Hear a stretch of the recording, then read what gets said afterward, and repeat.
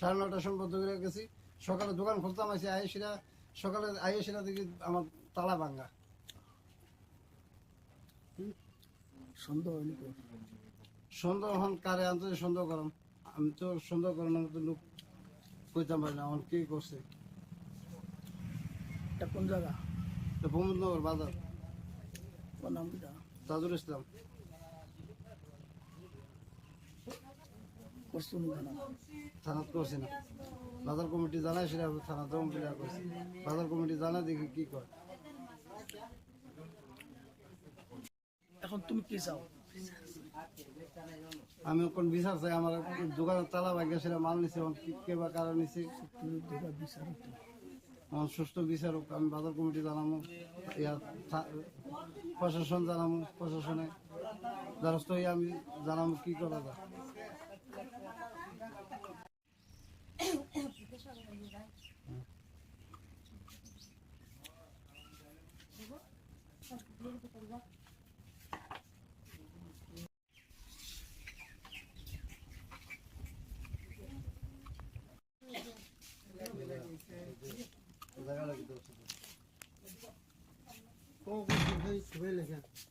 হ্যাঁ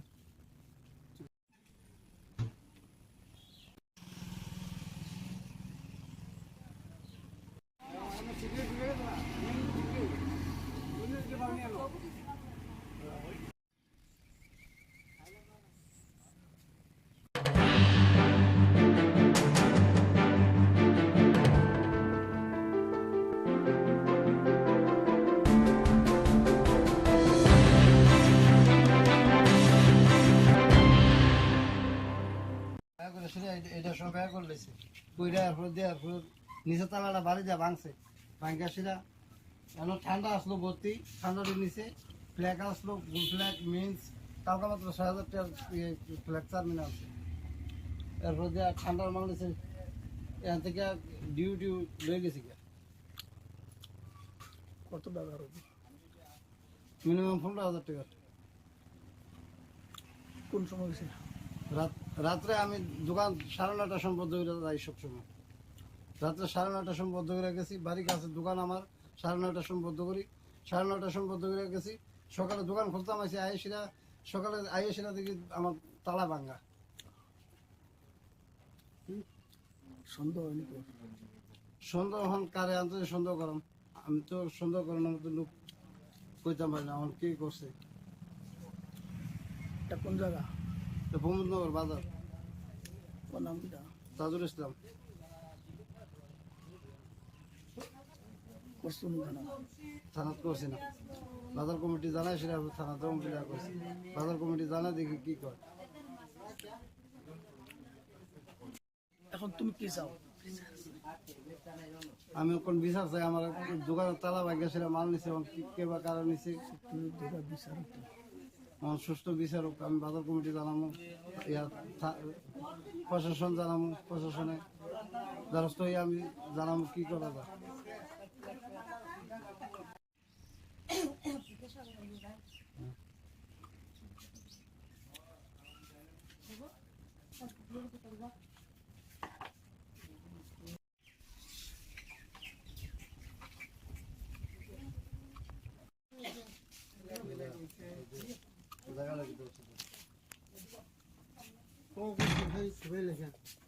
হ্যাঁ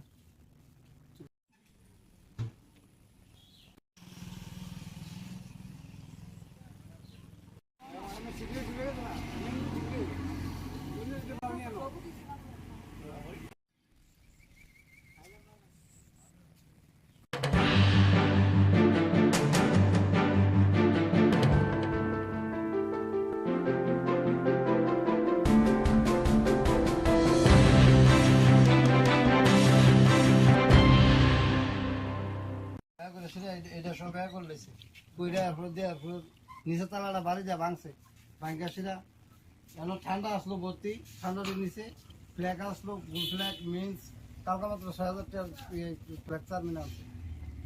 এরপর দেওয়া ঠান্ডার মাল নিচে এখান থেকে ডিউ লয়ে গেছি। কত টাকা হবে? মিনিমাম 15,000 টাকা। কোন সময় গেছে? রাত্রে আমি দোকান 9:30টার সময় বন্ধ করে যাই সবসময়। রাত্রে 9:30টার সময় বন্ধ করে গেছি, বাড়ির কাছে দোকান আমার, 9:30টার সময় বন্ধ করি, 9:30টার সময় বন্ধ করে গেছি। সকালে দোকান খুলতাম, আসি আয়েসিরা সকালে আয়েসিরা দেখি আমার তালা ভাঙ্গা। সন্দেহ হয়নি তো? সন্দেহ হন কারে আনতে সন্দেহ করেন? আমি তো সন্দেহ করেন, আমি তো লোক কইতাম পারি না এখন কি করছে। এটা কোন জায়গা? এটা ভূমনগর বাজার, তোমার নাম কিটা? তাজুল ইসলাম। করছো নি কেন? থানাত করছি না, বাজার কমিটি জানাই সেটা থানাতেও কমপ্লেন করছি। বাজার কমিটি জানাই দেখি কি করে। এখন তুমি কি চাও? আমি ওখান বিচার চাই, আমার দোকানের তালা ভাগ্য সেটা মাল নিছে, এখন কি কে বা কারণ নিছে তুমি যেটা বিচার হতো। আমার সুষ্ঠু বিচার হোক। আমি বাজার কমিটি জানাবো, প্রশাসন জানাবো, প্রশাসনে দ্বারস্থ হয়ে আমি জানাবো কি করা যায়।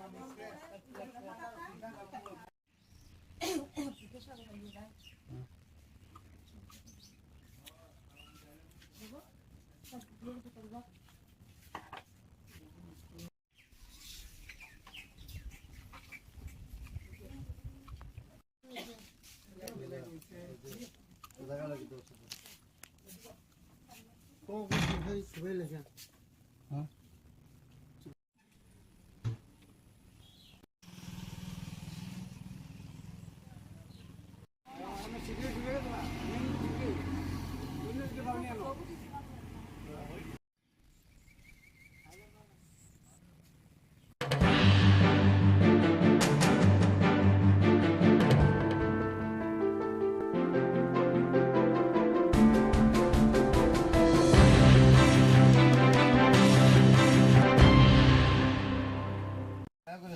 এটার সময় ব্যয় করে লেছে, কইরা এরপর দিয়ে এরপর নিচে তালাটা বাড়ি যা ভাঙছে, ভাঙ্গা সেটা এখন ঠান্ডা আসলো ভর্তি, ঠান্ডার নিচে ফ্ল্যাগ আসলো, ফুল ফ্ল্যাগ মিন্স কালকা মাত্র 6,000 টাকার ফ্ল্যাগ চারমিন আছে।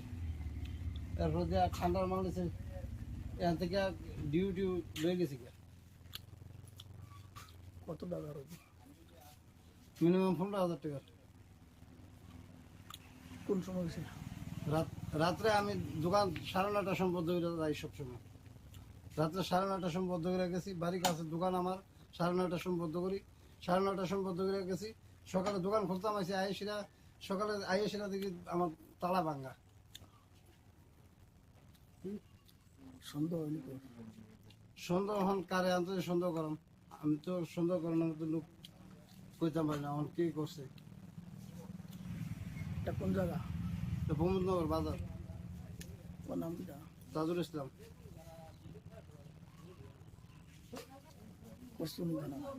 থানাত করছি না, বাজার কমিটি জানাই সেটা থানাতেও কমপ্লেন করছি। বাজার কমিটি জানাই দেখি কি করে।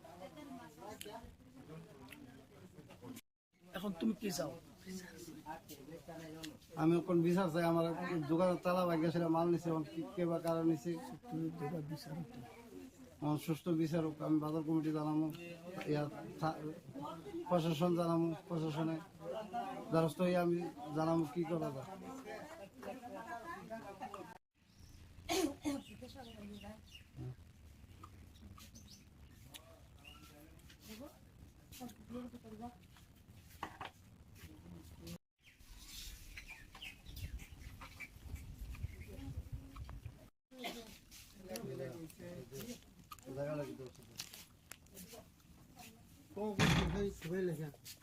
হ্যাঁ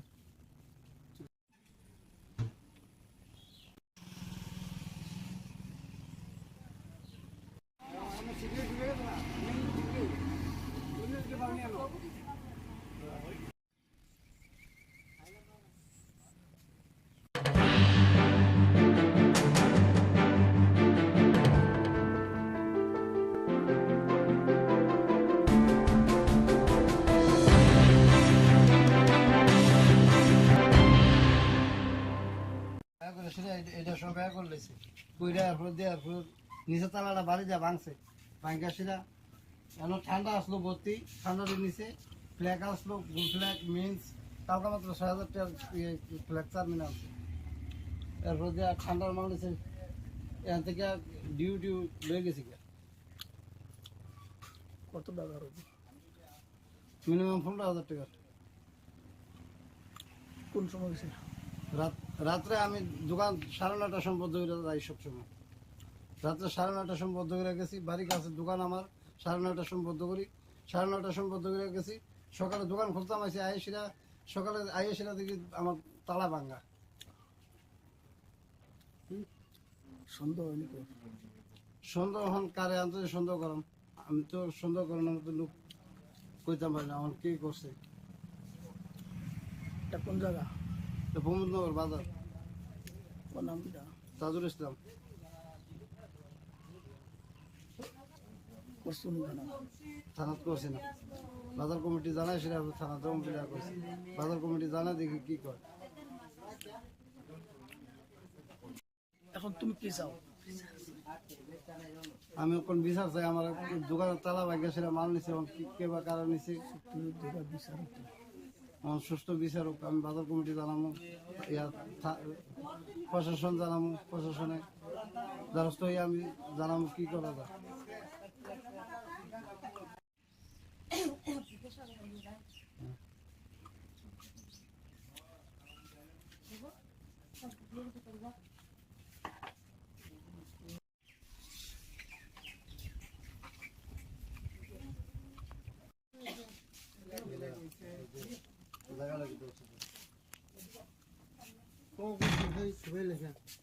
হ্যাঁ,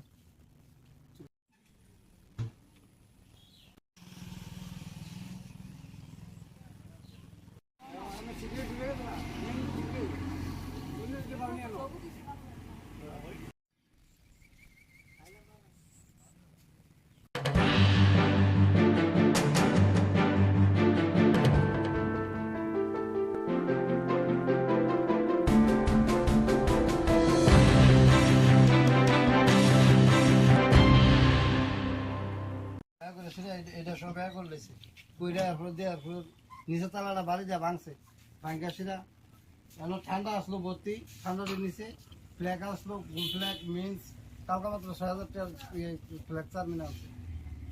এরপর দিয়ে ঠান্ডার মাল নিচে এখান থেকে ডিউ লয়ে গেছি। কত টাকা হবে? মিনিমাম 15,000 টাকা। কোন সময় হয়েছে? রাত্রে আমি দোকান 9:30টার সময় বন্ধ করে যাই সবসময়। রাত্রে 9:30টার সময় বন্ধ করে গেছি, বাড়ির কাছে দোকান আমার, 9:30টার সময় বন্ধ করি, 9:30টার সময় বন্ধ করে গেছি। সকালে দোকান খুলতাম, আসি আয়েসিরা সকালে আয়েসিরা দেখি আমার তালা ভাঙ্গা। সন্দেহ হয়নি তো? সন্দেহ হন কারে আনতে সন্দেহ করেন? আমি তো সন্দেহ করেন, আমি তো লোক কইতাম পারি না আমার কি করছে। এটা কোন জায়গা? ভূমনগর বাজার, তোমার নাম কিটা? তাজুল ইসলাম। করছো নি কেন?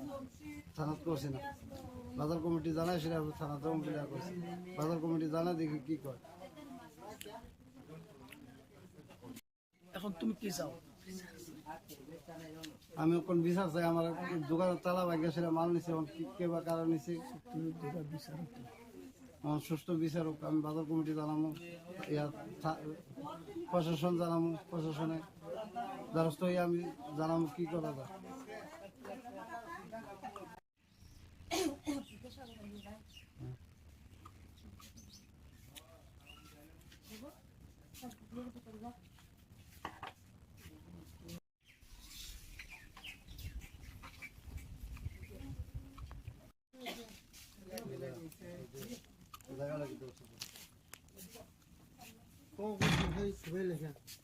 হ্যাঁ,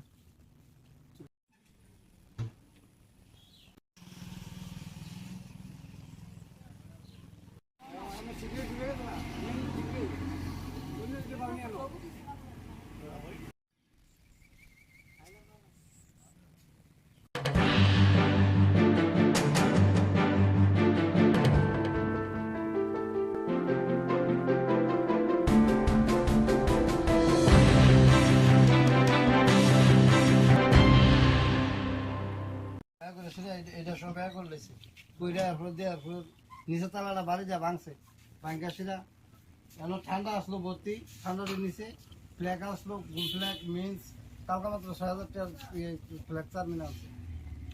এরপর দিয়ে ঠান্ডার মাল নিছে, এখান থেকে ডিউ লয়ে গেছি গা। কত টাকা হবে? মিনিমাম 15,000 টাকা। কোন সময় হয়েছে? রাত্রে আমি দোকান 9:30টার সময় বন্ধ করে যাই সবসময়। রাত্রে 9:30টার সময় বন্ধ করে গেছি, বাড়ির কাছে দোকান আমার, 9:30টার সময় বন্ধ করি, 9:30টার সময় বন্ধ করে গেছি। সকালে দোকান খুলতাম, আসি আয়েসিরা সকালে আয়েসিরা দেখি আমার তালা ভাঙ্গা। সন্দেহ হয়নি তো?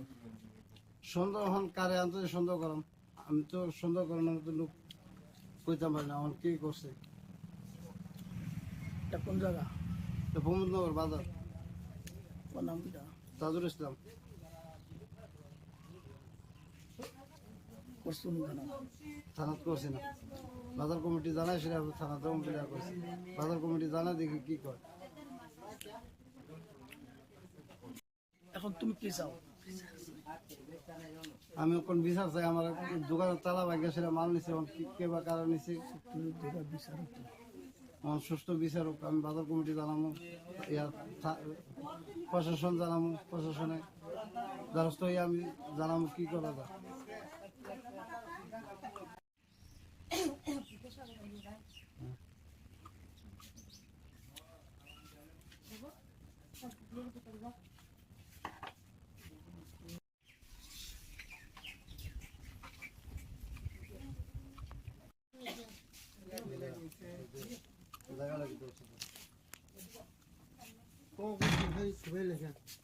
হ্যাঁ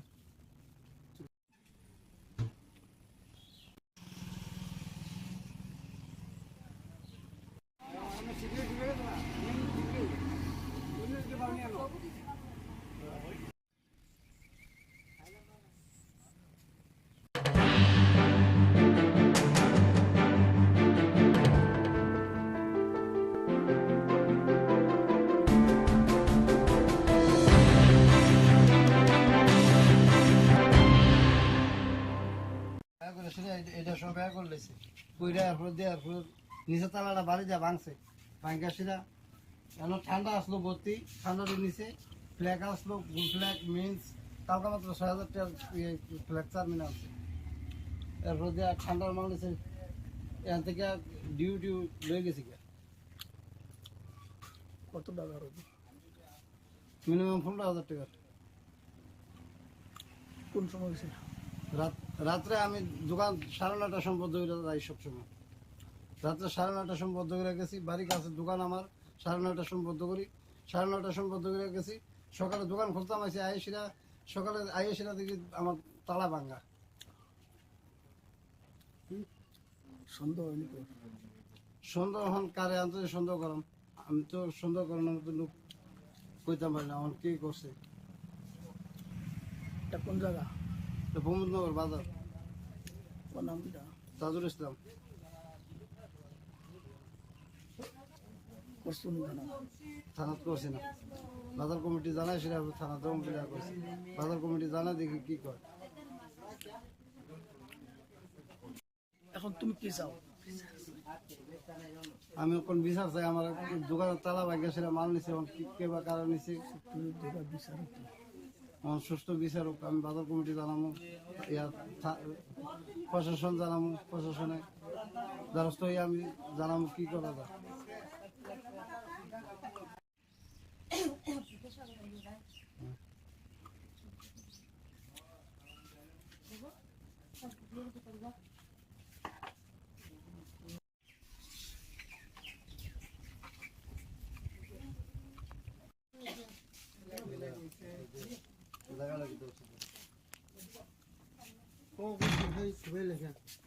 হ্যাঁ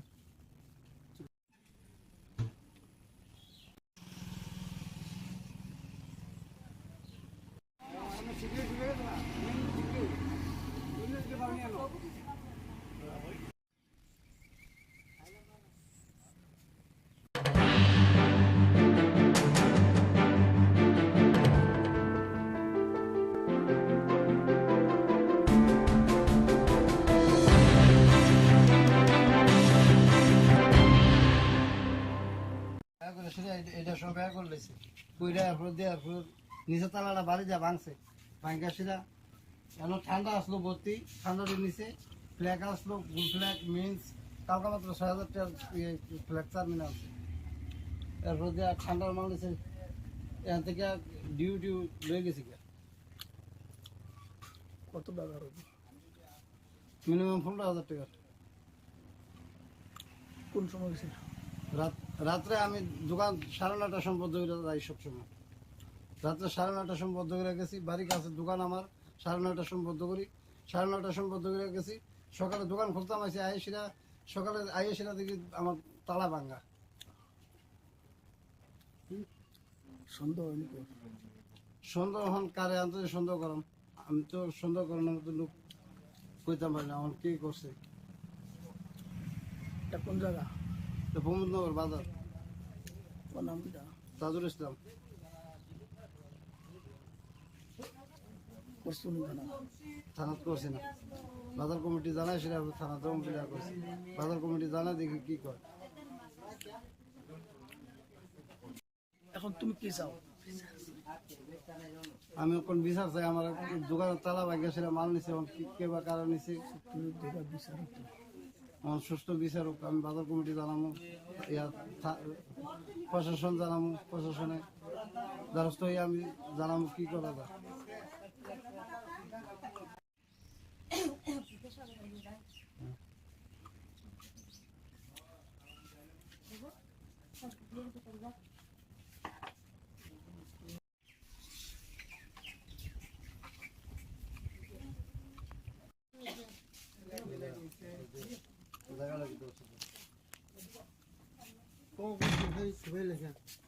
হ্যাঁ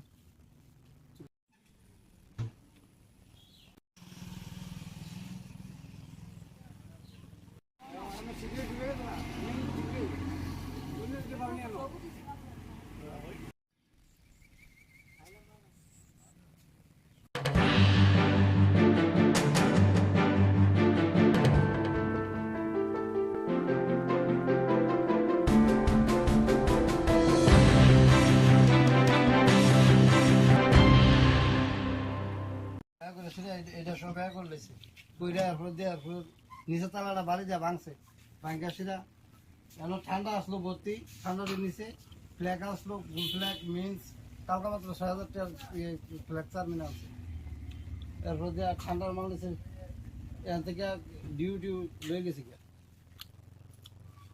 কত টাকা হবে? মিনিমাম ১৫,০০০ টাকা কোন সময় গেছিল? রাত্রে আমি দোকান ৯:৩০ সময় বন্ধ করে যাই সবসময় রাত্রে ৯:৩০ সময় বন্ধ করে গেছি বাড়ির কাছে দোকান আমার ৯:৩০ সময় বন্ধ করি ৯:৩০ সময় বন্ধ করে গেছি সকালে দোকান খুলতাম আসি আইসিরা সকালে আইসিরা দেখি আমার তালা ভাঙ্গা সন্দেহ হয়নি তো? সন্দেহ হন কারে আনতে সন্দেহ করেন আমি তো সন্দেহ করেন আমি তো লোক কইতাম পারি না আমার কি করছে এটা কোন জায়গা? তো প্রমোদনগর বাজার ওর নাম কি? তাজুল ইসলাম করছো নি কেন? থানাত করছি না বাজার কমিটি জানায় সেটা থানাতে কমপ্লিট করছি বাজার কমিটি জানায় দেখি কি করে এখন তুমি কি চাও? আমি এখন বিচার চাই আমার দোকানের তালা ভাগ্যা সেটা মাল নিছে এখন কি কে বা কারণ নিছে তুমি দেখা বিচার হতো। আমার সুষ্ঠু বিচার হোক আমি বাজার কমিটি জানাবো প্রশাসন জানাবো প্রশাসনে দ্বারস্থ হয়ে আমি জানাবো কি করা যায়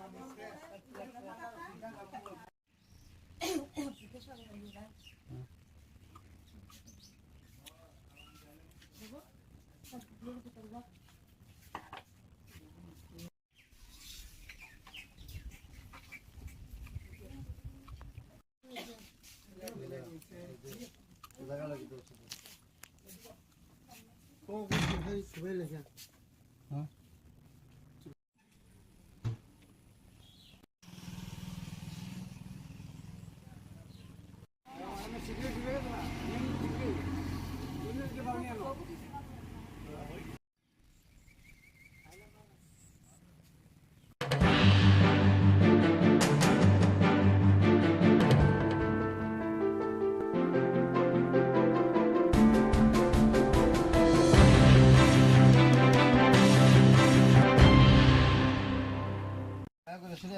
সময় বের করে লেছে কইরা এরপর দেওয়ার পর নিচে তালাটা বাড়ি যা ভাঙছে ভাঙ্গা সিরা এখন ঠান্ডা আসলো ভর্তি ঠান্ডার নিচে ফ্ল্যাগ আসলো ফুল ফ্ল্যাগ মিন্স কালকা মাত্র ৬,০০০ টাকার ফ্ল্যাগ চারমিন আছে এরপর দেওয়া ঠান্ডার মাল নিচে এখান থেকে ডিউ লয়ে গেছি কত টাকা হবে? মিনিমাম ১৫,০০০ টাকা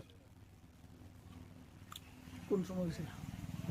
রাত্রে আমি দোকান ৯:৩০ সময় বন্ধ করে যাই সবসময় রাত্রে ৯:৩০ সময় বন্ধ করে গেছি বাড়ির কাছে দোকান আমার ৯:৩০ সময় বন্ধ করি ৯:৩০ সময় বন্ধ করে গেছি সকালে দোকান খুলতাম আইসি আয়েসিরা সকালে আয়েসিরা দেখি আমার তালা ভাঙ্গা সন্দেহ হয়নি তো? সন্দেহ হন কারে আনতে সন্দেহ করেন আমি তো সন্দেহ করেন আমি তো লোক কইতাম পারি না এখন কি করছে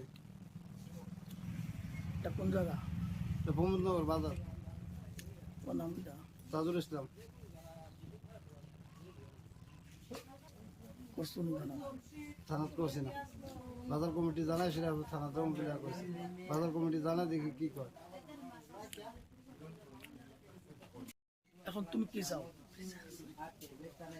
আমি ওখান বিচার চাই আমার দোকানের তালা ভাগ্যা সেটা মাল নিছে এখন কে বা কারা নিছে তুমি যেটা বিচার হতো আমার সুস্থ বিচারক আমি বাজার কমিটি জানাবো প্রশাসন জানাবো প্রশাসনে দ্বারস্থ হয়ে আমি জানাবো কি করা যায়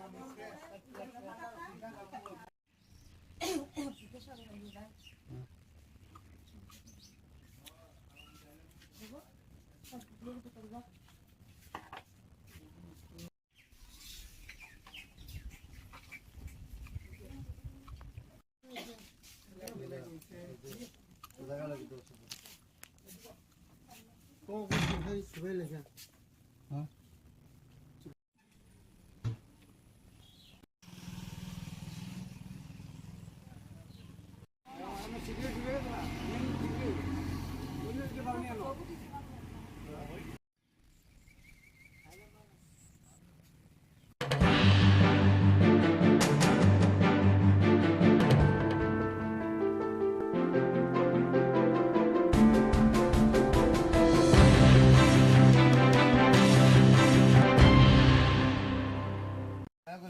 এটা সব বের করে লেছে কইরা এরপর দেওয়ার পর নিচে তালাটা বাড়ি যা ভাঙছে ভাঙ্গা সিরা এখন ঠান্ডা আসলো ভর্তি ঠান্ডার নিচে ফ্ল্যাগ আসলো ফুল ফ্ল্যাগ মিন্স কালকা মাত্র ৬,০০০ টাকার ফ্ল্যাগ চারমিন আছে এরপর দেওয়া ঠান্ডার মাল নিচে এখান থেকে ডিউ লয়ে গেছি কত টাকা হবে? মিনিমাম ১৫,০০০ টাকা কোন সময় হয়েছিল?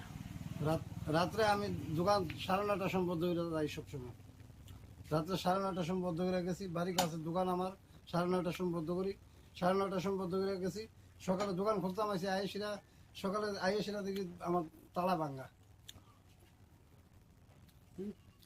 সন্দেহ হয়নি তো? সন্দেহ হন কারে আনতে সন্দেহ করেন আমি তো সন্দেহ করেন আমি তো লোক কইতাম পারি না এখন কি করছে এটা কোন জায়গা? প্রমোদনগর বাজার ওর নাম কি? তাজুল ইসলাম করছো নি কেন? থানাত করছি না বাজার কমিটি জানায় সেটা থানাতে কমপ্লেন করছি বাজার কমিটি জানা দেখি কি করে এখন তুমি কি চাও? আমি ওখান বিচার চাই আমার দোকানের তালা ভাগ্যা সেটা মাল নিছে এখন কে বা কারা নিছে তুমি যেটা বিচার হতো আমার সুস্থ বিচারক আমি বাজার কমিটি জানাবো প্রশাসন জানাবো প্রশাসনে দ্বারস্থ হয়ে আমি জানাবো কি করা যায়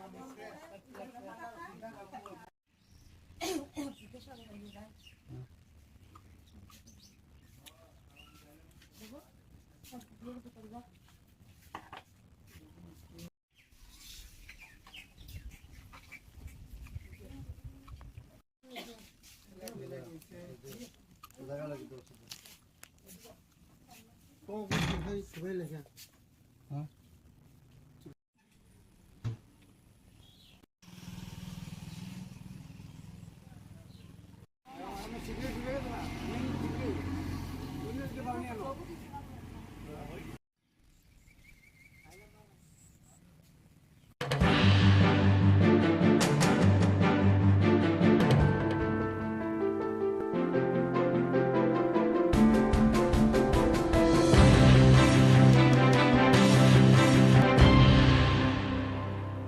করে সেটা এটা সব ব্যয় করে লেছে কইরা এরপর দেওয়ার পর নিচে তালাটা বাড়ি যা ভাঙছে ভাঙ্গা সেটা এখন ঠান্ডা আসলো ভর্তি ঠান্ডার নিচে ফ্ল্যাগ আসলো গুল ফ্ল্যাগ মিন্স কালকা মাত্র ৬,০০০ টাকার ফ্ল্যাগ চারমিন আছে এরপর দেওয়া ঠান্ডার মাল নিচে এখান থেকে ডিউ লয়ে গেছি কত টাকা হবে? মিনিমাম ১৫,০০০ টাকা কোন সময় হয়েছে? রাত্রে আমি দোকান ৯:৩০ সম্পর্ক করে যাই সবসময় রাত্রে ৯:৩০ সম্পর্ক করে গেছি বাড়ির কাছে দোকান আমার ৯:৩০ সম্পর্ক করি ৯:৩০ সম্পর্ক করে গেছি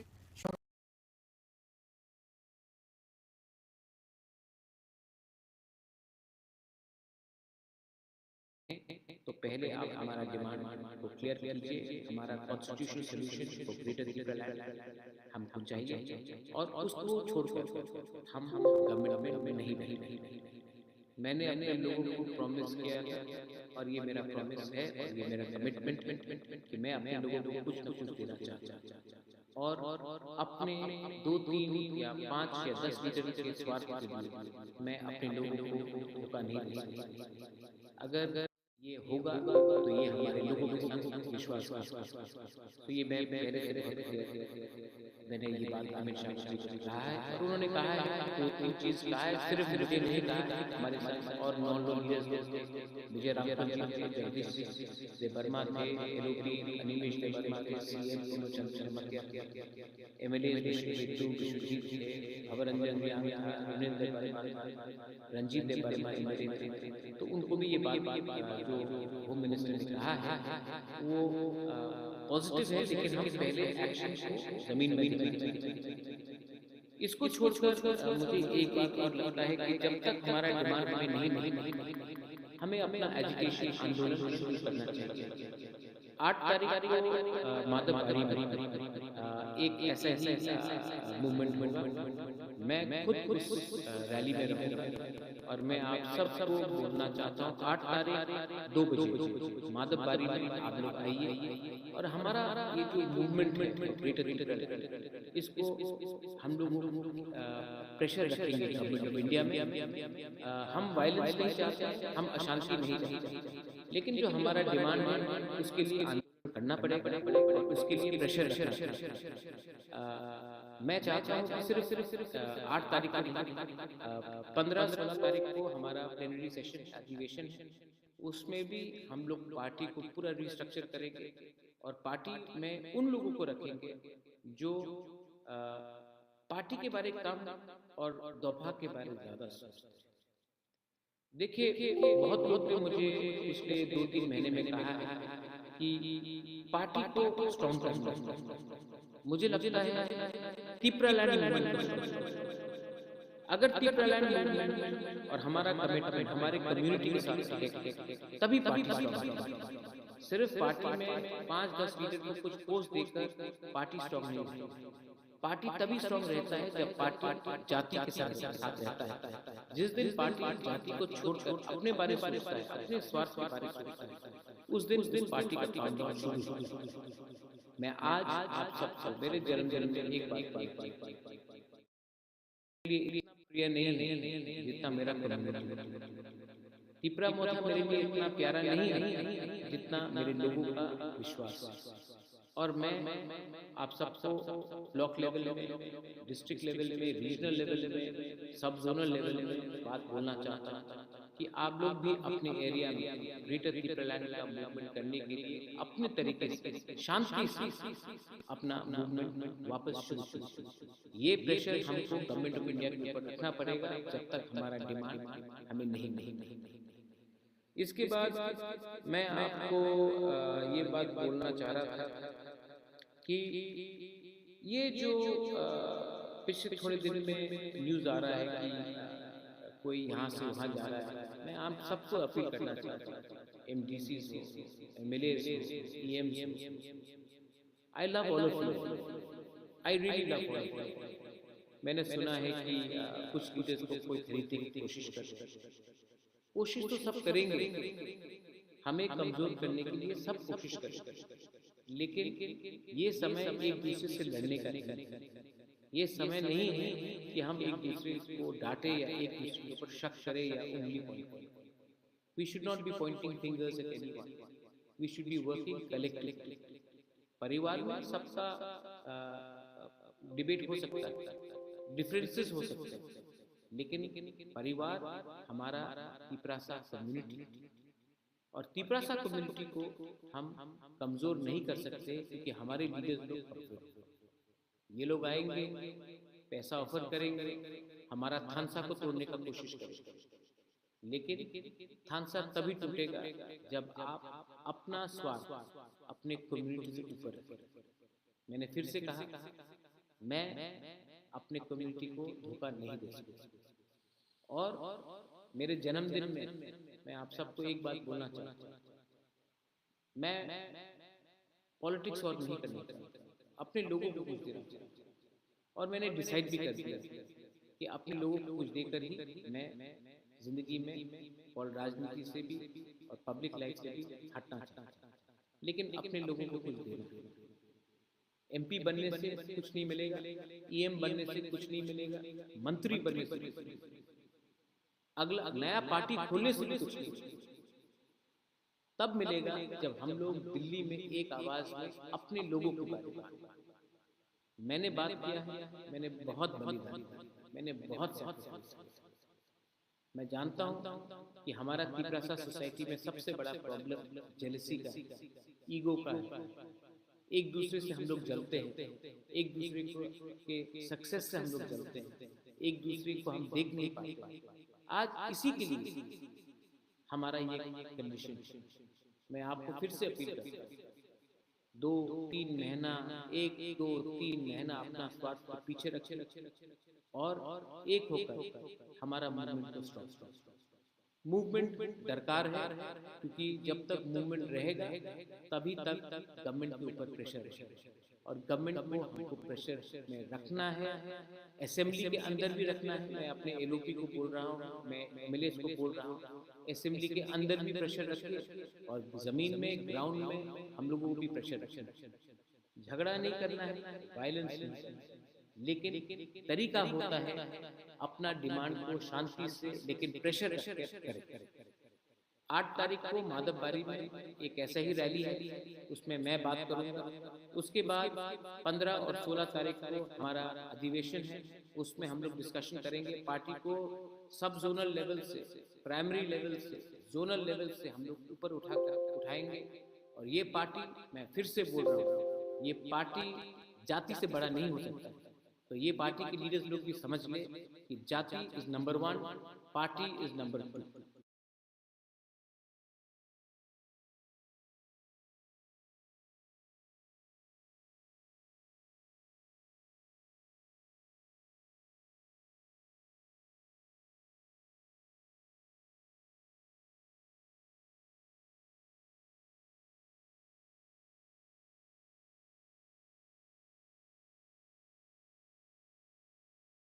आज मेरे ऊपर अटैक होता है, मैं आपका ढाल, जिस दिन मैं हट जाऊंगा वो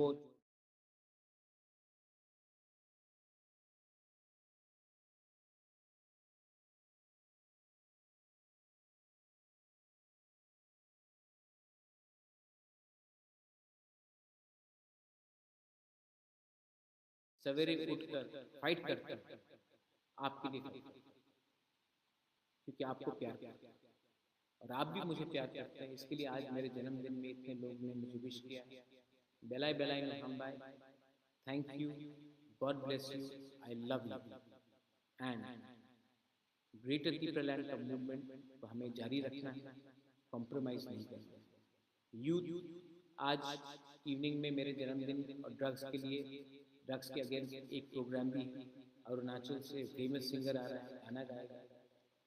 आप एंजॉय कीजिए, लेकिन एंजॉयमेंट के बाद ये मत भूलिए कि ड्रग्स भी हमारे सोसाइटी के खिलाफ, ड्रग्स के अगेंस्ट भी हमें. और यू आर द होप. हमारा समय तो गया, ये आप हमारा आशा है. You are the hope. ये होप को तोड़ने मत देना.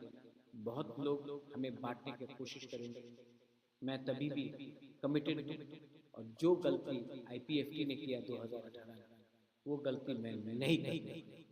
बिना constitutional solution for a demand of greater Tripura land हम लोग सरकार में नहीं बैठेंगे, क्योंकि अगर बिना साइन करके, बिना अग्रीमेंट होकर हमने हम बैठ चुके तो हमें भी खेला जाए, ये चांस हम लोग नहीं दे सकते।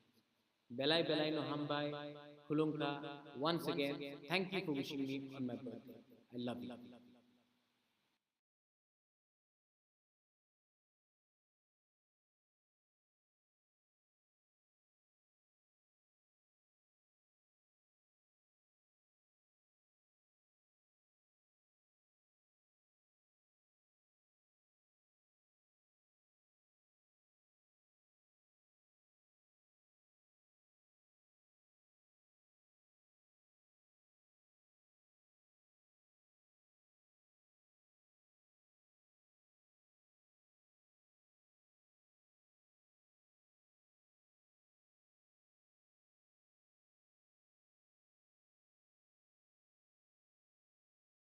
आज 4 जुलाई है और मुझे बहुत मैसेजेस आ रहे हैं, और मैं सबसे पहले आप सबको हम बाय बोलना चाहता हूँ, थैंक यू बोलना चाहता हूँ। बहुत लोगों ने सोशल मीडिया में मुझे मैसेज किया है, फेसबुक पे मुझे मैसेज किया है, खुद फ़ोन करके मुझे विश किया है आज मेरे जन्मदिन में। मैं आप सबको धन्यवाद बोलना चाहता हूँ। I would like to thank all of you all for wishing me on my birthday. Thank you.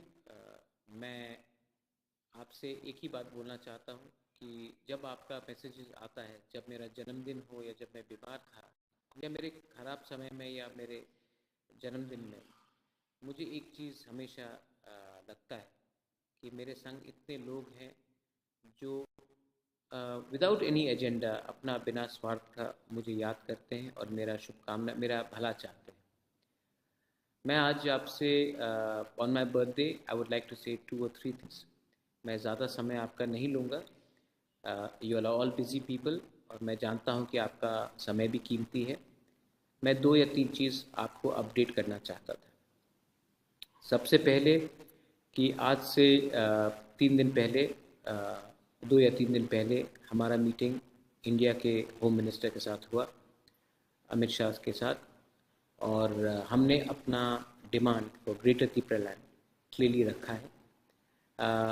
मैं वो गलती नहीं करना चाहता हूँ जो IPFT ने किया था 2018 में, कि बिना अपना डिमांड को सामने रखकर मंत्रिमंडल में बैठ जाए। अगर हम आज अपना डिमांड को सामने नहीं रखते और मंत्रिमंडल में बैठ जाते हैं तो कल क्या गारंटी है कि हमारा डिमांड पूरा होगा। इसके लिए मैंने क्लियरली इंडिया के home minister respected Amit Shah ji को कहा है कि अगर आप चाहते हैं कि हम आपके संग रहें तो पहले आप हमारा डिमांड को क्लियर कीजिए। हमारा constitutional solution for greater Tripura land हमको चाहिए, और उसको छोड़कर हम गवर्नमेंट में नहीं बैठेंगे। मैंने अपने लोगों को प्रॉमिस किया था, और ये मेरा प्रॉमिस है और ये मेरा कमिटमेंट है कि मैं अपने लोगों को कुछ न कुछ देना चाहता हूँ, और अपने 2, 3 या 5 या 10 लीडर के स्वार्थ के लिए मैं अपने लोगों को धोखा नहीं दे सकता। अगर ये होगा तो ये हमारे लोगों के संग विश्वासघात होगा। सो ये मैं पहले से बहुत क्लियर, मैंने ये बात अमित शाह जी को कहा है, और उन्होंने कहा है 2-3 चीज़ कहा है, सिर्फ मुझे नहीं कहा है, हमारे संग और 9 लीडर्स लोग थे। विजय रांगफल जी थे, जगदीश देवर्मा थे, LOP अनिमेश देवर्मा थे, CM पूर्णचंद्र जमतिया थे, MLAs विश्वकेतु विश्वजीत थे, भवरंजन रियांग था, रुनिल देवर्मा था, रंजीत देवर्मा MLA था। तो उनको भी ये बात जो होम मिनिस्टर ने कहा है वो पॉजिटिव है, लेकिन हम पहले एक्शन को ज़मीन में देखना चाहते हैं। इसको छोड़कर मुझे एक बात और लगता है कि जब तक हमारा डिमांड हमें नहीं मिलता है, हमें अपना एजिटेशन आंदोलन शुरू करना चाहिए। 8 तारीख को माधवबाड़ी में एक ऐसा ही मूवमेंट होगा। मैं खुद उस रैली में रहूँगा, और मैं आप सबको बोलना चाहता हूँ 8 तारीख 2 बजे माधवबाड़ी में आप लोग आइए, और हमारा ये जो मूवमेंट है फॉर ग्रेटर त्रिपुरा लैंड, इसको हम लोगों प्रेशर रखेंगे गवर्नमेंट ऑफ इंडिया में। हम वायलेंस नहीं चाहते हैं, हम अशांति नहीं चाहते, लेकिन जो हमारा डिमांड है उसके लिए आंदोलन करना पड़ेगा और उसके लिए प्रेशर रखना पड़ेगा। मैं चाहता हूं कि सिर्फ 8 तारीख को नहीं, 15-16 तारीख को हमारा प्लेनरी सेशन है, अधिवेशन है, उसमें भी हम लोग पार्टी को पूरा रिस्ट्रक्चर करेंगे और पार्टी में उन लोगों को रखेंगे जो पार्टी के बारे कम और दोफा के बारे ज़्यादा सोचते हैं। देखिए, बहुत लोग ने मुझे पिछले 2-3 महीने में कहा है कि पार्टी को स्ट्रॉन्ग करना है। मुझे लगता है तिपरालैंड मूवमेंट को स्ट्रॉन्ग करना है। अगर तिपरालैंड मूवमेंट और हमारा कमिटमेंट हमारे कम्युनिटी के साथ रहेगा तभी पार्टी स्ट्रॉन्ग रहेगा। सिर्फ पार्टी में 5-10 लीडर को कुछ पोस्ट देकर पार्टी स्ट्रॉन्ग नहीं रहेगा। पार्टी तभी स्ट्रॉन्ग रहता है जब पार्टी जाति के साथ रहता है। जिस दिन पार्टी जाति को छोड़कर अपने बारे सोचता है, अपने स्वार्थ के बारे सोचता है, उस दिन उस पार्टी का काउंटडाउन शुरू हो जाता है। मैं आज आप सबको मेरे जन्मदिन में एक बात बोलना चाहता हूँ। तिपरा मोथा मेरे लिए इतना प्रिय नहीं है जितना मेरा कम्युनिटी है। तिपरा मोथा मेरे लिए इतना प्यारा नहीं है जितना मेरे लोगों का विश्वास है। और मैं आप सबको ब्लॉक लेवल में, डिस्ट्रिक्ट लेवल में, रीजनल लेवल में, सब जोनल लेवल में बात बोलना चाहता हूँ कि आप लोग भी अपने एरिया में ग्रेटर तिपरालैंड का मूवमेंट करने के लिए अपने तरीके से, शांति से अपना मूवमेंट वापस शुरू कीजिए। ये प्रेशर हमको गवर्नमेंट ऑफ इंडिया के ऊपर रखना पड़ेगा जब तक हमारा डिमांड हमें नहीं मिलता है। इसके बाद मैं आपको ये बात बोलना चाह रहा था कि ये जो पिछले थोड़े दिन में न्यूज़ आ रहा है कि कोई यहाँ से वहाँ जा रहा है, मैं आप सबको अपील करना चाहता हूँ, MDCs हो, MLAs हो, EMs हो, I love all of you all, I really love all of you all. मैंने सुना है कि कुछ लीडर्स को कोई खरीदने की कोशिश कर रहे हैं। कोशिश तो सब करेंगे, हमें कमज़ोर करने के लिए सब कोशिश करेंगे, लेकिन ये समय एक दूसरे से लड़ने का नहीं है। ये समय नहीं है कि हम एक दूसरे को डांटे या एक दूसरे के ऊपर शक करें या उंगली पॉइंट करें। We should not be pointing fingers at anyone, we should be working collectively. परिवार में सबका डिबेट हो सकता है, डिफरेंसेस हो सकते हैं, लेकिन परिवार हमारा तिपरासा कम्युनिटी, और तिपरासा कम्युनिटी को हम कमज़ोर नहीं कर सकते क्योंकि हमारे लीडर्स लोग कमज़ोर हो गए। ये लोग आएंगे, पैसा ऑफर करेंगे, हमारा थानसा को तोड़ने का कोशिश करेंगे, लेकिन थानसा तभी टूटेगा जब आप अपना स्वार्थ अपने कम्युनिटी से ऊपर रखें। मैंने फिर से कहा, मैं अपने कम्युनिटी को धोखा नहीं दे सकता। और मेरे जन्मदिन में मैं आप सबको एक बात बोलना चाहता हूँ, मैं पॉलिटिक्स और नहीं करना चाहता, अपने लोगों को कुछ देना चाहता हूँ। और मैंने डिसाइड भी कर दिया है कि अपने लोगों को कुछ देकर ही मैं ज़िंदगी में और राजनीति से भी और पब्लिक लाइफ से भी हटना चाहता हूँ, लेकिन अपने लोगों को कुछ देना है। MP बनने से कुछ नहीं मिलेगा, EM बनने से कुछ नहीं मिलेगा, मंत्री बनने से कुछ नहीं मिलेगा, अगला नया पार्टी खोलने से भी कुछ नहीं मिलेगा। तब मिलेगा जब हम लोग दिल्ली में एक आवाज़ में अपने लोगों के बारे में बात करें। मैंने बात किया है, मैंने बहुत बलिदान दिया है, मैंने बहुत सैक्रिफाइस किया है। मैं जानता हूँ कि हमारा तिपरासा सोसाइटी में सबसे बड़ा प्रॉब्लम जेलसी का है, ईगो का है। एक दूसरे से हम लोग जलते हैं, एक दूसरे को के सक्सेस से हम लोग जलते हैं, एक दूसरे को हम देख नहीं पाते हैं। आज इसी के लिए हमारा ये कंडीशन है। मैं आपको फिर से अपील करता हूँ, 2-3 महीना 1-2-3 महीना अपना स्वार्थ को पीछे रखिए और एक होकर हमारा मूवमेंट को स्टॉप कीजिए। मूवमेंट दरकार है क्योंकि जब तक मूवमेंट रहेगा तभी तक गवर्नमेंट के ऊपर प्रेशर रहेगा, और गवर्नमेंट को हमको प्रेशर में रखना है, असेंबली के अंदर भी रखना है। मैं अपने LOP को बोल रहा हूँ, मैं MLAs को बोल रहा हूँ, असेंबली के अंदर भी प्रेशर रखिए और ज़मीन में, ग्राउंड में हम लोगों को भी प्रेशर रखना है। झगड़ा नहीं करना है, वायलेंस नहीं करना है, लेकिन तरीका होता है अपना डिमांड को शांति से लेकिन प्रेशर रख कर करें। 8 तारीख को माधवबारी में एक ऐसा ही रैली है, उसमें मैं बात करूंगा। उसके बाद 15 और 16 तारीख को हमारा अधिवेशन है, उसमें हम लोग डिस्कशन करेंगे। पार्टी को सब जोनल लेवल से, प्राइमरी लेवल से, जोनल लेवल से हम लोग ऊपर उठाकर आएंगे। और ये पार्टी, मैं फिर से बोल रहा हूँ, ये पार्टी जाति से बड़ा नहीं होता है। तो ये पार्टी के लिए लोग भी समझ ले कि जाति is number 1, party is number 2। तो ये आप ध्यान रखकर आगे बढ़िए। एंड वंस अगेन, आपने मेरे जन्मदिन में all of you will have me, thank you so much. आपने देखा है मैं थक चुका हूँ, लेकिन आप लोगों के लिए मैं अभी भी बहुत थका हूँ। बहुत लोगों ने गलत चीज कहा है, आज मेरे ऊपर अटैक होता है। मैं आपका ढाल हूँ, जिस दिन मैं हट जाऊंगा वो जो ढाल है आपका, जो शील्ड है, जो प्रोटेक्शन, वो नहीं रहेगा, आपके ऊपर डायरेक्टली अटैक।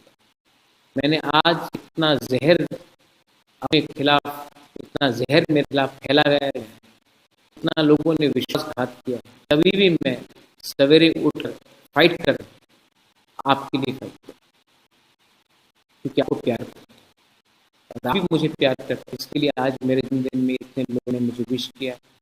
बेलाइन हम bye, thank you, God bless you, I love you. And greater की बैंड का मूवमेंट को हमें जारी रखना है, कॉम्प्रोमाइज नहीं करना। यूथ आज में मेरे जन्मदिन और ड्रग्स के लिए, ड्रग्स के अगेंस्ट एक प्रोग्राम भी है। अरुणाचल से फेमस सिंगर आ रहा है, गाना गाएगा। धन्यवाद बोलना चाहूँ टू एवरीवन। जी बाय सबको मेरे तरफ से।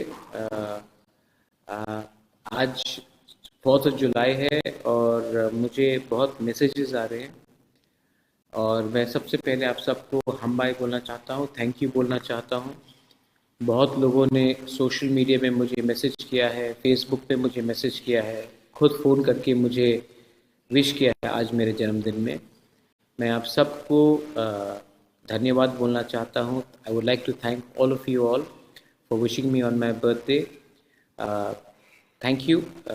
मैं आपसे एक ही बात बोलना चाहता हूँ कि जब आपका मैसेज आता है, जब मेरा जन्मदिन हो या जब मैं बीमार था या मेरे ख़राब समय में या मेरे जन्मदिन में, मुझे एक चीज़ हमेशा लगता है कि मेरे संग इतने लोग हैं जो विदाउट एनी एजेंडा, अपना बिना स्वार्थ का मुझे याद करते हैं और मेरा शुभकामना, मेरा भला चाहते हैं।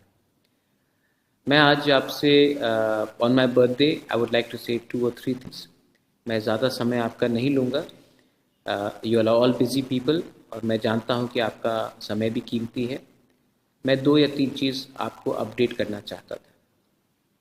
सबसे पहले कि आज से 3 दिन पहले, 2 या 3 दिन पहले हमारा मीटिंग इंडिया के होम मिनिस्टर के साथ हुआ, अमित शाह के साथ, और हमने अपना demand for greater Tripura clearly रखा है। मैं वो गलती नहीं करना चाहता हूँ जो IPFT ने किया था 2018 में, कि बिना अपना डिमांड को सामने रखकर मंत्रिमंडल में बैठ जाए। अगर हम आज अपना डिमांड को सामने नहीं रखते हैं और मंत्रिमंडल में बैठ जाते हैं, तो कल क्या गारंटी है कि हमारा डिमांड पूरा होगा। इसके लिए मैंने क्लियरली इंडिया के home minister respected Amit Shah ji को कहा है कि अगर आप चाहते हैं कि हम आपके संग रहें, तो पहले आप हमारा डिमांड को क्लियर कीजिए। हमारा constitutional solution for greater Tripura land हमको चाहिए, और उसको छोड़कर हम गवर्नमेंट में नहीं बैठेंगे। मैंने अपने लोगों को प्रॉमिस किया था, और ये मेरा प्रॉमिस है और ये मेरा कमिटमेंट है कि मैं अपने लोगों को कुछ न कुछ देना चाहता हूँ, और अपने 2, 3 या 5 या 10 लीडर के स्वार्थ के लिए मैं अपने लोगों को धोखा नहीं दे सकता। अगर ये होगा तो ये हमारे लोगों के संग विश्वासघात होगा। सो ये मैं पहले से बहुत क्लियर, मैंने ये बात अमित शाह जी को कहा है, और उन्होंने कहा है 2-3 चीज़ कहा है, सिर्फ मुझे नहीं कहा है, हमारे संग और 9 लीडर्स लोग थे विजय रांगफल जी थे, जगदीश देबर्मा थे, एलओपी अनिमेश देबर्मा थे, सीएम पूर्णचंद्र जमतिया थे, एमएलए ऋषिकेतु विश्वजीत थे, भवरंजन रियांग था, रुनिल देबर्मा था, रंजीत देबर्मा एमएलए था। तो उनको भी ये बात जो होम मिनिस्टर ने कहा है वो पॉजिटिव है, लेकिन हम पहले एक्शन को ज़मीन में देखना चाहते हैं। इसको छोड़कर मुझे एक बात और लगता है कि जब तक हमारा डिमांड हमें नहीं मिलता है, हमें अपना एजिटेशन आंदोलन शुरू करना चाहिए। 8 तारीख को माधवबाड़ी में एक ऐसा ही मूवमेंट होगा।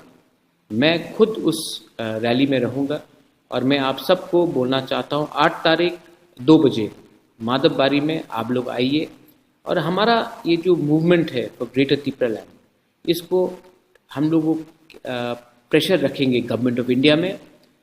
हम वायलेंस नहीं चाहते हैं, हम अशांति नहीं चाहते, लेकिन जो हमारा डिमांड है उसके लिए आंदोलन करना पड़ेगा और उसके लिए प्रेशर रखना पड़ेगा।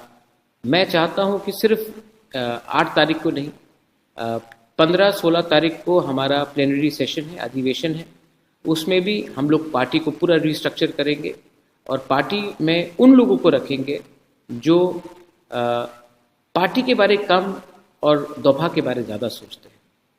देखिए, बहुत लोग ने मुझे पिछले 2-3 महीने में कहा है कि पार्टी को स्ट्रॉन्ग करना है। मुझे लगता है तिपरा लैंड मूवमेंट को स्ट्रॉन्ग करना है। अगर तिपरा लैंड मूवमेंट और हमारा कमिटमेंट हमारे कम्युनिटी के साथ रहेगा तभी पार्टी स्ट्रॉन्ग रहेगा। सिर्फ पार्टी में 5-10 लीडर को कुछ पोस्ट देकर पार्टी स्ट्रॉन्ग नहीं रहेगा। पार्टी तभी स्ट्रॉन्ग रहता है जब पार्टी जाति के साथ रहता है। जिस दिन पार्टी जाति को छोड़कर अपने बारे सोचता है, अपने स्वार्थ के बारे सोचता है, उस दिन उस पार्टी का काउंटडाउन शुरू हो जाता है। मैं आज आप सबको मेरे जन्मदिन में एक बात बोलना चाहता हूँ। तिपरा मोथा मेरे लिए इतना प्रिय नहीं है जितना मेरा कम्युनिटी है। तिपरा मोथा मेरे लिए इतना प्यारा नहीं है जितना मेरे लोगों का विश्वास है। और मैं आप सबको ब्लॉक लेवल में, डिस्ट्रिक्ट लेवल में, रीजनल लेवल में, all of you all, I really love all of you all. मैंने सुना है कि कुछ लीडर्स को कोई खरीदने की कोशिश कर रहे हैं। कोशिश तो सब करेंगे, हमें कमज़ोर करने के लिए सब कोशिश करेंगे, लेकिन ये समय एक दूसरे से लड़ने का नहीं है। ये समय नहीं है कि हम एक दूसरे को डांटे या एक दूसरे के ऊपर शक करें या उंगली पॉइंट करें। We should not be pointing fingers at anyone, we should be working collectively. परिवार में सबका डिबेट हो सकता है, डिफरेंसेस हो सकते हैं, लेकिन परिवार हमारा तिपरासा कम्युनिटी, और तिपरासा कम्युनिटी को हम कमज़ोर नहीं कर सकते क्योंकि हमारे लीडर्स लोग कमज़ोर हो गए। ये लोग आएंगे, पैसा ऑफर करेंगे, हमारा थानसा को तोड़ने का कोशिश करेंगे, लेकिन थानसा तभी टूटेगा जब आप अपना स्वार्थ अपने कम्युनिटी से ऊपर रखें। मैंने फिर से कहा, मैं अपने कम्युनिटी को धोखा नहीं दे सकता। और मेरे जन्मदिन में मैं आप सबको एक बात बोलना चाहता हूँ, मैं पॉलिटिक्स और नहीं करना चाहता, अपने लोगों को कुछ देना चाहता हूँ। और मैंने डिसाइड भी कर दिया है कि अपने लोगों को कुछ देकर ही मैं ज़िंदगी में और राजनीति से भी और पब्लिक लाइफ से भी हटना चाहता हूँ, लेकिन अपने लोगों को कुछ देना है। एमपी बनने से कुछ नहीं मिलेगा, ईएम बनने से कुछ नहीं मिलेगा, मंत्री बनने से कुछ नहीं मिलेगा, अगला नया पार्टी खोलने से भी कुछ नहीं मिलेगा। तब मिलेगा जब हम लोग दिल्ली में एक आवाज़ में अपने लोगों के बारे में बात करें। मैंने बात किया है, मैंने बहुत बलिदान दिया है, मैंने बहुत सैक्रिफाइस किया है। मैं जानता हूँ कि हमारा तिपरासा सोसाइटी में सबसे बड़ा प्रॉब्लम जेलसी का है, ईगो का है। एक दूसरे से हम लोग जलते हैं, एक दूसरे को के सक्सेस से हम लोग जलते हैं, एक दूसरे को हम देख नहीं पाते हैं। आज इसी के लिए हमारा ये कंडीशन है। मैं आपको फिर से अपील करता हूँ, 2-3 महीना 1-2-3 महीना अपना स्वार्थ को पीछे रखिए और एक होकर हमारा मूवमेंट को स्टॉप कीजिए। मूवमेंट दरकार है, क्योंकि जब तक मूवमेंट रहेगा तभी तक गवर्नमेंट के ऊपर प्रेशर रहेगा, और गवर्नमेंट को हमको प्रेशर में रखना है असेंबली के अंदर भी रखना है। मैं अपने एलओपी को बोल रहा हूँ, मैं एमएलएस को बोल रहा हूँ, असेंबली के अंदर भी प्रेशर रखिए और ज़मीन में, ग्राउंड में हम लोगों को भी प्रेशर रखना है। झगड़ा नहीं करना है, वायलेंस नहीं करना है, लेकिन तरीका होता है अपना डिमांड को शांति से लेकिन प्रेशर रख कर करें। 8 तारीख को माधवबारी में एक ऐसा ही रैली है, उसमें मैं बात करूंगा। उसके बाद 15 और 16 तारीख को हमारा अधिवेशन है, उसमें हम लोग डिस्कशन करेंगे। पार्टी को सब जोनल लेवल से, प्राइमरी लेवल से, जोनल लेवल से हम लोग ऊपर उठाएंगे। और ये पार्टी, मैं फिर से बोल रहा हूँ, ये पार्टी जाति से बड़ा नहीं हो सकता है। तो ये पार्टी के लीडर्स लोग भी समझ ले कि जाति is number 1, party is number 2। तो ये आप सिद्धांत रखकर आगे बढ़िए। एंड वंस अगेन, आपने मेरे जन्मदिन में all of you all have wished me, thank you so much. आपने देखा है कि मैं थक चुका हूँ, लेकिन अपने लोगों के लिए मैं अभी भी खड़ा हूँ। बहुत थका हूँ, बहुत लोगों ने गलत चीज़ कहा है, आज मेरे ऊपर अटैक होता है। मैं आपका ढाल हूँ, जिस दिन मैं हट जाऊँगा, वो जो ढाल है आपका, जो शील्ड है, जो प्रोटेक्शन है, वो नहीं रहेगा, आपके ऊपर डायरेक्टली अटैक होगा। मैंने आज इतना जहर अपने खिलाफ, इतना जहर मेरे खिलाफ फैलाया गया है, इतना लोगों ने विश्वासघात किया है, तभी भी मैं सवेरे उठकर फाइट करता हूँ, आपके लिए फाइट करता हूँ, क्योंकि आपको प्यार करता हूँ और आप भी मुझे प्यार करते हैं। इसके लिए आज मेरे जन्मदिन में इतने लोग ने मुझे विश किया है। बेलाई बेलाई नो हम bye, thank you, God bless you, I love you. And greater Tripuraland का मूवमेंट को हमें जारी रखना है, कॉम्प्रोमाइज़ नहीं करना है। यूथ, आज इवनिंग में मेरे जन्मदिन और ड्रग्स के अगेंस्ट एक प्रोग्राम भी है। अरुणाचल से फेमस सिंगर आ रहा है, गाना गाएगा, आप एंजॉय कीजिए, लेकिन एंजॉयमेंट के बाद ये मत भूलिए कि ड्रग्स भी हमारे सोसाइटी के खिलाफ है, ड्रग्स के अगेंस्ट भी हमें फाइट करना है। और youth, you are the hope. हमारा समय तो गया, ये आप हमारा आशा है, यू आर द होप। ये होप को तोड़ने मत देना। बहुत लोग हमें बांटने की कोशिश करेंगे, मैं तभी भी कमिटेड हूँ। और जो गलती आईपीएफटी ने किया 2018 में, वो गलती मैं नहीं करने वाला हूँ। बिना constitutional solution for a demand of greater Tripura land हम लोग सरकार में नहीं बैठेंगे, क्योंकि अगर बिना साइन करके, बिना अग्रीमेंट होकर हमने गवर्नमेंट में हम बैठ चुके, तो हमें भी खेला जाएगा। ये चांस हम लोग नहीं दे सकते। बेलाई बेलाई नो हम bye, खुलुंका, once again, thank you for wishing me on my birthday. I love you.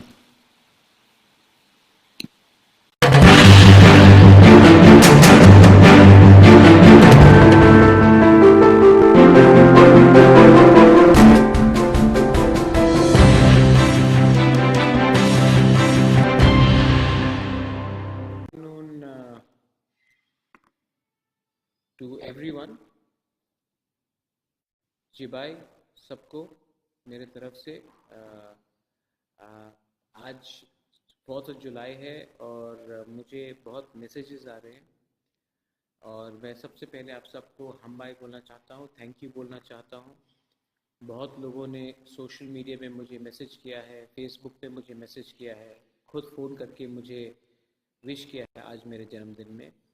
मैं आप सबको धन्यवाद बोलना चाहता हूँ। I would like to thank all of you all for wishing me on my birthday.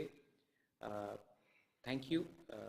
मैं आपसे एक ही बात बोलना चाहता हूँ कि जब आपका मैसेजेस आता है, जब मेरा जन्मदिन हो या जब मैं बीमार था या मेरे ख़राब समय में या मेरे जन्मदिन में, मुझे एक चीज़ हमेशा लगता है कि मेरे संग इतने लोग हैं जो विदाउट एनी एजेंडा, अपना बिना स्वार्थ का मुझे याद करते हैं और मेरा शुभकामना, मेरा भला चाहते हैं।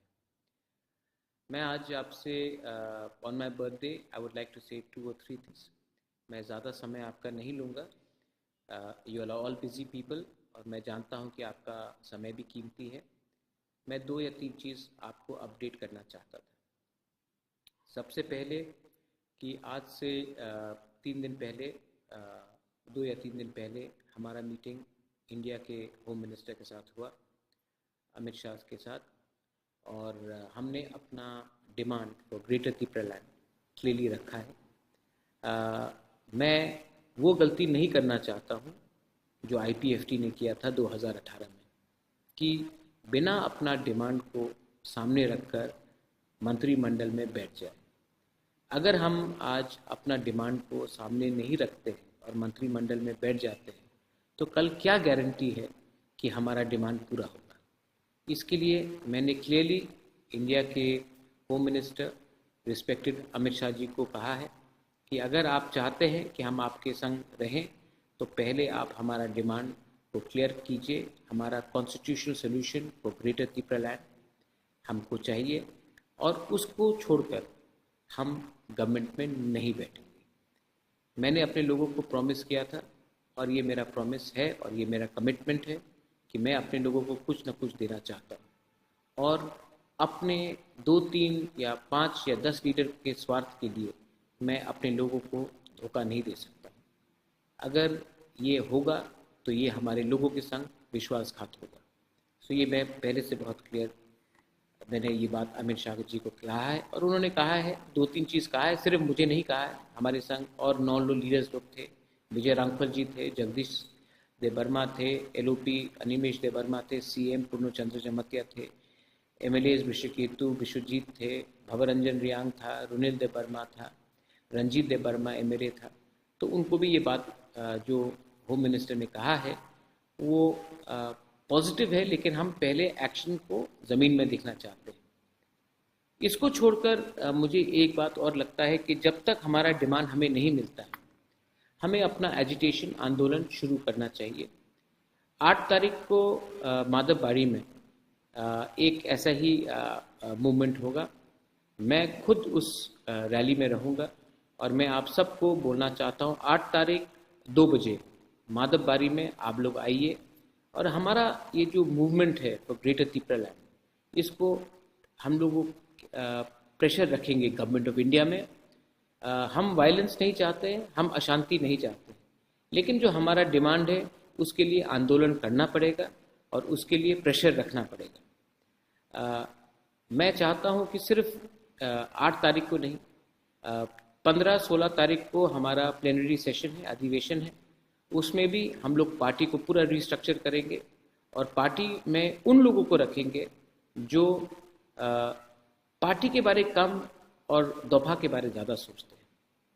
देखिए, बहुत लोग ने मुझे पिछले 2-3 महीने में कहा है कि पार्टी को स्ट्रॉन्ग करना है। मुझे लगता है त्रिपुरालैंड मूवमेंट को स्ट्रॉन्ग करना है। अगर त्रिपुरालैंड मूवमेंट और हमारा कमिटमेंट हमारे कम्युनिटी के साथ रहेगा तभी पार्टी स्ट्रॉन्ग रहेगा। सिर्फ पार्टी में 5-10 लीडर को कुछ पोस्ट देकर पार्टी स्ट्रॉन्ग नहीं रहेगा।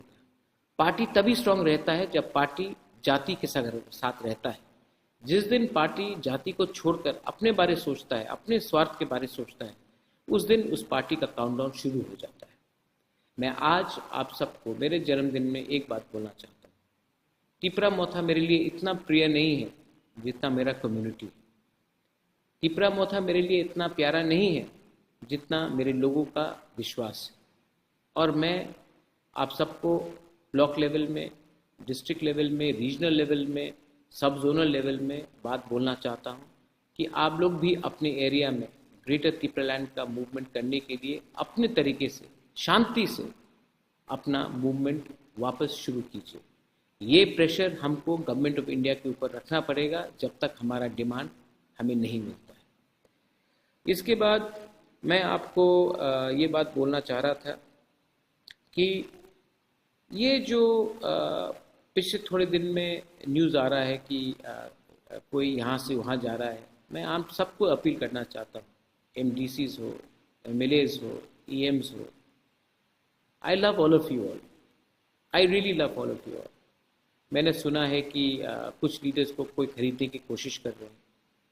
कोशिश तो सब करेंगे, हमें कमज़ोर करने के लिए सब कोशिश करेंगे, लेकिन ये समय एक दूसरे से लड़ने का नहीं है। ये समय नहीं है कि हम एक दूसरे को डांटे या एक दूसरे के ऊपर शक करें या उंगली पॉइंट करें. We should not be pointing fingers at anyone. We should be working collectively. परिवार में सबका डिबेट हो सकता है, डिफरेंसेस हो सकते हैं, लेकिन परिवार हमारा तिपरासा कम्युनिटी, और तिपरासा कम्युनिटी को हम कमज़ोर नहीं कर सकते क्योंकि हमारे लीडर्स लोग कमज़ोर हैं. ये लोग आएंगे, पैसा ऑफर करेंगे, हमारा थानसा को तोड़ने का कोशिश करेंगे, लेकिन थानसा तभी टूटेगा जब आप अपना स्वार्थ अपने कम्युनिटी से ऊपर रखें. मैंने फिर से कहा, मैं अपने कम्युनिटी को धोखा नहीं दे सकता. और मेरे जन्मदिन में मैं आप सबको एक बात बोलना चाहता हूँ. मैं पॉलिटिक्स और नहीं करना चाहता, अपने लोगों को कुछ देना चाहता हूँ. और मैंने डिसाइड भी कर दिया है कि अपने लोगों को कुछ देकर ही मैं ज़िंदगी में और राजनीति से भी और पब्लिक लाइफ से भी हटना चाहता हूँ. लेकिन अपने लोगों को कुछ देना है. एमपी बनने से कुछ नहीं मिलेगा, ईएम बनने से कुछ नहीं मिलेगा, मंत्री बनने से कुछ नहीं मिलेगा, अगला नया पार्टी खोलने से भी कुछ नहीं मिलेगा. तब मिलेगा जब हम लोग दिल्ली में एक आवाज़ में अपने लोगों के बारे में बात करें. मैंने बात किया है, मैंने बहुत बलिदान किया है, मैंने बहुत सैक्रिफाइस किया है. मैं जानता हूँ कि हमारा तिपरासा सोसाइटी में सबसे बड़ा प्रॉब्लम जेलसी का है, ईगो का है. एक दूसरे से हम लोग जलते हैं, एक दूसरे को के सक्सेस से हम लोग जलते हैं, एक दूसरे को हम देख नहीं पाते हैं. आज इसी के लिए हमारा ये कंडीशन है. मैं आपको फिर से अपील करता हूँ, 2-3 महीना 1-2-3 महीना अपना स्वार्थ को पीछे रखिए और एक होकर हमारा मूवमेंट को स्टॉप कीजिए. मूवमेंट दरकार है क्योंकि जब तक मूवमेंट रहेगा तभी तक गवर्नमेंट के ऊपर प्रेशर रहेगा, और गवर्नमेंट को हमको प्रेशर में रखना है. असेंबली के अंदर भी रखना है. मैं अपने एलओपी को बोल रहा हूँ, मैं एमएलएस को बोल रहा हूँ, असेंबली के अंदर भी प्रेशर रखिए और ज़मीन में ग्राउंड में हम लोगों को भी प्रेशर रखना है. झगड़ा नहीं करना है, वायलेंस नहीं करना है, लेकिन तरीका होता है अपना डिमांड को शांति से लेकिन प्रेशर रख कर करें. 8 तारीख को माधवबारी में एक ऐसा ही रैली है, उसमें मैं बात करूंगा. उसके बाद 15 और 16 तारीख को हमारा अधिवेशन है, उसमें हम लोग डिस्कशन करेंगे. पार्टी को सब जोनल लेवल से, प्राइमरी लेवल से, जोनल लेवल से हम लोग ऊपर उठाएंगे. और ये पार्टी, मैं फिर से बोल रहा हूँ, ये पार्टी जाति से बड़ा नहीं हो सकता है. तो ये पार्टी के लीडर्स लोग भी समझ ले कि जाति is number 1, party is number 2. तो ये आप सिद्धांत रखकर आगे बढ़िए. एंड वंस अगेन, आपने मेरे जन्मदिन में all of you have wished me, thank you so much. आपने देखा है कि मैं थक चुका हूँ, लेकिन अपने लोगों के लिए मैं अभी भी खड़ा हूँ. बहुत थका हूँ, बहुत लोगों ने गलत चीज़ कहा है. आज मेरे ऊपर अटैक होता है, मैं आपका ढाल हूँ. जिस दिन मैं हट जाऊँगा, वो जो ढाल है आपका, जो शील्ड है, जो प्रोटेक्शन है, वो नहीं रहेगा. आपके ऊपर डायरेक्टली अटैक होगा. मैंने आज इतना जहर अपने खिलाफ, इतना जहर मेरे खिलाफ फैलाया गया है, इतना लोगों ने विश्वासघात किया, तभी भी मैं सवेरे उठकर फाइट करता हूँ. आपके लिए करता हूँ क्योंकि आपको प्यार करता हूँ और आप भी मुझे प्यार करते हैं. इसके लिए आज मेरे जन्मदिन में इतने लोग ने मुझे विश किया है. बेलाई बेलाई नो हम bye, thank you, God bless you, I love you. And greater Tipraland का मूवमेंट को हमें जारी रखना है, कॉम्प्रोमाइज़ नहीं करना है. यूथ, आज इवनिंग में मेरे जन्मदिन और ड्रग्स के अगेंस्ट एक प्रोग्राम भी है. अरुणाचल से फेमस सिंगर आ रहा है, गाना गाएगा. आप एंजॉय कीजिए, लेकिन एंजॉयमेंट के बाद ये मत भूलिए कि ड्रग्स भी हमारे सोसाइटी के खिलाफ है, ड्रग्स के अगेंस्ट भी हमें फाइट करना है. और youth, you are the hope. हमारा समय तो गया, ये आप हमारा आशा है. You are the hope. ये होप को तोड़ने मत देना. बहुत लोग हमें बांटने की कोशिश करेंगे, मैं तभी भी कमिटेड हूँ.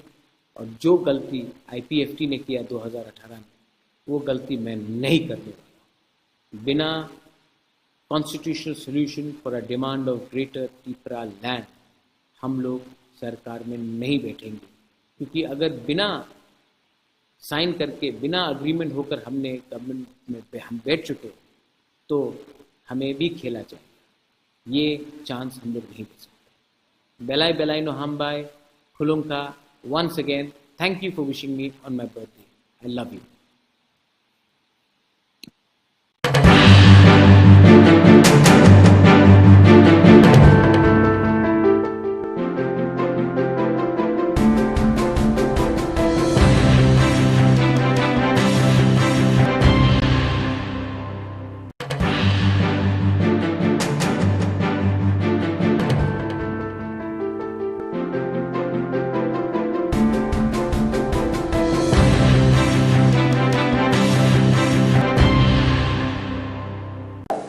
তাহলে কিন্তু সেই জায়গাতে ব্যাংকও আপনাকে লোন দিতে বাধ্য, আমরা নিজেরা পারসিউশন করব।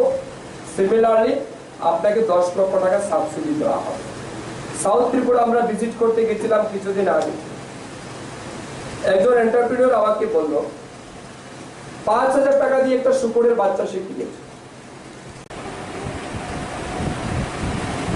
5,000 লিটারের আমাদের এটা ডিজেল ট্যাঙ্কার, সেটা সিপাহীজলা ডিস্ট্রিক্টের জন্য, এটা ত্রিপুরার সমস্ত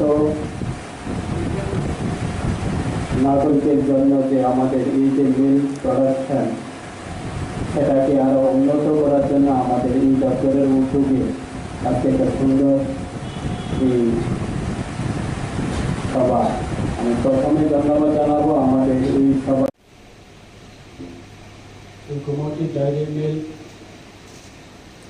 উদ্যোগে আজকে আমাদের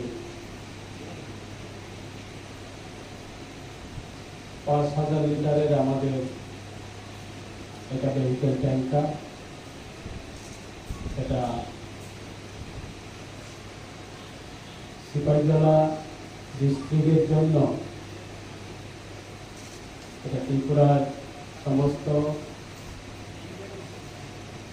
নাগরিকের জন্য যে আমাদের এই যে মিল প্রোডাকশন সেটাকে আরো উন্নত করার জন্য আমাদের এই দপ্তরের উদ্যোগে আজকে একটা সুন্দর এই সভা। আমি প্রথমে ধন্যবাদ জানাবো আমাদের এই সভার সম্মানিত ডায়েরি সোসাইটি বা কোঅপারেটিভকে এগিয়ে নিয়ে যাব, তার জন্য আমি অনুরোধ করব সবাইকে সেই জায়গাতে সহযোগিতা করার জন্য। এখানে মঞ্চে কোঅপারেটিভ মিনিস্টার আছেন, আমি ওনারও দৃষ্টি আকর্ষণ করব কোঅপারেটিভ ডিপার্টমেন্টের মাধ্যমে যেভাবে আমাদের গোমতী ডায়েরিকেও হেল্প করা যায় নিশ্চিত আপনারা দায়িত্ব দেবেন। এবং আমি দেখেছি আমাদের রাজ্যে, সেদিনও মাননীয় মুখ্যমন্ত্রীর চেম্বারে ওনার সাথে আমার কথা হয়, আমাদের রাজ্যে প্রায়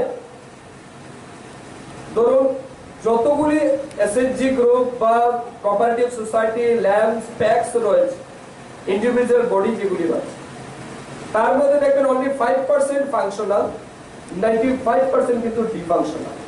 ঠিক না বলি?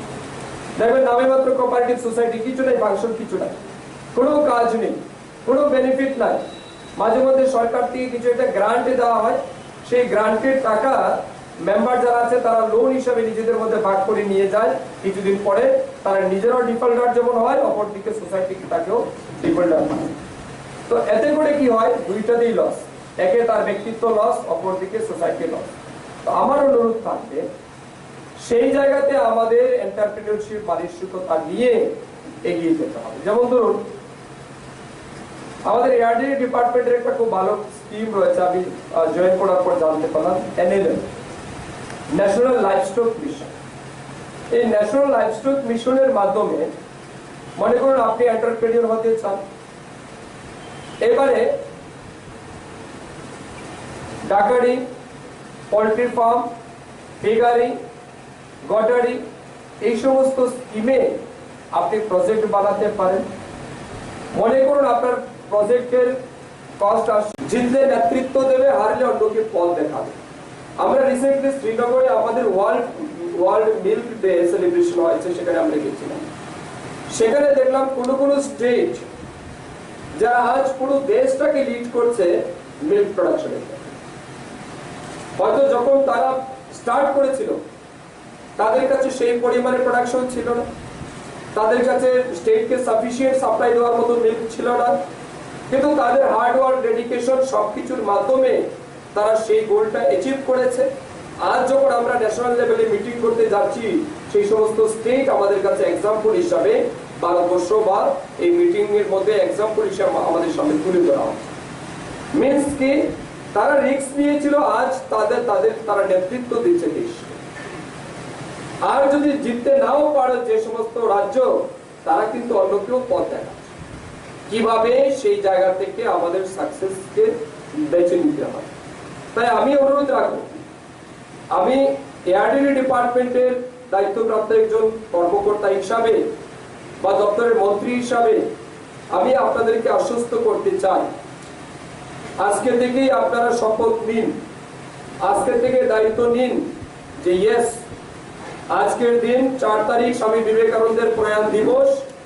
ওনার জীবন দশা, ওনার ব্যক্তিত্ব, ওনার নীতি আদর্শ থেকে অনুপ্রাণিত হয়ে আমরা দায়িত্ব নিলাম যে ইয়েস, আমরা রাজ্যে গোমতী ডায়েরির মাধ্যমে আমরা রাজ্যে একটা অভূতপূর্ব পরিবর্তন এনে দেখাবো, যাতে করে রাজ্যে দুধ উৎপাদনে আমাদের রাজ্যকে আমরা স্বয়ংসম্পূর্ণ করতে পারি। তার জন্য আমরা দায়িত্ব নিচ্ছি। এই শপথ আমার মনের প্রত্যেককে নিতে হবে। রিসেন্টলি আমরা ডিসিশন নিয়েছি, যে সমস্ত কৃষক আছেন দুধ উৎপাদন করে, সেই সমস্ত কৃষকদের দুধ যেন সঠিক মূল্য দিয়ে তারা বাজারে বিক্রি করতে পারে, তার জন্য যে সমস্ত ডিস্ট্রিক্টে আমাদের মিল্ক প্রকিউরমেন্ট সেন্টার নেই, সেই সমস্ত জেলাতে আমরা মিল্ক প্রকিউরমেন্ট সেন্টার গড়ে তোলার আমরা সিদ্ধান্ত নিয়েছি এবং ভেরি রিসেন্টলি আমরা সেগুলিকে ইমপ্লিমেন্ট করব। কেন? কারণ সেই সমস্ত কৃষকের পাশে যদি আমরা না দাঁড়াই, এখানে দাঁড়িয়ে ভাষণ দিয়ে যাব আর প্র্যাকটিক্যালি আমরা কিছু করব না, তাহলে কিন্তু একটা ভাষণই থেকে যায়। তাই এই জন্য আমরা দায়িত্ব নেব। আমরা পুরো সারা রাজ্যে সমস্ত কর্নারে যেন আমাদের ইনিশিয়েটিভ থাকে, ইনফ্লুয়েন্স থাকে, আমাদের জন্য দপ্তরের মানে সব রকমের সহযোগিতা প্রত্যেকটা কৃষকের কাছে পৌঁছে যায়। তার জন্য আমরা যেমন দায়িত্ব নেব, আপনারা গোমতী ডায়েরির যারা আছেন আপনারাও দায়িত্ব নিন যে ইয়েস, আমরা আমাদের গোমতী ডায়েরি বা এই কোঅপারেটিভ সোসাইটিকে আমরা যেমন স্ট্রেংথেনিং করব, পাশাপাশি আশপাশে আরো 5টা ডেইরি কোঅপারেটিভ সোসাইটি গড়ে তুলতে, উন্নত করতে আমরাও তাদেরকে পথ দেখাবো। আমি জানি, আমি যদি এই গোমতী ডায়েরি প্রোডাক্ট ইউনিট বা সোসাইটিকে নিয়ে মিটিং করি, আপনাদের যদি আয় ব্যয় হিসাবটা আমরা দেখি, আমার বিশ্বাস দেখা যাবে আপনাদের কিউমুলেটিভ লস অনেক বেশি আছে, আপনারা লসে থাকবেন। তার মানে কি, আপনারা বলবেন যে আমার স্যালারিটা আগে দরকার, আমার ডিএটা আগে দরকার, আমার ওই লিভ বেনিফিটটা আগে দরকার, অর্থাৎ সমস্ত বেনিফিট এজ এমপ্লয়ি আপনি সেটাকে ডিমান্ড করবেন। This is your right, no issue. কিন্তু আমার বক্তব্য হচ্ছে, এখানে বসে আপনি একজন এমপ্লয়ি হিসাবে আপনার দায়িত্বটা কি অফিসে বসে? এই অফিসে বসে শুধু কাগজে কলমে লিখা আর 10টা টু 5টা বসে থাকাই তো আপনার দায়িত্ব না। আপনার এই সোসাইটির যে লস রয়েছে, সেই লসটা যদি আগামী গত 5 বছরে 10 বছরে যদি পূরণ করা সম্ভব না হয়ে থাকে, আগামী 5 বছরে কিংবা আগামী 3 বছরে এই লসটাকে কাটিয়ে উঠে আমরা লাভের দিকে যাব, সেই জায়গাতে যদি আপনাদের কোনো রকমের কি বলে চিন্তাধারা কিংবা কোনো রকমের সিদ্ধান্ত না থাকে, তাহলে আমরা এখানে টাইম ওয়েস্ট ছাড়া আর বিশেষ কিছু হবে বলে আমার মনে হয়। এটা টাইম ওয়েস্ট হবে, ঠিক না? আপনাদের কত এমপ্লয়ি আছে টোটাল এটাতে? সবাই 113 জন। এবারে আপনাদেরকে দায়িত্ব নিতে হবে, 113 জন এমপ্লয়ি আছে, এই 113 জনের স্যালারি আছে, তাদের টিএডি আছে, তাদের সমস্ত government benefit as well as যা আছে সবকিছু তাদেরকে দিতে হবে। তো এটাকে হিসাব করুন, আপনার আদার যেগুলি এক্সপেন্ডিচার আছে সেগুলিকে হিসাব করুন, আর আপনার এই ডায়েরিতে বা এই কোঅপারেটিভ সোসাইটির ইয়ারলি ইনকাম কত সেটা হিসাব করুন। এবারে যদি দেখা যায় যে আপনার ইয়ারলি ইনকাম আর এক্সপেন্ডিচারের মধ্যে অনেক গ্যাপ থাকছে, অর্থাৎ আপনার এক্সপেন্ডিচার বেশি আর আপনার কি বলে 2021, 22, 23 এবং 23, 24 এই 3 বছরে ত্রিপুরা সরকার টার্গেট দিয়েছে প্রায় 3,56,000 প্লাস গরুকে আমরা আর্টিফিশিয়াল ইনসেমিনেশন সাইক্সোগেট সিমেন্টের মাধ্যমে আমরা তাদেরকে আর্টিফিশিয়াল ইনসেমিনেশন দেব, যাতে করে 90% এই যে আমরা ইনসেমিনেশন করছি তার 100% এর মধ্যে 90% কিন্তু ফিমেল কাপস বড় হবে আর 10% মেল কাপ বড় হবে।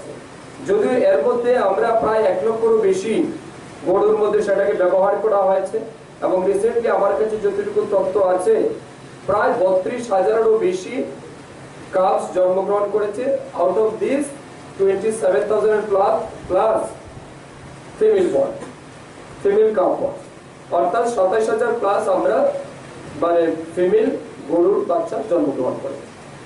তো এই যে গরুর বাচ্চা 27,000 জন্মগ্রহণ করেছে, এতে করে কি হবে আমাদের রাজ্যে দুধ উৎপাদনে সেটাকে সহায়তা করবে।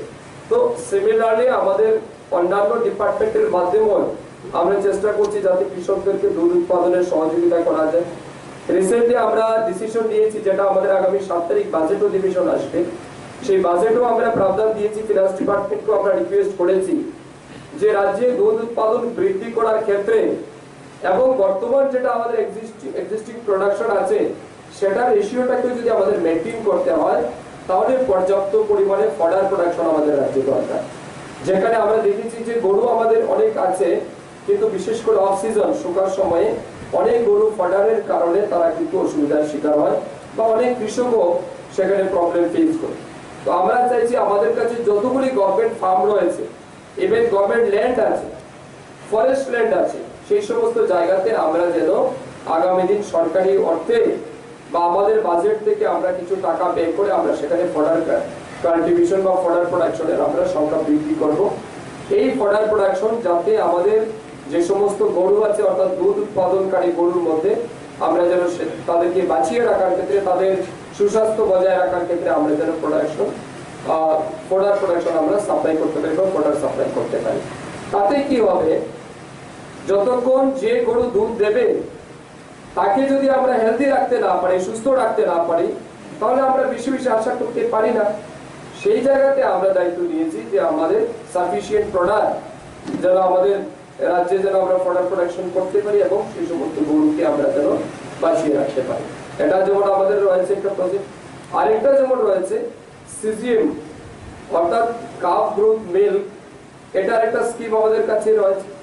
অর্থাৎ যে কোনো কৃষক মনে করুন, সে যদি মনে করে যে আমি দুধ উৎপাদন করবো বা আমি গরু পালন করতে চাই, গরু পালনের মাধ্যমে দুধ উৎপাদন করতে চাই, তো সে ব্যাংক থেকে চাইলে 1 লক্ষ বা 2 লক্ষ কিংবা 3 লক্ষ টাকার লোন নিতে পারে 5 বছরের জন্য ফর মিল্ক প্রোডাকশন। সেই ব্যাংক থেকে যে 5 বছরের জন্য বা 3 বছরের জন্য যে লোন নেবে, লোনের যত টাকা ইন্টারেস্ট আসবে সমস্ত ইন্টারেস্টের টাকা আমরা ডিপার্টমেন্ট থেকে সাবস্ক্রিপশন হিসাবে আমরা সেটা ব্যাংকে পে করব। তো মূল উদ্দেশ্য হচ্ছে কৃষককে আমরা যেন ইন্সপায়ার করতে পারি, তাদের পাশে যেন আমরা দাঁড়াতে পারি, তাদেরকে সেই কাজে আরো বেশি উৎসাহিত করা। এবং আমি দেখেছি এই রিসেন্টলি প্রায় 5টা ডিস্ট্রিক্ট আমার ভিজিট হয়েছে, সেখানে রিভিউ মিটিং আমরা করেছি, আমরা ফিল্ড ভিজিটেও গেছি, বিভিন্ন প্রগ্রেসিভ ফার্মারের বাড়িতেও আমরা ভিজিট করেছি। এর মধ্যে বিভিন্ন জায়গাতে আমরা দেখলাম যারা ডেডিকেশন নিয়ে সেই কাজটা করার চেষ্টা করেছে, দে আর সাকসেসফুল, তারা কিন্তু আজকের দিনে সফল হয়েছে। যেমন রিসেন্টলি দেখো আজকে বিশেষ করে আমাদের এই 18 আমাদের সরকার পরিবর্তনের পরে আমাদের অনেকগুলি কাজ করা এবং মানুষের কাছে যতগুলি আমাদের প্রতিশ্রুতি দেওয়া, সেইগুলি সমস্ত আমাদের অক্ষরে অক্ষরে এইগুলি আমাদের রাজ্যের প্রাক্তন মুখ্যমন্ত্রী বিপ্লব কুমার দেব মহোদয়ের নেতৃত্বে এবং বর্তমানে আমাদের রাজ্যের মাননীয় মুখ্যমন্ত্রী প্রফেসর ডক্টর মানিক সাহা মহোদয়ের নেতৃত্বে আমাদের সমস্ত ডিপার্টমেন্টের সাথে সাথে আমাদের এই যে গোমতী ডায়েরি মিল, এটাও আমাদের দীর্ঘদিনে একটা স্বপ্ন ছিল। আমরা বিগত দিনে দেখতাম যে এইগুলি আমাদের ট্যাঙ্কার গাড়িগুলি আমল কোম্পানি থেকে আমরা দেখতাম এবং আমল কোম্পানি থেকে এইগুলি চলতো, কিন্তু আজকে রাজ্যবাসীর যে আমাদের যে পরিকল্পনা আমাদের এই যে গোমতী ডায়েরি মিলটাকে আরো কিভাবে গ্রোথ করা যায়। এবং আমরা জানি সেটা হচ্ছে আমাদের এই গোমতী ডায়েরি মিল্কের মাধ্যমে আমাদের রাজ্যের সমস্ত রাজ্যবাসী যে উপকৃত হচ্ছে সেটাকে আমরা আগামী দিনে আরো আপগ্রেডেশন করার জন্য আজকে আমাদের এই পরিকল্পনা।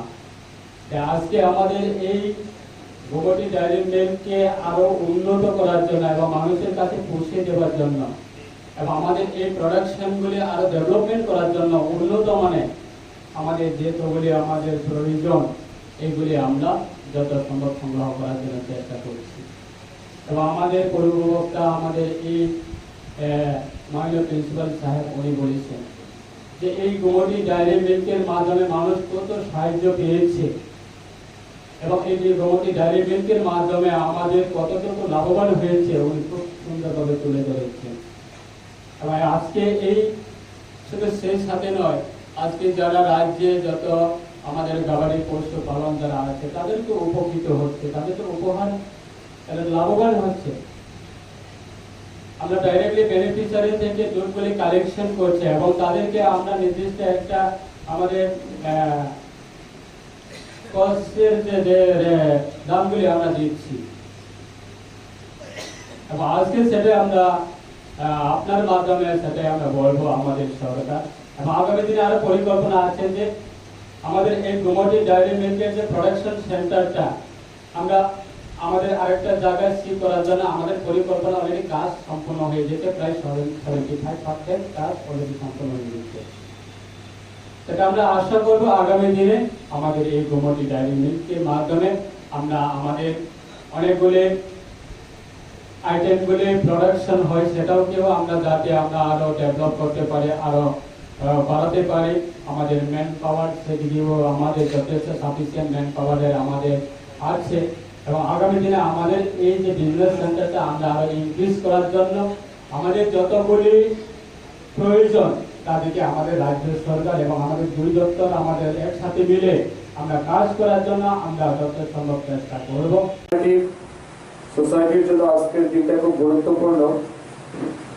তাদের অনেকগুলি কর্মকাণ্ডের মধ্যে নতুন করে আজকে আরেকটা পালক যুক্ত হতে যাচ্ছে, যেখানে ইনসুলেটেড মিল্ক তার ট্যাঙ্কার আমরা আজ ফ্ল্যাগ অফ করবো এবং তার মাধ্যমে ট্যাঙ্কারের মাধ্যমে বিভিন্ন জায়গায় সেই ট্যাঙ্কার গিয়ে দুধ যেমন কালেকশন করবে তেমনি আবার নির্দিষ্ট জায়গায় সেই দুধকে পৌঁছে দিতে সেই ট্যাঙ্কারটি ব্যবহার করা হবে। তো ভারত সরকারের national programme of dairy development যেটা রয়েছে তার ফান্ড থেকে এটা ব্যবস্থা করা হয়েছে। তো আমি ধন্যবাদ জানাচ্ছি কর্তৃপক্ষকে, ভারত সরকারের নেতৃত্বকে যারা এই কর্মকাণ্ডে আমাদেরকে সহযোগিতা করেছে।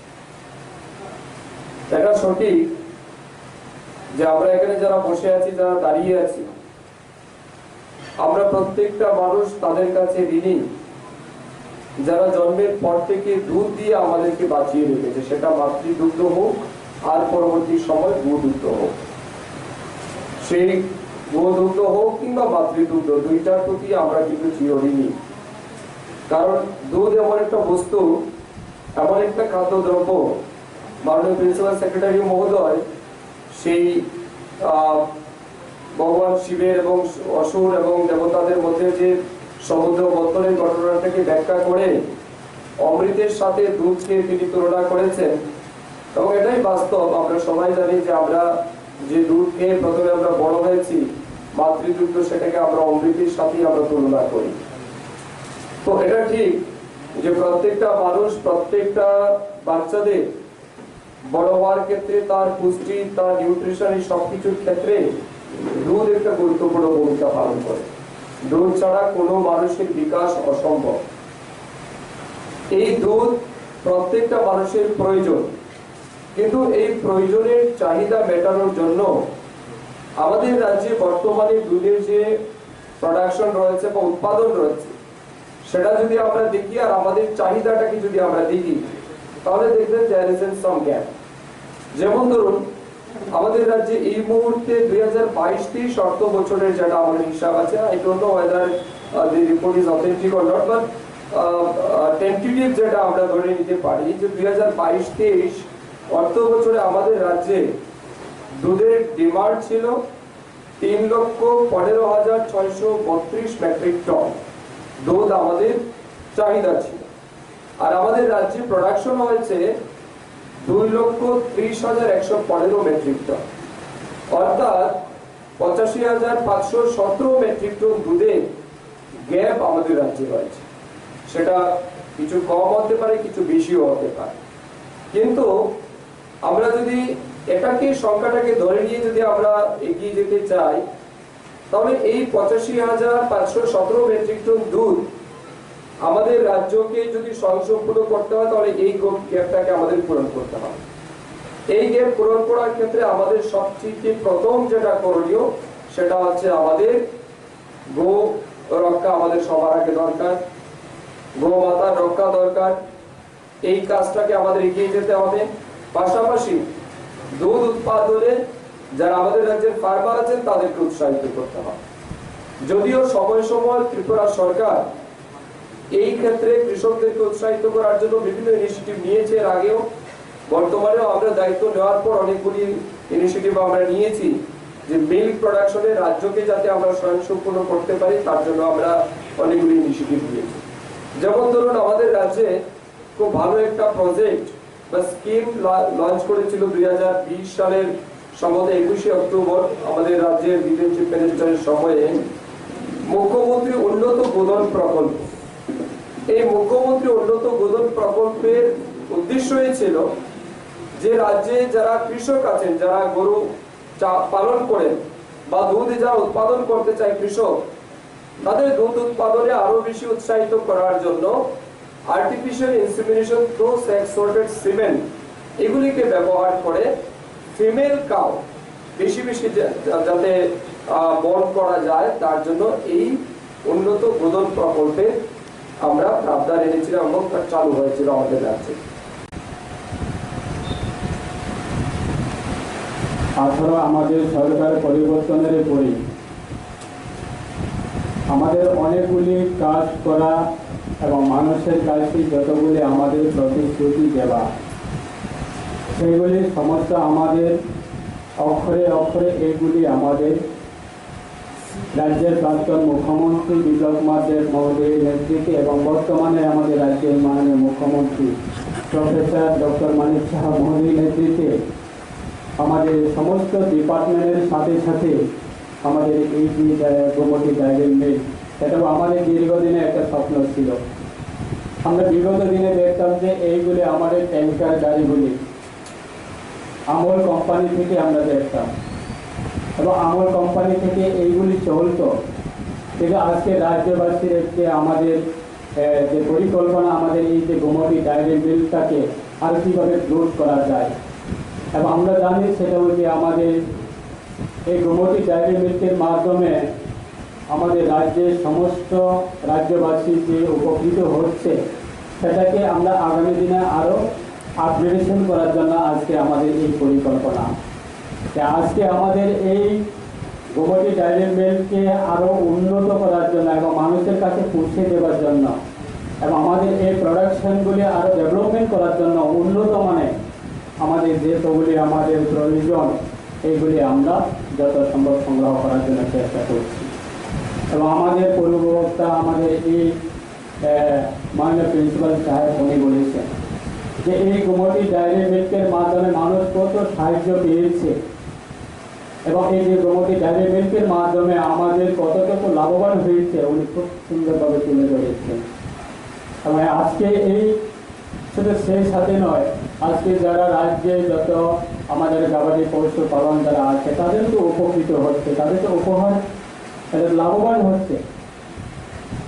আমরা ডাইরেক্টলি বেনিফিশিয়ারি থেকে দুধগুলি কালেকশন করছে এবং তাদেরকে আমরা নির্দিষ্ট একটা আমাদের কস্টের যে দামগুলি আমরা দিচ্ছি এবং আজকে সেটা আমরা আপনার মাধ্যমে সেটাই আমরা বলবো আমাদের সরকার। এবং আগামী দিনে আরো পরিকল্পনা আছে যে আমাদের এই গোমতী ডায়েরি মিল্কের যে প্রোডাকশন সেন্টারটা আমরা আমাদের আরেকটা জায়গায় শিফট করার জন্য আমাদের পরিকল্পনা অলরেডি কাজ সম্পূর্ণ হয়ে গেছে, প্রায় 75% কাজ অলরেডি সম্পূর্ণ হয়ে গেছে। এটা আমরা আশা করবো আগামী দিনে আমাদের এই গোমতী ডায়েরি মিল্কের মাধ্যমে আমরা আমাদের অনেকগুলি আইটেমগুলি প্রোডাকশন হয় সেটাকেও আমরা যাতে আমরা আরও ডেভেলপ করতে পারি, আরও বাড়াতে পারি। আমাদের ম্যান পাওয়ার সেদিকেও আমাদের যথেষ্ট সাফিসিয়েন্ট ম্যান পাওয়ারের আমাদের আছে, এবং আগামী দিনে আমাদের এই যে বিজনেস সেন্টারটা আমরা আরও ইনক্রিজ করার জন্য আমাদের যতগুলি প্রয়োজন তাদেরকে আমাদের রাজ্য সরকার এবং আমাদের দুই দপ্তর আমাদের একসাথে মিলে আমরা কাজ করার জন্য আমরা যত সম্ভব চেষ্টা করব। এবং আমাদের যারা কর্মচারীরা যারা আছে, এটা সুন্দর আমাদের কর্মকর্তা বলেছে যে ম্যান পাওয়ারে যারা জড়িত আছে, বিশেষ করে যারা কর্মচারীরা যারা আছে, আমরা ডেডিকেটেড আমরা নিজেকে আমরা জড়িত করতে হবে।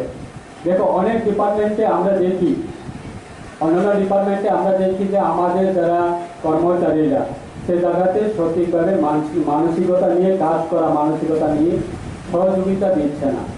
কিন্তু আপনারা যে আমাদের এই যে গোমতী ডায়েরি মিল, সেটা শুধু আমরা বিজনেসের ক্ষেত্রে নয়, আমাদের যে রাজ্যের মানুষ যেভাবে আকর্ষণ হচ্ছে এই গোমতী ডায়েরি মিল্কের উপর একটা ভরসা এবং বিশ্বাস, সেটাকে আমরা আরো আগামী দিনে যাতে আমরা বেরিয়ে আমরা যাতে মানুষের কাছে আরো পৌঁছে দিতে পারি, গ্রাসরুট লেভেলে যাতে পৌঁছে দিতে পারি। আমরা বেসিক্যালি আমরা শুধু আরবান এরিয়াতে আমরা মেজর রুলটা নিচ্ছি, আরবান এরিয়াতে আমাদের বিজনেস সেন্টারটাকে আমরা পৌঁছে দেওয়ার জন্য বর্তমান পর্যন্ত আমরা পৌঁছে দিতে পেরেছি। আগামী দিনে আমাদের একটা টার্গেট থাকতে হবে, যে আমাদের একটা প্ল্যান থাকতে হবে, মিশন থাকতে হবে, আমরা গ্রাসরুট লেভেল গ্রামগঞ্জের ভিতরেও যাতে আমরা এই বিজনেসটা যাতে পৌঁছে দিতে পারি। এবং আমি আশা রাখবো আমাদের বিশেষ করে দক্ষিণ ত্রিপুরা জেলাতেও আমাদের চেয়ারম্যান সাহেবকে নিয়ে আমরা পরিকল্পনা নিয়েছি। বিগত দিনে আমাদের অনেক কিছু কারণে আমাদের এইগুলি বন্ধ হয়ে গেছে। আজকে আমরা আবার পুনরায় আমরা দক্ষিণ ত্রিপুরা জেলা থেকেও আমাদের দুধ কালেকশন সেটাকেও আমরা আরো চালু করার জন্য আমরা প্রচেষ্টা চালিয়ে যাচ্ছি এবং দেখছি। এবং আজকে এই আমাদের 5,000 লিটারের আমাদের যে ট্যাঙ্কি, সেটা আমাদের খুব লাভবান হবে। আমরা শুনেছি সেটা 24 আওয়ার 24 ঘন্টা এই যে ট্যাঙ্কির ভিতরে দুধ থাকার পরেও দুধের কোনো অসুবিধা হবে না। সেরকম আমাদের যে একটা সুখবর, সেটা আগামী দিনে আমরা একটা ট্যাঙ্কি না, আগামী দিনে আমরা আরো সেটাকে ইনক্রিজ করার জন্য আমরা আলোচনা করব। এবং রাজ্য সরকারের মাননীয় মুখ্যমন্ত্রী প্রফেসর ডক্টর মানিক সাহা মহোদয়ের নেতৃত্বে এবং ওনার কাছে আমরা সহযোগিতা নিয়ে আগামী দিনে আমাদের এই যে বিজনেস সেন্টার এবং এই প্রোডাকশন সেন্টারগুলিকে আমরা আরো আগামী দিনে আমরা ইনক্রিজ করব। সেটা আপনার সকলের কাছে আমার কয়েকটি কথা বলে আমি এখানে শেষ করছি। সবাইকে ধন্যবাদ। সোসাইটির জন্য আজকের দিনটা খুব গুরুত্বপূর্ণ। তাদের অনেকগুলি কর্মকাণ্ডের মধ্যে নতুন করে আজকে আরেকটা পালক যুক্ত হতে যাচ্ছে, যেখানে ইনসুলেটেড মিল্ক তার ট্যাঙ্কার আমরা ফ্ল্যাগ অফ করবো এবং তার মাধ্যমে ট্যাঙ্কারের মাধ্যমে বিভিন্ন জায়গায় সেই ট্যাঙ্কার গিয়ে দুধ যেমন কালেকশন করবে, তেমনি আবার নির্দিষ্ট জায়গায় সেই দুধকে পৌঁছে দিতে সেই ট্যাঙ্কারকে ব্যবহার করা হবে। তো ভারত সরকারের national programme of dairy development যেটা রয়েছে তার ফান্ড থেকে এটার ব্যবস্থা করা হয়েছে। তো আমি ধন্যবাদ জানাচ্ছি কর্তৃপক্ষকে, ভারত সরকারের নেতৃত্বকে, যারা এই কর্মকাণ্ডে আমাদেরকে সহযোগিতা করেছে। এটা সঠিক যে আমরা এখানে যারা বসে আছি, যারা দাঁড়িয়ে আছি, আমরা প্রত্যেকটা মানুষ তাদের কাছে ঋণী, যারা জন্মের পর থেকে দুধ দিয়ে আমাদেরকে বাঁচিয়ে রেখেছে, সেটা মাতৃদুগ্ধ হোক আর পরবর্তী সময় গোদুগ্ধ হোক। সেই গোদুগ্ধ হোক কিংবা মাতৃদুগ্ধ, দুইটার প্রতি আমরা কিন্তু চিরঋণী। কারণ দুধ এমন একটা বস্তু, এমন একটা খাদ্যদ্রব্য, মাননীয় প্রিন্সিপাল সেক্রেটারি মহোদয় সেই ভগবান শিবের এবং অসুর এবং দেবতাদের মধ্যে যে সমুদ্র মন্থনের ঘটনাটাকে ব্যাখ্যা করে অমৃতের সাথে দুধ খেয়ে তিনি তুলনা করেছেন। এবং এটাই বাস্তব। আমরা সবাই জানি যে আমরা যে দুধ খেয়ে প্রথমে আমরা বড় হয়েছি, মাতৃদুগ্ধ, সেটাকে আমরা অমৃতের সাথে আমরা তুলনা করি। তো এটা ঠিক যে প্রত্যেকটা মানুষ, প্রত্যেকটা বাচ্চাদের বড় হওয়ার ক্ষেত্রে, তার পুষ্টি, তার নিউট্রিশন, এই সবকিছুর ক্ষেত্রে দুধ একটা গুরুত্বপূর্ণ ভূমিকা পালন করে। দুধ ছাড়া কোনো মানুষের বিকাশ অসম্ভব। এই দুধ প্রত্যেকটা মানুষের প্রয়োজন, কিন্তু এই প্রয়োজনের চাহিদা মেটানোর জন্য আমাদের রাজ্যে বর্তমানে দুধের যে প্রোডাকশন রয়েছে বা উৎপাদন রয়েছে, সেটা যদি আমরা দেখি আর আমাদের চাহিদাটাকে যদি আমরা দেখি, তাহলে দেখবেন there is some gap।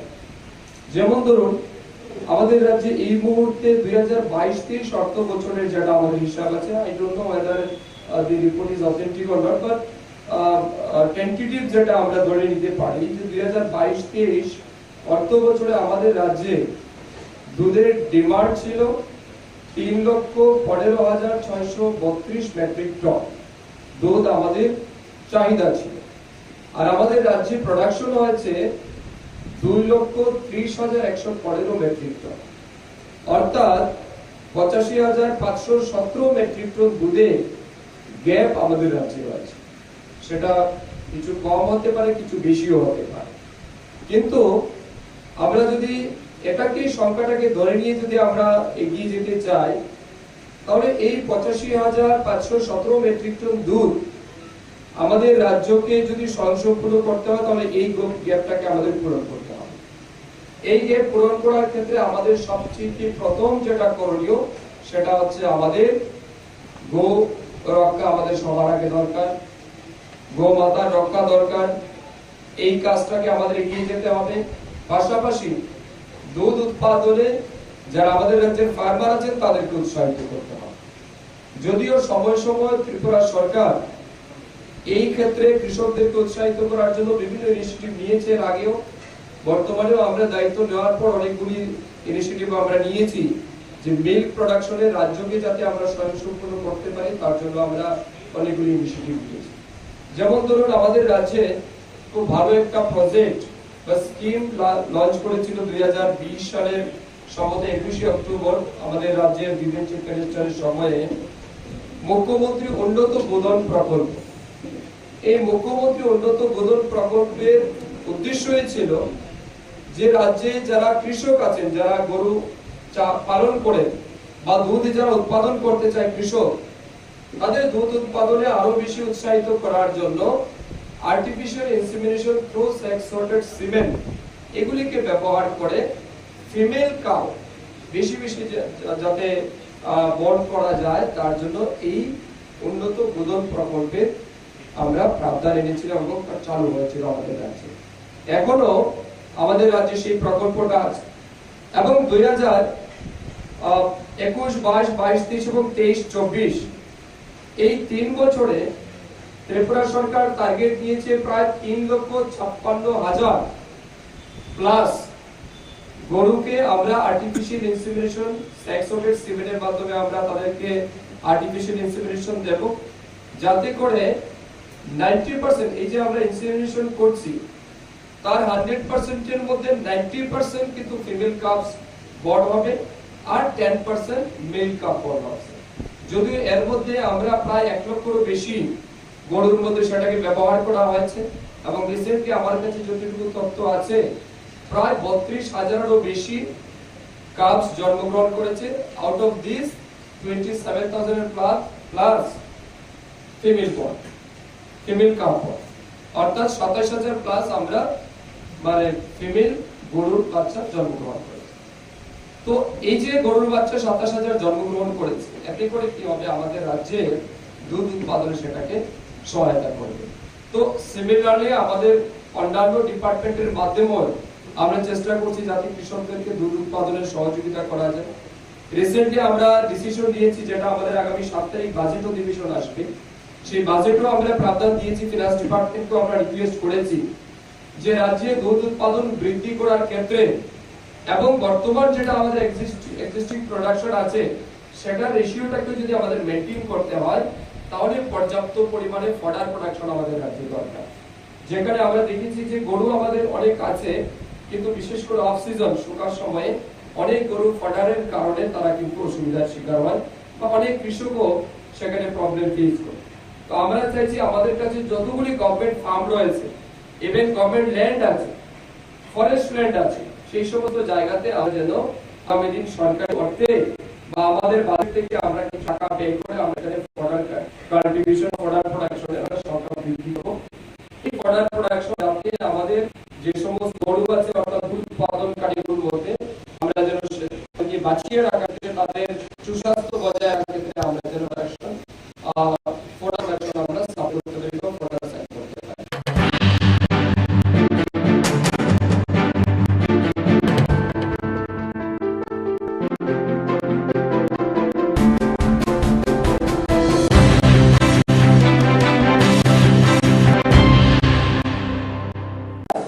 তাহলে কিন্তু সেই জায়গাতে ব্যাংকও আপনাকে লোন দিতে বাধ্য, আমরা নিজেরা পারসিউশন করব।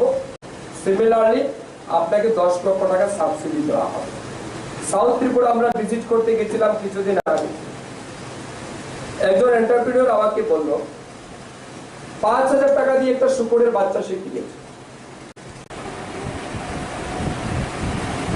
5,000 লিটারের আমাদের এটা ভেহিকেল ট্যাঙ্কার, সেটা সিপাহীজলা ডিস্ট্রিক্টের জন্য, এটা ত্রিপুরার সমস্ত নাগরিকের জন্য যে আমাদের এই যে মিল্ক প্রোডাকশন সেটাকে আরো উন্নত করার জন্য আমাদের এই দপ্তরের উদ্যোগে আজকে একটা সুন্দর এই সভা। আমি প্রথমে ধন্যবাদ জানাবো আমাদের এই সভা গোমতী ডায়েরি মিল উদ্যোগে আজকে আমাদের 5,000 লিটারের আমাদের এটা ভেহিকেল ট্যাঙ্কার, এটা সিপাহীজলা ডিস্ট্রিক্টের জন্য, এটা ত্রিপুরার সমস্ত নাগরিকের জন্য যে আমাদের এই যে মিল্ক প্রোডাকশন সেটাকে আরো উন্নত করার জন্য আমাদের এই দপ্তরের উদ্যোগে আজকে একটা সুন্দর এই সভা। আমি প্রথমে ধন্যবাদ জানাবো আমাদের এই সভার সম্মানিত ডায়েরি সোসাইটি বা কোঅপারেটিভকে এগিয়ে নিয়ে যাব, তার জন্য আমি অনুরোধ করব সবাইকে সেই জায়গাতে সহযোগিতা করার জন্য। এখানে মঞ্চে কোঅপারেটিভ মিনিস্টার আছেন, আমি ওনারও দৃষ্টি আকর্ষণ করব কোঅপারেটিভ ডিপার্টমেন্টের মাধ্যমে যেভাবে আমাদের গোমতী ডায়েরিকেও হেল্প করা যায় নিশ্চিত আপনারা দায়িত্ব দেবেন। এবং আমি দেখেছি আমাদের রাজ্যে, সেদিনও মাননীয় মুখ্যমন্ত্রীর চেম্বারে ওনার সাথে আমার কথা হয়, আমাদের রাজ্যে প্রায় ধরুন যতগুলি এসএইচজি গ্রুপ বা কোঅপারেটিভ সোসাইটি, ল্যাম্পস, প্যাক্স রয়েছে, ইন্ডিভিজুয়াল বডি যেগুলি রয়েছে, তার মধ্যে দেখবেন অনলি 5% ফাংশনাল, 95% কিন্তু ডিফাংশনাল। ঠিক না বল? দেখবেন নামে মাত্র কোঅপারেটিভ সোসাইটি, কিছু নাই, ফাংশন কিছু নাই, কোনো কাজ নেই, কোনো বেনিফিট নাই। মাঝে মধ্যে সরকার থেকে কিছু একটা গ্রান্ট দেওয়া হয়, সেই গ্রান্টের টাকা মেম্বার যারা আছে তারা লোন হিসাবে নিজেদের মধ্যে ভাগ করে নিয়ে যায়, কিছুদিন পরে তারা নিজেরাও ডিফল্টার যেমন হয়, অপরদিকে সোসাইটি তাকেও ডিফল্টার হয়। তো এতে করে কি হয়, দুইটাতেই লস, একে তার ব্যক্তিত্ব লস, অপরদিকে সোসাইটি লস। তো আমার অনুরোধ থাকবে সেই জায়গাতে আমাদের এন্টারপ্রেনিউরশিপ মানসিকতা নিয়ে এগিয়ে যেতে হবে। যেমন ধরুন আমাদের এআরডি ডিপার্টমেন্টের একটা খুব ভালো স্কিম রয়েছে, আমি জয়েন করার পর জানতে পারলাম, এনএলএম, ন্যাশনাল লাইভস্টক মিশন। এই ন্যাশনাল লাইভস্টক মিশনের মাধ্যমে মনে করুন আপনি এন্টারপ্রেনিউর হতে চান, এবারে ডাকারি, পোল্ট্রি ফার্ম, পিগারি, গটারি, এই সমস্ত স্কিমে আপনি প্রজেক্ট বানাতে পারেন। মনে করুন আপনার প্রজেক্টের কস্ট আসছে, জিতলে নেতৃত্ব দেবে, হারলে অন্যকে পথ দেখাবে। আমরা রিসেন্টলি শ্রীনগরে আমাদের ওয়ার্ল্ড মিল্ক ডে সেলিব্রেশন হয়েছে, সেখানে আমরা গেছিলাম। সেখানে দেখলাম কোনো কোনো স্টেট যারা আজ পুরো দেশটাকে লিড করছে মিল্ক প্রোডাকশনের, হয়তো যখন তারা স্টার্ট করেছিল তাদের কাছে সেই পরিমাণে প্রোডাকশন ছিল না, তাদের কাছে স্টেটকে সাফিসিয়েন্ট সাপ্লাই দেওয়ার মতো মিল্ক ছিল না, কিন্তু তাদের হার্ড ওয়ার্ক, ডেডিকেশন সবকিছুর মাধ্যমে তারা সেই গোলটা অ্যাচিভ করেছে। আজ যখন আমরা ন্যাশনাল লেভেলে মিটিং করতে যাচ্ছি, সেই সমস্ত স্টেট আমাদের কাছে এক্সাম্পল হিসাবে ভারতবর্ষ বা এই মিটিং এর মধ্যে এক্সাম্পল হিসাবে আমাদের সামনে তুলে ধরা হচ্ছে। মিন্স কি তারা রিস্ক নিয়েছিল, আজ তারা নেতৃত্ব দিচ্ছে দেশ।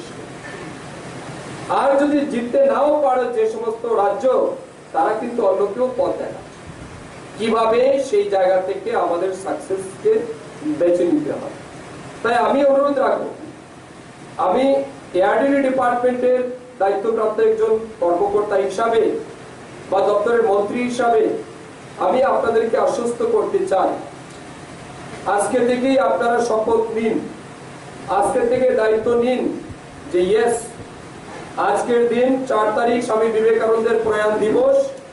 ওনার জীবন দশা, ওনার ব্যক্তিত্ব, ওনার নীতি আদর্শ থেকে অনুপ্রাণিত হয়ে আমরা দায়িত্ব নিলাম যে ইয়েস, আমরা রাজ্যে গোমতী ডায়েরির মাধ্যমে আমরা রাজ্যে একটা অভূতপূর্ব পরিবর্তন এনে দেখাবো, যাতে করে রাজ্যে দুধ উৎপাদনে আমাদের রাজ্যকে আমরা স্বয়ংসম্পূর্ণ করতে পারি। তার জন্য আমরা দায়িত্ব দিচ্ছি। এই শপথ আমার মনের প্রত্যেককে নিতে হবে। রিসেন্টলি আমরা ডিসিশন নিয়েছি, যে সমস্ত কৃষক আছে দুধ উৎপাদন করে, সেই সমস্ত কৃষকদের দুধ যেন সঠিক মূল্য দিয়ে তারা বাজারে বিক্রি করতে পারে, তার জন্য যে সমস্ত ডিস্ট্রিক্টে আমাদের মিল্ক প্রকিউরমেন্ট সেন্টার নেই, সেই সমস্ত জেলাতে আমরা মিল্ক প্রকিউরমেন্ট সেন্টার গড়ে তোলার আমরা সিদ্ধান্ত নিয়েছি এবং ভেরি রিসেন্টলি আমরা সেগুলিকে ইমপ্লিমেন্ট করব। কেন? কারণ সেই সমস্ত কৃষকের পাশে যদি আমরা না দাঁড়াই, এখানে দাঁড়িয়ে ভাষণ দিয়ে যাব আর প্র্যাকটিক্যালি আমরা কিছু করব না, তাহলে কিন্তু একটা ভাষণই থেকে যায়। তাই এই জন্য আমরা দায়িত্ব নেব। আমরা পুরো সারা রাজ্যে সমস্ত কর্নারে যেন আমাদের ইনিশিয়েটিভ থাকে, ইনফ্লুয়েন্স থাকে, আমাদের জন্য দপ্তরের মানে সব রকমের সহযোগিতা প্রত্যেকটা কৃষকের কাছে পৌঁছে যায়। তার জন্য আমরা যেমন দায়িত্ব নেব, আপনারা গোমতী ডায়েরির যারা আছেন আপনারাও দায়িত্ব নিন যে ইয়েস, আমরা আমাদের গোমতী ডায়েরি বা এই কোঅপারেটিভ সোসাইটিকে আমরা যেমন স্ট্রেংথেনিং করব, পাশাপাশি আশেপাশে আরো 5টা ডেইরি কোঅপারেটিভ সোসাইটি গড়ে তুলতে, উন্নত করতে আমরাও তাদেরকে পথ দেখাবো। আমি জানি, আমি যদি এই গোমতী ডায়েরি প্রোডাক্ট ইউনিট বা সোসাইটিকে নিয়ে মিটিং করি, আপনাদের যদি আয় ব্যয় হিসাবটা আমরা দেখি, আমার বিশ্বাস দেখা যাবে আপনাদের কিউমুলেটিভ লস অনেক বেশি আছে, আপনারা লসে থাকবেন। তার মানে কি, আপনারা বলবেন যে আমার স্যালারিটা আগে দরকার, আমার ডিএটা আগে দরকার, আমার ওই লিভস বেনিফিটটা আগে দরকার, সমস্ত বেনিফিট এজ এমপ্লয়ি আপনি সেটাকে ডিমান্ড করবেন। This is your right, no issue. কিন্তু আমার বক্তব্য হচ্ছে, এখানে বসে আপনি একজন এমপ্লয়ি হিসাবে আপনার দায়িত্বটা কি অফিসে বসে? এই অফিসে বসে শুধু কাগজে কলমে লিখা আর 10টা টু 5টা বসে থাকাই তো আপনার দায়িত্ব না।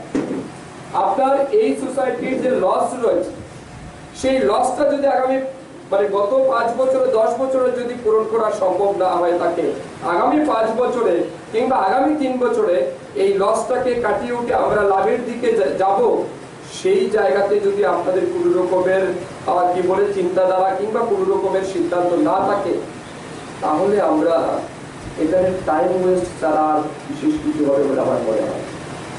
এটা টাইম ওয়েস্ট হবে, ঠিক না? আপনাদের কত এমপ্লয়ি আছে টোটাল এটাতে? সবাই 113 জন। এবারে আপনাদেরকে দায়িত্ব নিতে হবে, 113 জন এমপ্লয়ি আছে, এই 113 জনের স্যালারি আছে, তাদের টিএডি আছে, তাদের সমস্ত government benefit as well as যা আছে সবকিছু তাদেরকে দিতে হবে। তো এটাকে হিসাব করুন, আপনার আদার যেগুলি এক্সপেন্ডিচার আছে সেগুলিকে হিসাব করুন, আর আপনার এই ডায়েরিতে বা এই কোঅপারেটিভ সোসাইটির ইয়ারলি ইনকাম কত সেটা হিসাব করুন। এবারে যদি দেখা যায় যে আপনার ইয়ারলি ইনকাম আর এক্সপেন্ডিচারের মধ্যে অনেক গ্যাপ থাকছে, অর্থাৎ আপনার এক্সপেন্ডিচার বেশি আর আপনার কি বলে 2021, 22, 23 এবং 23-24 এই 3 বছরে ত্রিপুরা সরকার টার্গেট দিয়েছে প্রায় 3,56,000 প্লাস গরুকে আমরা আর্টিফিশিয়াল ইনসেমিনেশন সেক্সোডেট সিমেন্টের মাধ্যমে আমরা তাদেরকে আর্টিফিশিয়াল ইনসেমিনেশন দেব, যাতে করে 90% এই যে আমরা ইনসেমিনেশন করছি তার 100%-এর মধ্যে 90% কিন্তু ফিমেল কাপস বড় হবে আর 10% মেল কাপ বড় হবে।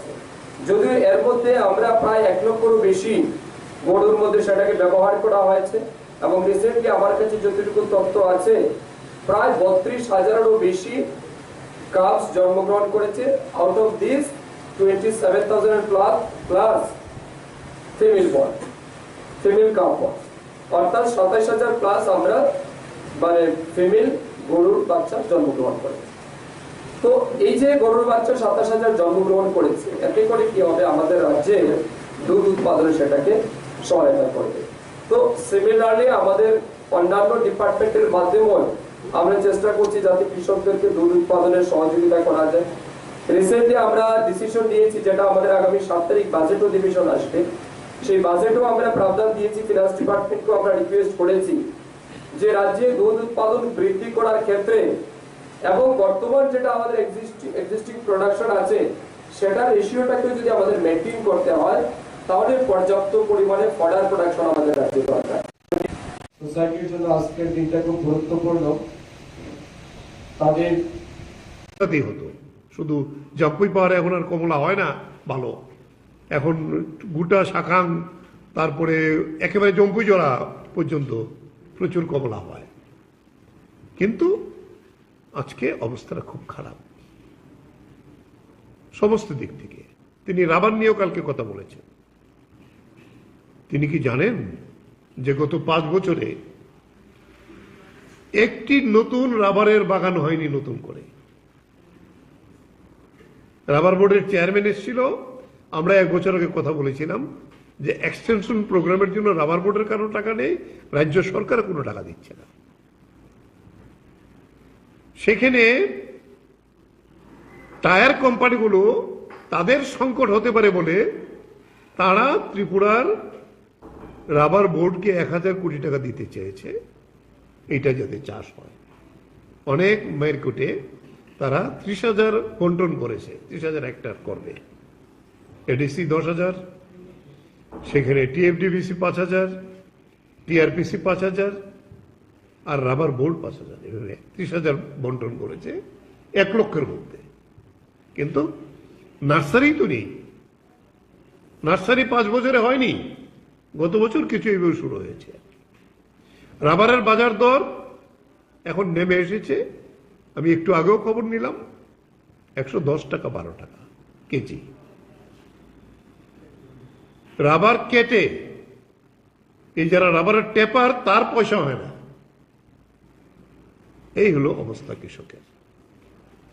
ফলে সেই জায়গায় দাঁড়িয়ে আমরা এই 15 দফা দাবি, এই সমস্ত কৃষক, আমাদের গণমুক্তি পরিষদের যারা উপজাতি কৃষক, ধান এবার কিনেই নি, যার কারণে বাজারে ধানের দাম 400 থেকে 500 টাকার মধ্যে নেমে এসেছে।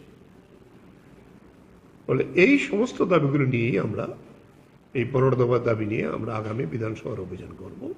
আমি প্রাথমিকভাবে এটাই বললাম, এখন আমি অনুরোধ করব গণমুক্তি পরিষদের সম্পাদককে বলার জন্য, এরপরে ক্ষেত মজুর।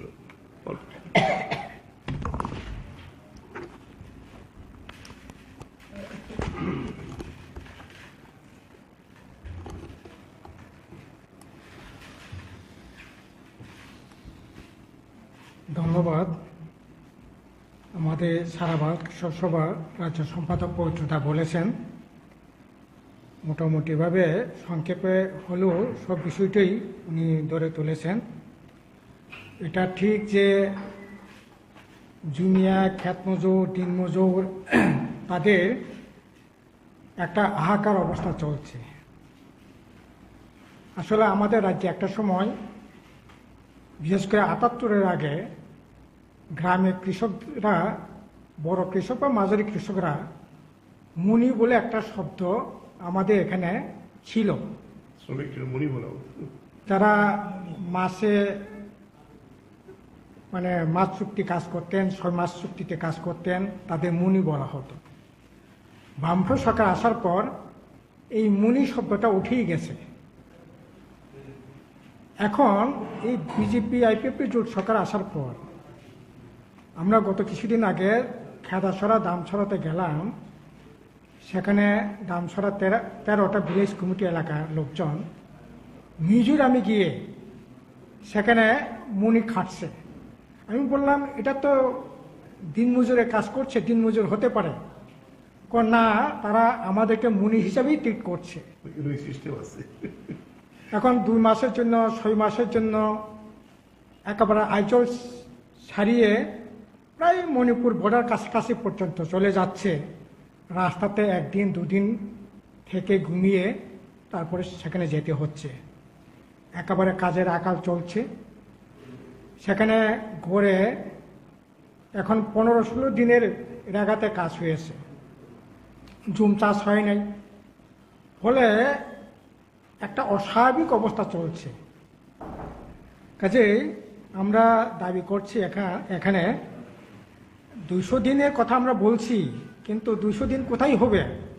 সেন্ট্রাল গভর্নমেন্ট তো এবার রেগার যে বাজেটটাই তো কমিয়ে দিয়েছে, যেখানে গত বছর 2022-23-এ 89,000 কোটি টাকা ছিল, এটা করেছে 60,000 কোটি টাকা, 29,000 কোটি টাকা কমিয়ে দিয়েছে। আমরা দেখেছি রাজ্য সরকার একইভাবে গত বছর পর্যন্ত যেখানে 325 কোটি টাকা রাবার মানে আপনার রেগার বাজেট হয়েছিল, এবার এটাকে কমিয়ে 250 কোটি টাকা করেছে, মানে 75 কোটি টাকা কমিয়ে দিয়েছে। তাহলে 200 দিন কি করে হবে? 200 দিন কি করে হবে?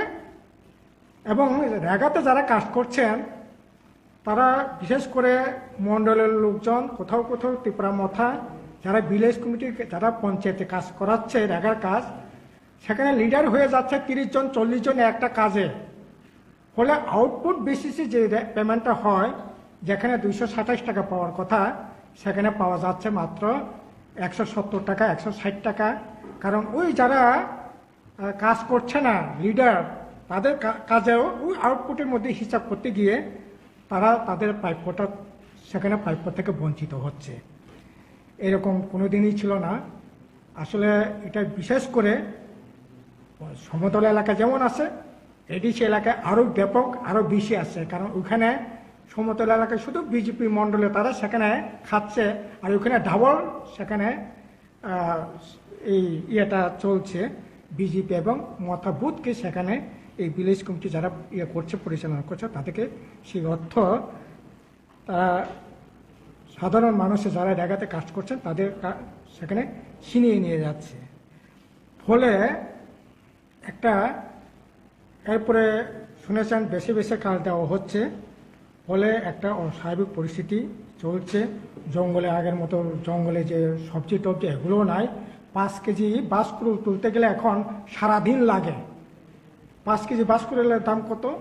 আগরতলা শহরে এখন 50 টাকা, তার মানে 250 টাকার বেশি হবে না। গাড়ি ভাড়া যদি এমনিতেই রাস্তাঘাটটা একেবারে শেষে, সেখানে গাড়ি ভাড়া দিয়ে টিয়ে একজন মানে জুমিয়া সেখানে বাঁশকুড়ুল বিক্রি করে যে খাবে, এটাও কিন্তু হচ্ছে না। এইরকম অবস্থা চলছে। এছাড়া এখানে কতগুলো পলিটিক্যাল দাবি আমরা রেখেছি। আসলে এখানে গ্রেটার ত্রিপুরাল্যান্ড নিয়ে যে সমস্ত কথাবার্তা বলছে, এখন দেখা গেছে বাস্তবে যে অভিজ্ঞতা, এখন ত্রিপুরা মথও কনস্টিটিউশন সলিউশনের কথা বলছে। এগুলো এখন কি বলবো, ইঁদুরকে যেমন বিলাই যেরকমভাবে বিড়াল যেমন খেলে, এরকমভাবে এখন মথাকে খেলছে বিজেপি। ফলে এই গ্রেটার ত্রিপুরাল্যান্ড এডিসির কাছে যে অর্থ বরাদ্দের কথা, কোনো কিছুই সেখানে থাকছে না। সেই জায়গায় আমরা বলছি কনস্টিটিউশন সলিউশন একমাত্র হতে পারে এডিসিকে আরও কিভাবে সেখানে সংবিধানে সর্বোচ্চ যে ক্ষমতা প্রদান করা, যে বিষয়বস্তু যেটা আছে সংবিধানে, এটা দেওয়ার বন্দোবস্ত করা হোক। আর ইতিমধ্যে একটা অলরেডি পার্লামেন্টে বিল উপস্থাপিত আছে, 125তম সংবিধান সংশোধনী বিল, এটা আপাতত পাস করুক। এরপরে যদি আরও সর্বোচ্চ ক্ষমতা দেওয়ার যদি থাকে, নিচেই সবার সাথে আলাপ আলোচনা করে এটা ক্ষমতা প্রদানের কথাই আমরা বলছি। গ্রেটার ত্রিপুরাল্যান্ড নয়, এটা বিভাজনের দাবি। এবং এটা করে আসলে যারা করছে ওরাও বুঝতে পারছে এটা হবে না, এটা পলিটিক্যাল দাবি। কাজেই এগুলি আমরা বলছি আরও কিভাবে এখানকার এডিসিকে আরও শক্তিশালী করা যায়। এবং আমরা সেখানে দেখছি এই যে ককবরক ভাষাকে অত্যন্ত বেশি অন্তর্ভুক্ত করার কথা বলছি। রাজ আমল পর্যন্ত বাংলা ভাষা ছিল। 79 সালে বামফ্রন্ট সরকার ককবরক ভাষাকে স্বীকৃতি দিয়েছে, কলেজ ইউনিভার্সিটি থেকে আরম্ভ করে পিএইচডি করার সেখানে সুযোগ দিয়েছে। আমরা সেখানে বলছিলাম যারা বাংলা লিপিতে লিখতে চায়, যারা ককবরকে আপনার রোমানি লিপিতে লিখতে চায়, এতে অসুবিধা নাই। আপনার হিন্দি বা ইন্ডিয়ান হিন্দি তারা সংস্কৃতির দেবনাগরী অক্ষরে হিন্দি ভাষায় লেখে। আর পাকিস্তানে হিন্দি যারা কথা বলে তারা উর্দু লিপিতে তারা লেখে। কাজেই এটা লিপিটাই মেন ভাষা উন্নয়নের জন্য, বিকাশের জন্য। এটা আমরা মনে করি না। মানুষ ঠিক করবে লিপি কী হবে। এখন গ্রেটার ত্রিপুরা ল্যান্ড থেকে লিপি জায়গায় চলে আসছে, এটা তো আসলে মানে এটা রাজনীতি করার জন্য এগুলি হচ্ছে বলেই মনে হয়। কাজে আমরা বলছি যে ভাষা বিকাশের জন্য আরও যে ক্ষেত্র আছে একাডেমিক হোক, ভাষা বিকাশের জন্য আরও উদ্যোগ গ্রহণ করা হোক। বামফ্রন্ট সরকার থাকাকালীন যে স্কুলগুলি, যে টয়লেট স্কুলগুলি, যে কলেজগুলিতে ককবরক চালু করেছে, এরপরে ককবরক ভাষার কোনো স্কুলে কোনো কলেজে এক্সপ্যান্ড করেছে এরকম দৃষ্টান্ত কারো দেখাবার মানে ক্ষমতা নেই। কাজে আমরা বলছি এটা সরকারিভাবে কীভাবে আরও বড় বেশি প্রয়োগ করা যায়, এটাকে এই ভাষাটাকে কীভাবে আরও উন্নত করা যায় এটার উপর মনোনিবেশ করা হোক। এছাড়া তো আপনারা দেখছেন বিদ্যুতের ভয়ঙ্কর অবস্থা গ্রামে। শুধু গঙ্গানগর এলাকায় আমরা গিয়ে দেখেছি, আমাদের একটা টিম আগরতলা থেকে গিয়েছিলাম, সেই গঙ্গানগর থেকে প্রায় 32 কিলোমিটার দূরে মালদা পাড়াতে, এবং ওখানকার লোকজনের সাথে কথা বলে আমরা দেখেছি প্রায় 45টা পাড়াতে বিদ্যুৎই নেই। থালছড়া, নাতিনমনু, আপনার গোবিন্দবাড়ি, পূর্ব গোবিন্দবাড়ি, মালদা, রাজধর, এই 18-র পর ওইখানে যে বিদ্যুৎ গেছে এখন পর্যন্ত বিদ্যুতের চেহারা এখনও দেখা পাওয়া যায়নি। এইরকম অবস্থা চলছে। আর বিশেষ করে গঙ্গানগরে আমরা যেখানে বলছিলাম 50 ইউনিট বিদ্যুৎ ফ্রি দেব, আর এখন ওরা বলছে 1 টাকাও যদি বাকি থাকে তাহলে চলবে না, এবং বিদ্যুতের লাইন কেটে দিয়েছে প্রায় জায়গায়। এখন কোনো জায়গায় এখন বিদ্যুতের লাইন না, আপনার ট্রান্সফরমার নষ্ট হয়ে গেলে পরে এখানে আর সারের কোনো ব্যবস্থা থাকছে না, নতুন সংযোগের কোনো ব্যবস্থা থাকছে না। বলছে সমস্ত টাকা পরিশোধ না করলে এটা দেওয়া যাবে না। অথচ রোজগার নাই, আয় নাই, উপার্জন নাই, গভর্নমেন্টের কোনো রকম সাহায্য সহযোগিতা নাই উপার্জনের জন্য। এই জায়গায় দাঁড়িয়ে এখন প্রচণ্ডভাবে একটা প্রেসারাইজ চলছে। অথচ বাজারে চালের দাম আপনার 40 টাকায় 42 টাকা, 39 টাকা। কেরাসিন এই যে থালছড়া গোবিন্দবাড়ি এলাকায় 120 টাকা, 125 টাকা। লবণ 30 টাকা। আবার কোথাও কোথাও বলছে এই যে 4 পদের যে 5 পদের যে মশলা না নিলে পরে রেশন থেকে চালও নেওয়া যাবে না। এইরকমভাবে আসলে সরকার গরিব মানুষকে সহযোগিতা করার তো দূরের কথা, মানুষের বিরুদ্ধে, সাধারণ মানুষের বিরুদ্ধে যুদ্ধ ঘোষণা করেছে। কাজেই আমরা বিধানসভায় যারা জনপ্রতিনিধি তাদের মাধ্যমে বিধানসভাতে নিয়ে যেতে চাই, মুখ্যমন্ত্রীর দৃষ্টিতে নিয়ে যাওয়ার জন্যই আমাদের এই 15 দফা দাবি। কাজে আশা করি আপনারা আমাদের এই বক্তব্য মানুষের মধ্যে নিয়ে গিয়ে এই দাবির সপক্ষে মানুষকে যাতে আমরা মানুষের পাশে যাতে দাঁড়াতে পারি, এটার জন্য আমাদের এই লড়াইটা হবে। এই হচ্ছে মোটামুটি আমার তরফ থেকে কথা।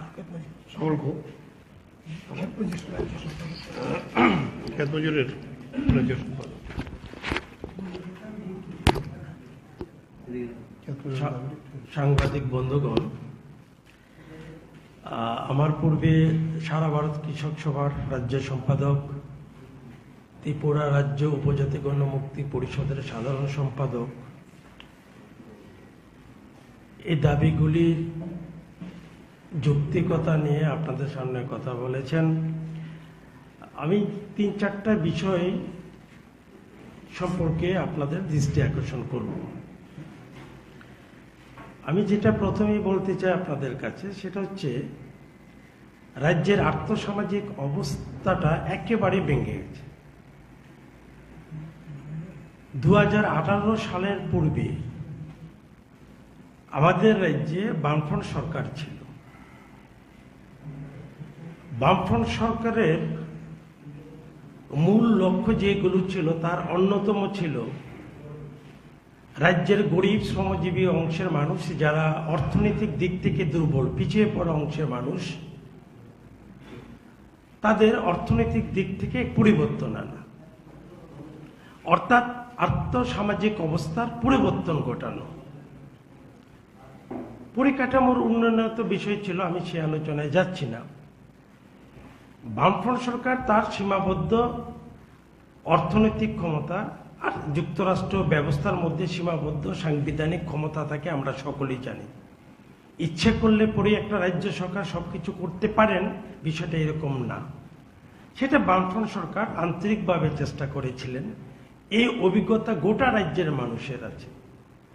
কিন্তু যে বিষয়টা আমাদের রাজ্যের মানুষকে চিন্তিত করে তুলেছে, ভাবনার মধ্যে ফেলে দিল, আমরা উদ্বিগ্ন, সেটা হচ্ছে 18 সালের পরে বিজেপির নেতৃত্বাধীন জোট সরকার প্রতিষ্ঠিত হওয়ার পরে এখন 5.5 বছর, এই সময়টুকুর মধ্যে গোটা রাজ্যের মানুষ অর্থনৈতিক দিকে বহুমুখী সংকটের সামনে দাঁড়িয়ে গেল। আমার পূর্বে যারা বলেছেন শুনেছেন আপনারা, কি পাহাড়ে কি সমতলে সব জায়গায় কাজ খাদ্যের সংকট, একটা গোটা রাজ্যের মধ্যে একটা হাহাকার সেখানে তৈরি হয়েছে। এটা গোটা রাজ্যের মানুষের অভিজ্ঞতার মধ্যেই রয়েছে। আমরা যে চার্টার অফ ডিমান্ড যেটা তৈরি করেছি 3টা সংগঠনের পক্ষ থেকে, যে 15টা যে দাবি আমরা তৈরি করেছি, তাতে সিংহভাগ গোটা রাজ্যের গরিব শ্রমজীবী অংশের মানুষের স্বার্থ সংশ্লিষ্ট বিষয়গুলো যুক্ত। আমাদের যেমন আছে কৃষক সভা, ক্ষেত মজুর, জিএমপি, আমাদের যেমন আছে, এবং সমাজের সকল স্তরের মানুষের বিষয়গুলো এখানে যুক্ত আছে। তাতে আমরা যেটা বলেছি যে আমাদের বছরে 365 দিনের মধ্যে 200 দিনের কাজের ব্যবস্থা করতে হবে। পবিত্রদা বলেছেন আপনাদের কাছে, চিত্রটা কি গোটা রাজ্যের যারা বলা যায় রাজ্যের একটা বড় অংশের গরিব অংশের মানুষ, ক্ষেত মজুর, প্রান্তিক কৃষক, যারা এই রেগার কাজের উপর একটা সময় নির্ভরশীল ছিল, অর্থাৎ গ্রামীণ কর্মসংস্থানের বড় একটা বিষয় ছিল এই রেগাতে। কিন্তু এখন যেটা দেখা যায়, বছরে সেখানে 32-33 দিনে বেশি কাজ হয় না। তার নিয়ে নানান দুর্নীতি, এটা রাধাদা বলবার চেষ্টা করেছেন, আমি সেদিকে যাচ্ছি না। শহরে যারা গরিব অংশের মানুষ, অর্থাৎ আরবান এলাকায় বিভিন্ন স্লামগুলোতে, বস্তিগুলোতে যে গরিব মানুষগুলো বসবাস করেন, অর্থনৈতিক দিক থেকে যারা দুর্বল, এই অংশ মানুষগুলোর জন্য টুয়েব চালু করেছিল রাজ্যের বামফ্রন্ট সরকার। এখানে কি দেখা যায়, সেখানে 18-19 দিনে বেশি কাজ হচ্ছে না। আমরা তো এই গল্প শুনেছিলাম, ডাবল ইঞ্জিনের সরকার। এখনো রাজ্যের মুখ্যমন্ত্রী থেকে শুরু করে মন্ত্রিসভার যারা সদস্যরা প্রতিদিনকার ঘটনা, সেখানে বিভিন্ন গল্প শুনিয়ে যাচ্ছেন মানুষকে। বাস্তব চিত্রটা কি গোটা রাজ্যের?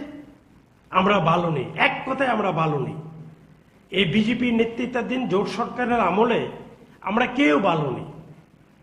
এখানে গণতান্ত্রিক অধিকারকে যেমন জবাই করা হয়েছে, এগুলো জানেন, আমি সে ব্যাখ্যায় যাচ্ছি না। সমস্ত দিক থেকে আমরা আজ আক্রান্ত। সুতরাং সেখানে আমরা বলেছি যে বছরে 200 দিনের কাজের ব্যবস্থা করতে হবে।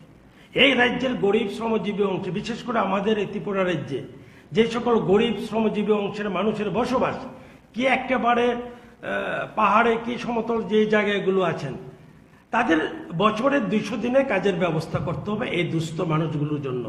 আর আমরা বলছি 600 টাকা মজুরি দিতে হবে। কেন দিতে হবে? জিনিসপত্রের দাম যেভাবে বাড়ছে, লাফিয়ে লাফিয়ে জিনিসপত্রের দামগুলো বাড়ছে, গরিব শ্রমজীবী অংশের মানুষের মানে নাগালের বাইরে, ক্রয় ক্ষমতার বাইরে চলে যাচ্ছে, এ একটা অবস্থা। সেখানে বারে বারে বাজারে গেলে যেটি কিনতে যাবেন, যেটার মধ্যে হাত দেবেন, সেখানে আগুনে ছেঁকা লাগবে। অবস্থাটা এরকম। মানুষ ভীষণভাবে সেখানে ভয়ানক কষ্টের মধ্যে দিয়ে তাদের জীবনযাপন করতে হচ্ছে, বিশেষ করে রাজ্যের গরিব অংশের মানুষ, দুস্থ মানুষগুলো। তো আমরা বলছি যে গোটা দেশে যে জিনিসপত্রের দাম যেভাবে বাড়ছে এবং তার মূল্য সূচকের ভিত্তিতে 600 টাকা সেখানে দৈনিক মজুরি হওয়া দরকার, এই ডিমান্ড আমরা করেছি। এবং আপনারা জানেন আমাদের দেশের যে কৃষিক্ষেত্র তার 15%, 15% জাতীয় আয়ের 15% অর্জিত হয় এগ্রি সেক্টর থেকে, কৃষিক্ষেত্র থেকে। আজকে কি দেশ এবং কি রাজ্য, আমরা বহু গল্প শুনছি। সে এগ্রি সেক্টরকে বা কৃষিক্ষেত্রকে উন্নত করবার প্রশ্নে কৃষকদের পাশে দাঁড়াবার জন্যে যে ধরনের বাস্তবমুখী পরিকল্পনা বা সিদ্ধান্ত নিয়ে সরকারগুলো এগিয়ে আসা দরকার, সেটা কিন্তু লক্ষ্য করা যাচ্ছে না। শুধু আমরা ভাষণ শুনছি, গল্প শুনছি, এটাই আমরা লক্ষ্য করছি। আর যে বিষয়টা আমি আপনাদের কাছে উল্লেখ করতে চাই সেটা হচ্ছে কৃষক। আমাদের রাজ্যে দৈনিক কৃষকের সংখ্যা খুবই কম, বিশেষ করে মাঝারি কৃষক বা প্রান্তিক কৃষকের সংখ্যাটাই আমাদের রাজ্যে বেশি। তো এই যে প্রান্তিক কৃষক, ভূমিহীন ক্ষেতমজুর, জুমিয়া, তাদের আমরা বলছি যে 60 বছর হলে তাদের পেনশনের ব্যবস্থা করতে হবে। সরকারি কর্মচারী যেমন আমাদের সম্পদ সৃষ্টি করার পেছনে তাদের কন্ট্রিবিউশন আছেন, আমাদের এই জুমিয়া, প্রান্তিক কৃষক, ভূমিহীন ক্ষেতমজুর, তাদেরও অবদান আছে। সুতরাং সেই ক্ষেত্রে যারা 60 বছরের ঊর্ধ্বে তাদেরও সেখানে সরকারের পেনশনের ব্যবস্থা করতে হবে। আর আমরা বলছি ভূমিহীন, গৃহহীন যারা, এগুলোর মানে সঠিকভাবে যেন ওরা পায়, সেইভাবে অর্থ বরাদ্দ করা হয়।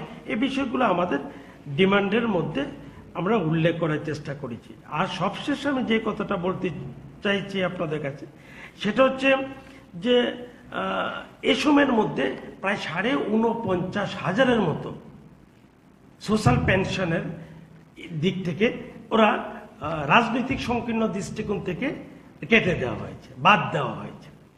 এটা নিয়ে আমরা প্রতিবাদ করেছি, কৃষক সভা, আমরা জিএমপি, ক্ষেত মজুর বারংবার এই বিষয়টা প্রতিবাদ করেছি। আমাদের রাজ্যের যিনি সোশ্যাল ওয়েলফেয়ার ডিপার্টমেন্টের ডিরেক্টর, ওনার কাছে আমাদের সংগঠন থেকে আমরা ডেপুটেশনে মিলিত হয়েছি, বলেছি এই কথাগুলো। যারা প্রকৃত ভাতা প্রাপক, যাদেরকে রাজনৈতিক সংকীর্ণ দৃষ্টিকোণ থেকে বাদ দেওয়া হয়েছে, তাদের নাম নথিভুক্ত করে সেখানে তাদের ভাতার ব্যবস্থা করতে হবে। এটা গোটা রাজ্যে একটা ব্যাপক, কি ধর্মনগর থেকে সাবরুম পর্যন্ত একটা ভয়ানক চিত্র সেখানে লক্ষ্য করা যাচ্ছে। আর ভাতার টাকা নিয়মিত অ্যাকাউন্টে ঢুকছে না, এ আর এক মুশকিলের ব্যাপার। যারা এই ভাতার উপর নির্ভরশীল, গরিব অংশের মানুষ, ওষুধ কিনতেন, খাওয়ার সংস্থান হতো, তারা 3 মাস, 4 মাস, 5 মাস সে ভাতার টাকার পাচ্ছেন না, এরকম একটা চিন্তা। অথচ রাজ্যের মন্ত্রিসভার সদস্য, মুখ্যমন্ত্রী প্রতিদিন নানান রকম ভাবে বিভ্রান্তকর তথ্য দিচ্ছেন মানুষকে বিভ্রান্ত করবার জন্যে। এই বিষয়গুলো নিয়ে আমরা 12ই জুলাই আমরা বলা যায় 3টা সংগঠনের আহ্বানে একটু বড় পরিসরে আমরা ডেপুটেশনে যাব। রাজ্য সরকার নিশ্চয়ই সহযোগিতা করবেন। নানা রকম প্রতিবন্ধকতা যদি তৈরি করার চেষ্টা করেন, এগুলো মারিয়ে আমরা এই জনগণের, বিশেষ করে 3টা সংগঠনের, গরিব অংশের মানুষের স্বার্থ সংশ্লিষ্ট এই দাবিগুলো নিয়ে আমরা সেদিন সমস্ত বাধা বিপত্তি, প্রতিবন্ধকতা এগুলোকে উপেক্ষা করে আমরা আমাদের মিছিল বা আমাদের কর্মসূচি আমরা জারি রাখব। কিছু কথা আছে, প্রশ্ন থাকলে করতে পারেন।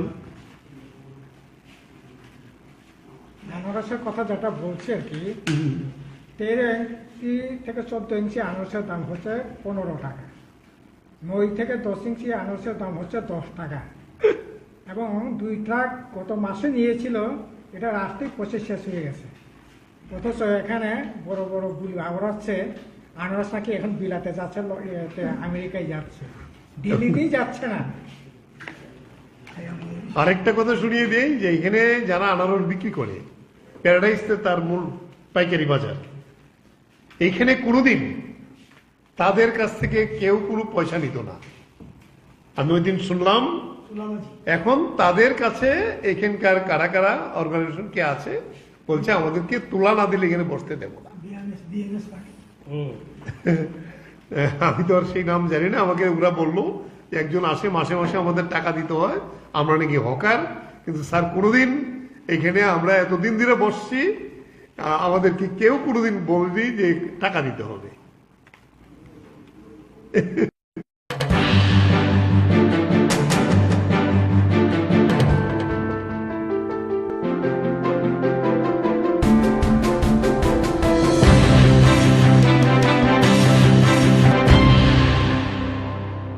হতো শুধু জম্পুই পাহাড়ে এখন আর কমলা হয় না ভালো, এখন গোটা শাখাং তারপরে একেবারে জম্পুই জোড়া পর্যন্ত প্রচুর কমলা হয়। কিন্তু আজকে অবস্থাটা খুব খারাপ সমস্ত দিক থেকে। তিনি রাবার নিয়েও কালকে কথা বলেছেন। তিনি কি জানেন যে গত 5 বছরে একটি নতুন রাবারের বাগান হয়নি নতুন করে। রাবার বোর্ডের চেয়ারম্যান এসেছিল, আমরা 1 বছর আগে কথা বলেছিলাম যে এক্সটেনশন প্রোগ্রামের জন্য রাবার বোর্ডের কারো টাকা নেই, রাজ্য সরকার কোনো টাকা দিচ্ছে না। সেখানে টায়ার কোম্পানিগুলো তাদের সংকট হতে পারে বলে তারা ত্রিপুরার রাবার বোর্ডকে 1000 কোটি টাকা দিতে চেয়েছে, এটা যাতে চাষ হয়। অনেক মেরকুটে তারা 30,000 বন্টন করেছে, 30,000 হেক্টর করবে। এডিসি 10,000, সেখানে টিএফডিবিসি 5,000, টিআরপিসি 5,000 আর রাবার বোর্ড 5,000, এভাবে 30,000 বন্টন করেছে 1 লক্ষের মধ্যে। কিন্তু নার্সারি তো নেই, নার্সারি 5 বছরে হয়নি, গত বছর কিছু এইভাবে শুরু হয়েছে। রাবারের বাজার দর এখন নেমে এসেছে, আমি একটু আগেও খবর নিলাম 110 টাকা 12 টাকা কেজি।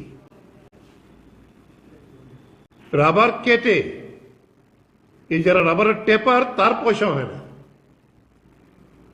এই হলো অবস্থা কৃষকের। বলে সেই জায়গায় দাঁড়িয়ে আমরা এই 15 দফা দাবি সমস্ত আমাদের গণমুক্তি পরিষদের যারা উপজাতি কৃষক ধান এবার কিনিনি, যার কারণে বাজারে ধানের দাম 400 থেকে 500 টাকার মধ্যে নেমে এসেছে। বলে এই সমস্ত দাবিগুলো নিয়ে আমরা এই 15 দফা দাবি নিয়ে আমরা আগামী বিধানসভা অভিযান করব। আমি প্রাথমিকভাবে এটাই বললাম, এখন আমি অনুরোধ করব গণমুক্তি পরিষদের সম্পাদককে বলার জন্য, এরপরে ক্ষেত মজুর।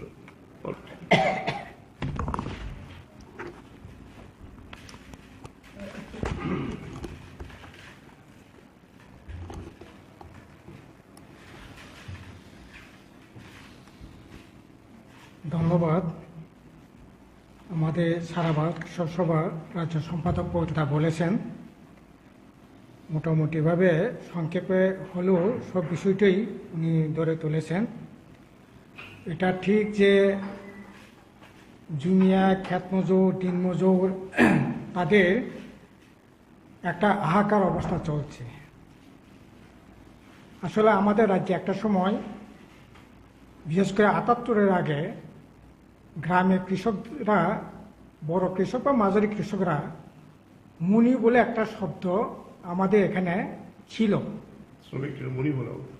যারা মাসে মানে মাস চুক্তি কাজ করতেন, 6 মাস চুক্তিতে কাজ করতেন, তাদের মুনি বলা হতো। বামফ্রন্ট সরকার আসার পর এই মুনি শব্দটা উঠেই গেছে। এখন এই বিজেপি আইপিএফ জোট সরকার আসার পর আমরা গত কিছুদিন আগে খেদাছড়া দামছড়াতে গেলাম। সেখানে দামছড়া 13টা ভিলেজ কমিটি এলাকার লোকজন মিজোরামে গিয়ে মুনি খাটছে। আমি বললাম এটা তো দিন মজুরের কাজ করছে, দিন মজুর হতে পারে।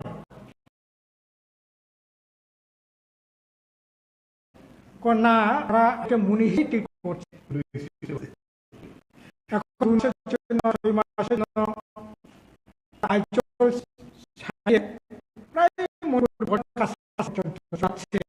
রাস্তায় কিন্তু ঘুমিয়ে সেখানে যে হচ্ছে বাজে রাখা হচ্ছে।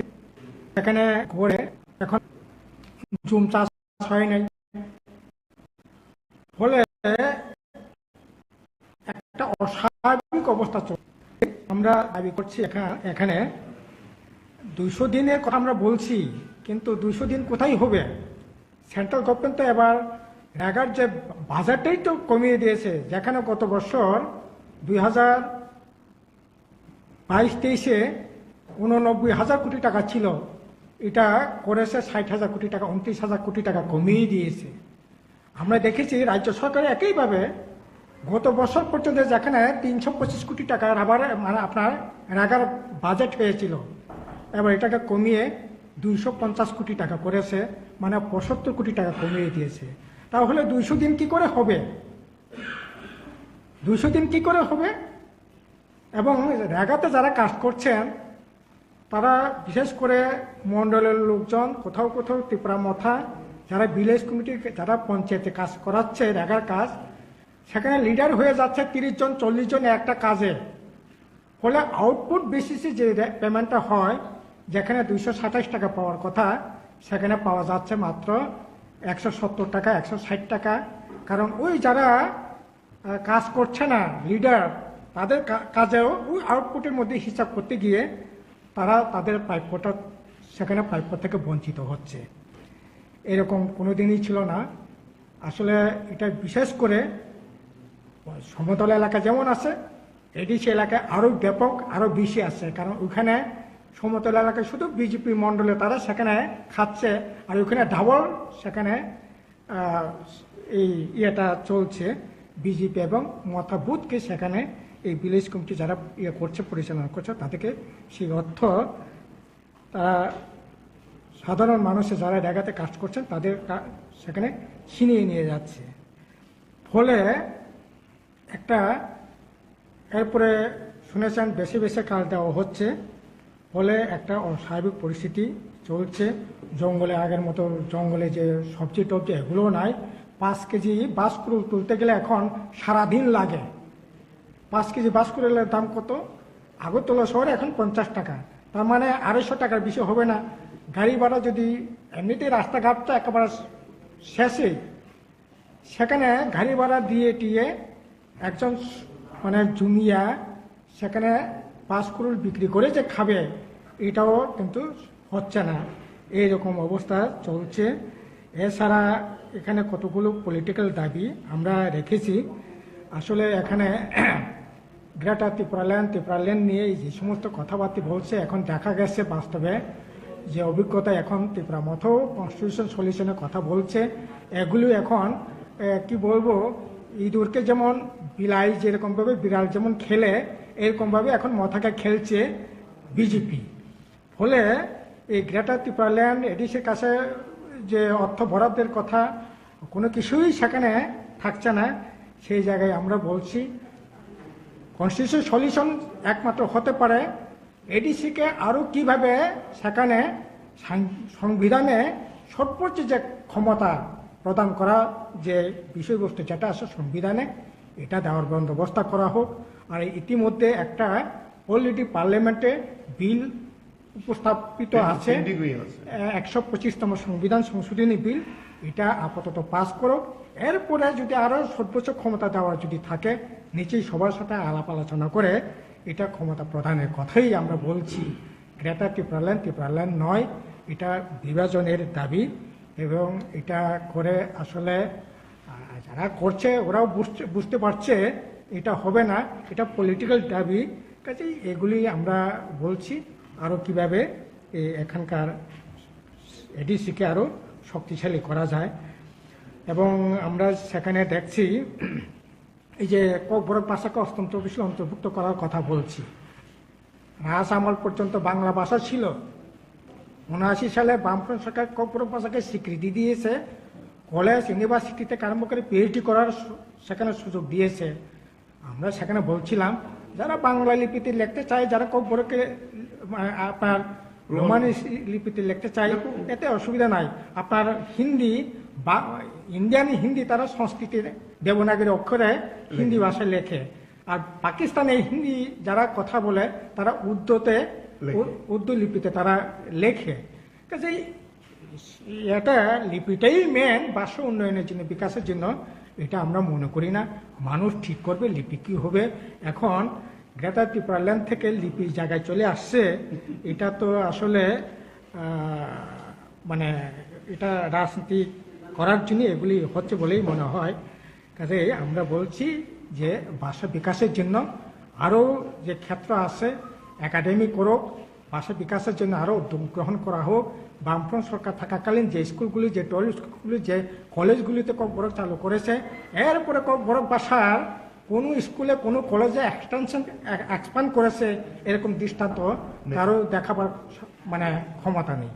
কাজে আমরা বলছি এটা সরকারিভাবে কীভাবে আরও বড় বেশি প্রয়োগ করা যায়, এটাকে এই ভাষাটাকে কীভাবে আরও উন্নত করা যায় এটার উপর মনোনিবেশ করা হোক।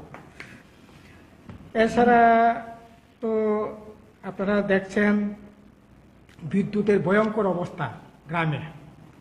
শুধু গঙ্গানগর এলাকায় আমরা গিয়ে দেখেছি, আমাদের একটা টিম আগরতলা থেকে গিয়েছিলাম, সেই গঙ্গানগর থেকে প্রায় 32 কিলোমিটার দূরে মালদা পাড়াতে, এবং ওখানকার লোকজনের সাথে কথা বলে আমরা দেখেছি প্রায় 45টা পাড়াতে বিদ্যুৎই নেই। থালছড়া, নাতিনমনু, আপনার গোবিন্দবাড়ি, পূর্ব গোবিন্দবাড়ি, মালদা, রাজধর, এই 18-র পর ওইখানে যে বিদ্যুৎ গেছে এখন পর্যন্ত বিদ্যুতের চেহারা এখনও দেখা পাওয়া যায়নি। এইরকম অবস্থা চলছে। আর বিশেষ করে গঙ্গানগরে আমরা যেখানে বলছিলাম 50 ইউনিট বিদ্যুৎ ফ্রি দেব, আর এখন ওরা বলছে 1 টাকাও যদি বাকি থাকে তাহলে চলবে না, এবং বিদ্যুতের লাইন কেটে দিয়েছে প্রায় জায়গায়। এখন কোনো জায়গায় এখন বিদ্যুতের লাইন না, আপনার ট্রান্সফরমার নষ্ট হয়ে গেলে পরে এখানে আর সারের কোনো ব্যবস্থা থাকছে না, নতুন সংযোগের কোনো ব্যবস্থা থাকছে না। বলছে সমস্ত টাকা পরিশোধ না করলে এটা দেওয়া যাবে না। অথচ রোজগার নাই, আয় নাই, উপার্জন নাই, গভর্নমেন্টের কোনো রকম সাহায্য সহযোগিতা নাই উপার্জনের জন্য। এই জায়গায় দাঁড়িয়ে এখন প্রচণ্ডভাবে একটা প্রেসারাইজ চলছে। অথচ বাজারে চালের দাম আপনার 40 টাকায় 42 টাকা, 39 টাকা। কেরাসিন এই যে থালছড়া গোবিন্দবাড়ি এলাকায় 120 টাকা, 125 টাকা। লবণ 30 টাকা। আবার কোথাও কোথাও বলছে এই যে 4 পদের যে 5 পদের যে মশলা না নিলে পরে রেশন থেকে চালও নেওয়া যাবে না। এইরকমভাবে আসলে সরকার গরিব মানুষকে সহযোগিতা করার তো দূরের কথা, মানুষের বিরুদ্ধে, সাধারণ মানুষের বিরুদ্ধে যুদ্ধ ঘোষণা করেছে। কাজেই আমরা বিধানসভায় যারা জনপ্রতিনিধি তাদের মাধ্যমে বিধানসভাতে নিয়ে যেতে চাই, মুখ্যমন্ত্রীর দৃষ্টিতে নিয়ে যাওয়ার জন্যই আমাদের এই 15 দফা দাবি। কাজে আশা করি আপনারা আমাদের এই বক্তব্য মানুষের মধ্যে নিয়ে গিয়ে এই দাবির সপক্ষে মানুষকে যাতে আমরা মানুষের পাশে যাতে দাঁড়াতে পারি, এটার জন্য আমাদের এই লড়াইটা হবে। এই হচ্ছে মোটামুটি আমার তরফ থেকে কথা।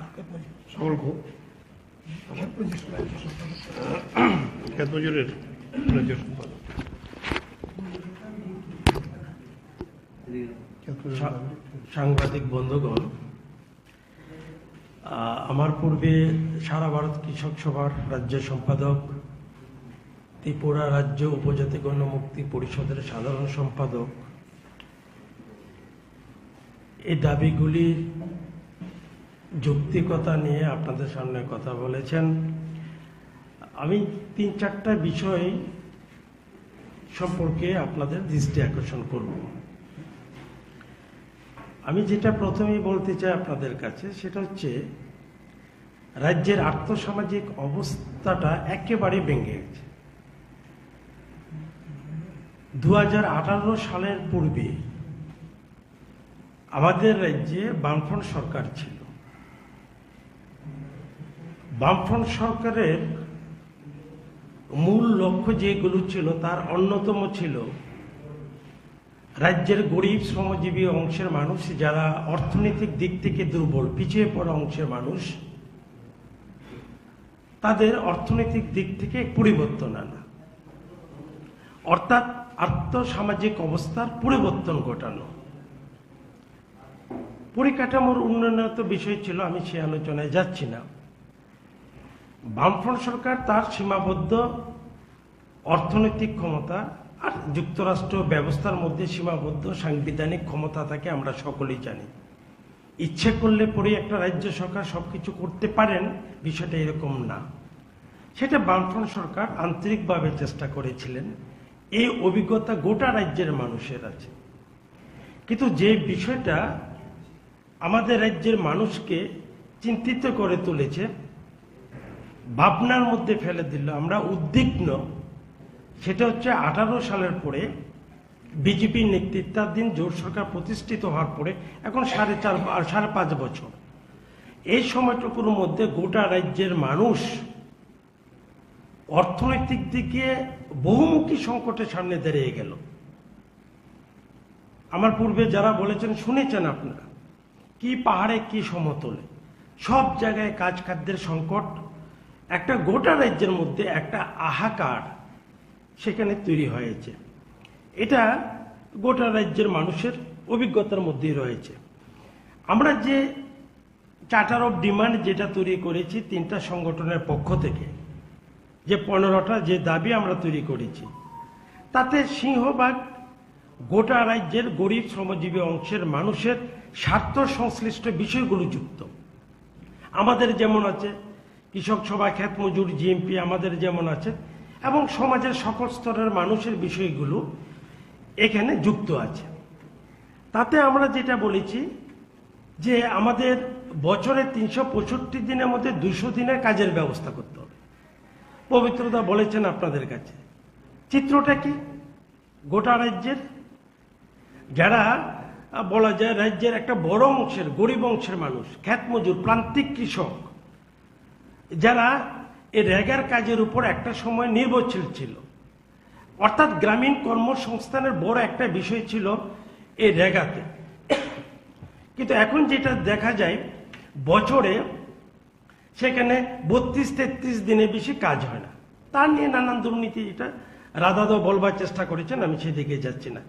শহরে যারা গরিব অংশের মানুষ, অর্থাৎ আরবান এলাকায় বিভিন্ন স্লামগুলোতে, বস্তিগুলোতে যে গরিব মানুষগুলো বসবাস করেন, অর্থনৈতিক দিক থেকে যারা দুর্বল, এই অংশ মানুষগুলোর জন্য টুয়েব চালু করেছিল রাজ্যের বামফ্রন্ট সরকার। এখানে কি দেখা যায়, সেখানে 18-19 দিনে বেশি কাজ হচ্ছে না। আমরা তো এই গল্প শুনেছিলাম, ডাবল ইঞ্জিনের সরকার। এখনো রাজ্যের মুখ্যমন্ত্রী থেকে শুরু করে মন্ত্রিসভার যারা সদস্যরা প্রতিদিনকার ঘটনা, সেখানে বিভিন্ন গল্প শুনিয়ে যাচ্ছেন মানুষকে। বাস্তব চিত্রটা কি গোটা রাজ্যের? আমরা ভালো নেই, এক কথায় আমরা ভালো নেই। এই বিজেপি নেতৃত্বাধীন জোট সরকারের আমলে আমরা কেউ ভালো নেই। এখানে গণতান্ত্রিক অধিকারকে যেমন জবাই করা হয়েছে, এগুলো জানেন, আমি সে ব্যাখ্যায় যাচ্ছি না।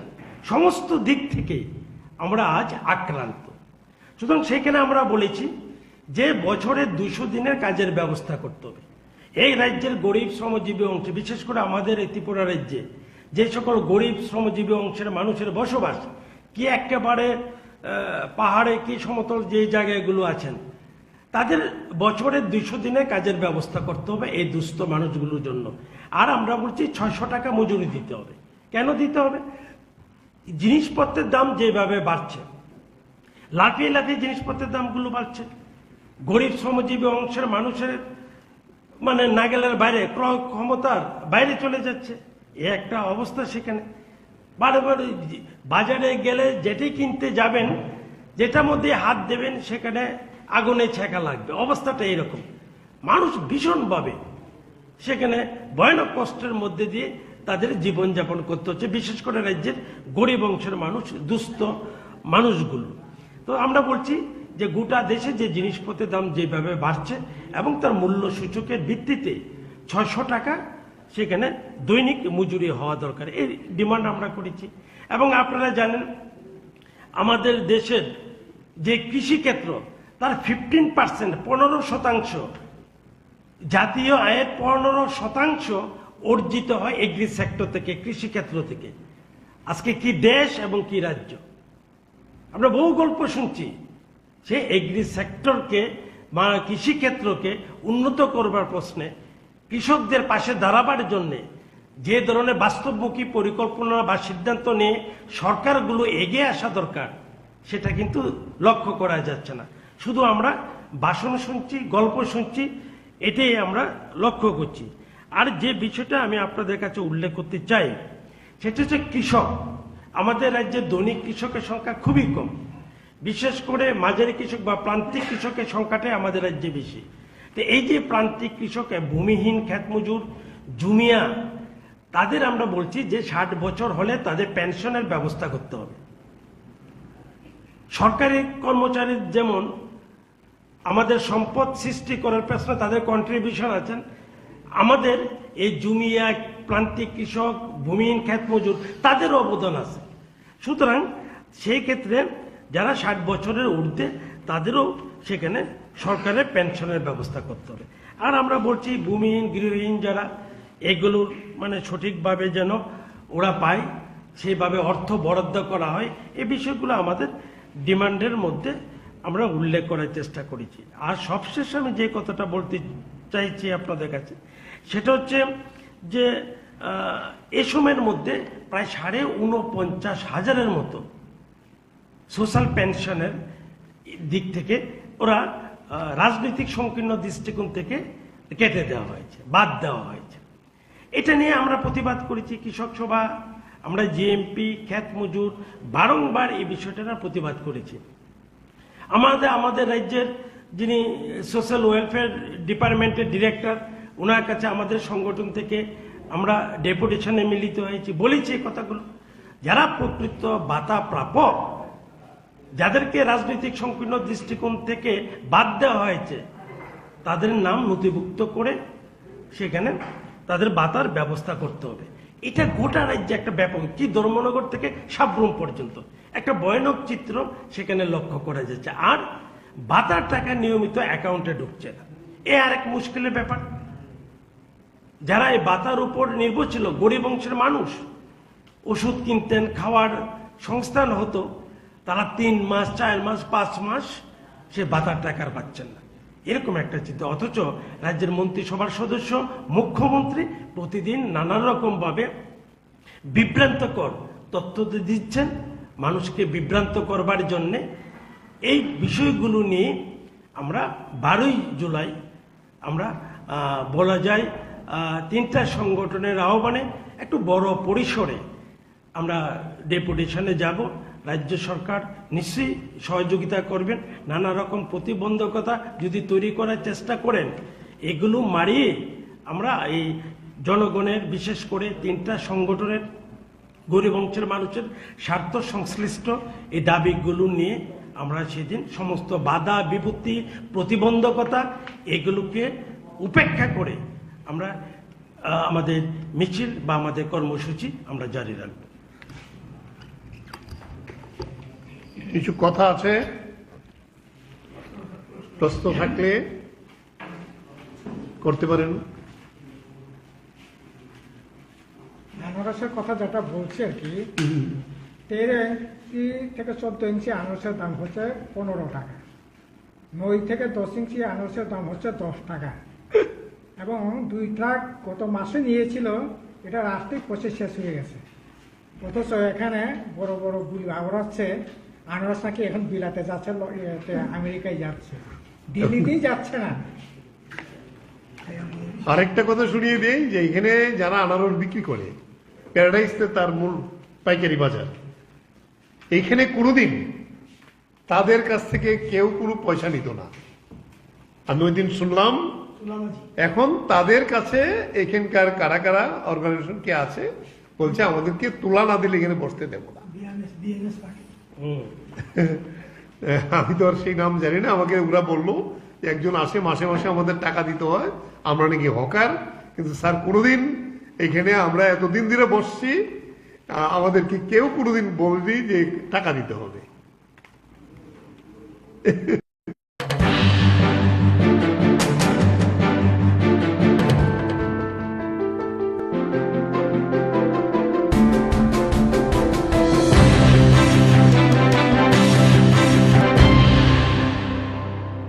হতো শুধু জম্পুই পাহাড়ে এখন আর কমলা হয় না ভালো, এখন গোটা শাখাং, তারপরে একেবারে জম্পুই জোড়া পর্যন্ত প্রচুর কমলা হয়। কিন্তু আজকে অবস্থাটা খুব খারাপ সমস্ত দিক থেকে। তিনি রাবার নিয়েও কালকে কথা বলেছেন।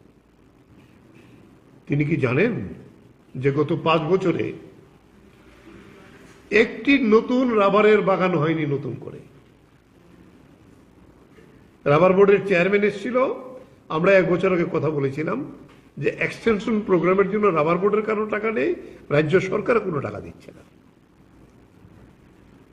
সেখানে টায়ার কোম্পানিগুলো তাদের সংকট হতে পারে, তারা পুরার রাবার বোর্ডকে 1,000 কোটি টাকা দিতে চেয়েছে, এটা যাতে চাপ হয়। অনেক মার্কেটে তারা 30,000 বন্টন করে, 30,000 একটা করবে, এডিসি 5,000, টিএফডিবি 5,000, টিআরপি 5,000, আর আবার বোর্ড 5,000, 30,000 বন্টন করেছে 1 লক্ষ করতে। কিন্তু নার্সারি তো নেই, নার্সারি 5 বছর হয়নি, গত বছর কেউ শুরু হয়েছে। রাবারের বাজার এখন নেমে গেছে, আমি একটু আগেও কম নিলাম, 110 বা 12 টাকা কেজি। রাবার কেটে যারা রাবারের টেপ তার পয়সা হয় না। এই হলো কৃষকের ফলে সেই যে দাঁড়িয়ে আমরা এই পনেরো দাবি এই সমস্ত কৃষক, আমাদের গণমুক্তি পরিষদের যারা উপজাতি কৃষক, ধান এবার কিনিনি, যার কারণে বাজারে দাম 400 থেকে 500 টাকার মধ্যে নেমে এসেছে। এই সমস্ত দাবিগুলো নিয়ে আমরা এই 15 দফা দাবি নিয়ে আমরা আগামী বিধানসভার অভিযান করব। আমি প্রাথমিকভাবে এটি বললাম, এখন আমি অনুরোধ করব গণমুক্তি পরিষদের সম্পর্কে বলার জন্য। ক্ষেত মজুর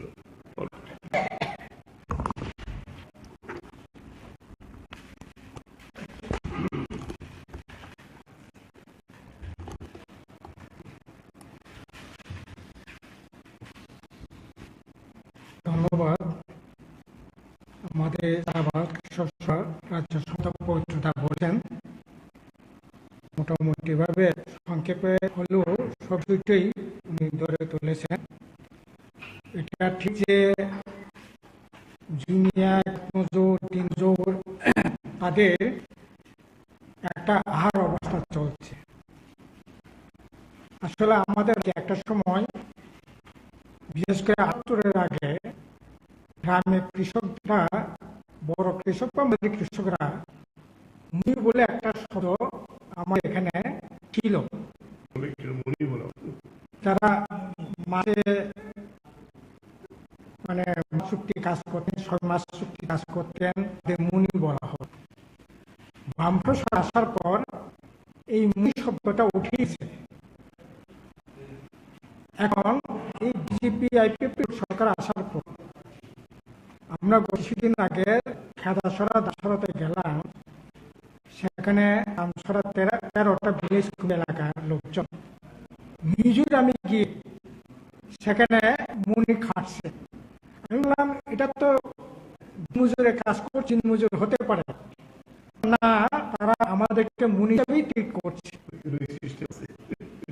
এখন 2 মাসের জন্য, 6 মাসের জন্য আইচল ছাড়িয়ে মণিপুর বর্ডার কাছে পর্যন্ত চলে যাচ্ছে। রাস্তাতে 1 দিন 2 দিন থেকে ঘুমিয়ে তারপরে সেখানে যেতে হচ্ছে। একটা কাজের আকাল হচ্ছে সেখানে ঘুরে, এখন 15 দিনের এলাকাতে কাজ হচ্ছে, জুম হয় নাই, হয়ে একটা অস্বাভাবিক অবস্থা চলছে। কাজে আমরা দাবি করছি, এখানে 200 দিনের কথা আমরা বলছি, কিন্তু 200 দিন কোথায় হবে? সেন্ট্রাল গভর্নমেন্ট তো এবার রাজ্যে ভাটেই তো কমিয়েছে, যেখানে বছর 2023-এ 89,000 কোটি টাকা ছিল, এটা করেছে 6,000 কোটি টাকা, 49,000 কোটি টাকা কমিয়ে দিয়েছে। আমরা দেখি রাজ্য সরকার একভাবে গত বছর যেখানে 125 কোটি টাকা আবার বাজেট হয়েছিল, এটাকে কমিয়ে 250 কোটি টাকা করেছে, মানে 75 কোটি টাকা কমিয়েছে। তাহলে 200 দিন কি করে হবে? 200 দিন করে হবে। এবং জায়গাতে কাজ করছেন বিশেষ করে মন্ডল লোকজন, কোথাও কোথাও ত্রিপুরা যারা ভিলেজ কমিটির পঞ্চায়েতে কাজ পাচ্ছে জায়গার কাজ, সে লিডার হয়ে যা 30 জন 40 জন একটা কাজে আউটপুট বেশি যে ব্যাপারটা হয়, যেখানে 260 টাকা পাওয়ার কথা সেখানে পাওয়া যাচ্ছে মাত্র 170 টাকা 180 টাকা। এবং ওই যারা কাজ করছে না লিডার, তাদের কাজের ওই আউটপুটের মধ্যে হিসাব করতে গিয়ে তারা তাদের প্রাপ্যটা সেখানে থেকে বঞ্চিত হচ্ছে। এরকম দিনই ছিল না আসলে। এটা বিশেষ করে সমতল এলাকা যেমন আছে, এই এলাকায় আরো ব্যাপক আরো বেশি আছে, কারণ ওখানে সমতল এলাকায় শুধু বিজেপি মন্ডলে তারা সেখানে খাচ্ছে, আর ওখানে ডাবল সেখানে এইটা চলছে। বিজেপি মতাভূত সেখানে ভিলেজ কমিটি যারা করছে পরিচালনা করছে তা থেকে সেই অর্থ সাধারণ মানুষের যারা জায়গাতে করছেন তাদের সেখানে ছিনিয়ে নিয়ে যাচ্ছে। ফলে এটা এরপরে শুনেছে বেশি বেশি কাজ দেওয়া হচ্ছে, ফলে একটা স্বাভাবিক পরিস্থিতি চলছে। জঙ্গলের মতো জঙ্গল যে সবজি তো এগুলো নাই। 5 কেজি বাঁশকুড়ুল তুলতে যখন সারাদিন লাগে, 5 বাঁশকুড়ুলের দাম তো আতলা শহরে এখন 50 টাকা, মানে 250 টাকা হবে না। গাড়ি ভাড়া যদি এমনিতে রাস্তাটা একেবারে শেষ, সেখানে গাড়ি ভাড়া দিয়ে একজন জমিয়া সেখানে বাঁশকুড়ুল বিক্রি করে যে খাবে, এটাও কিন্তু হচ্ছে না।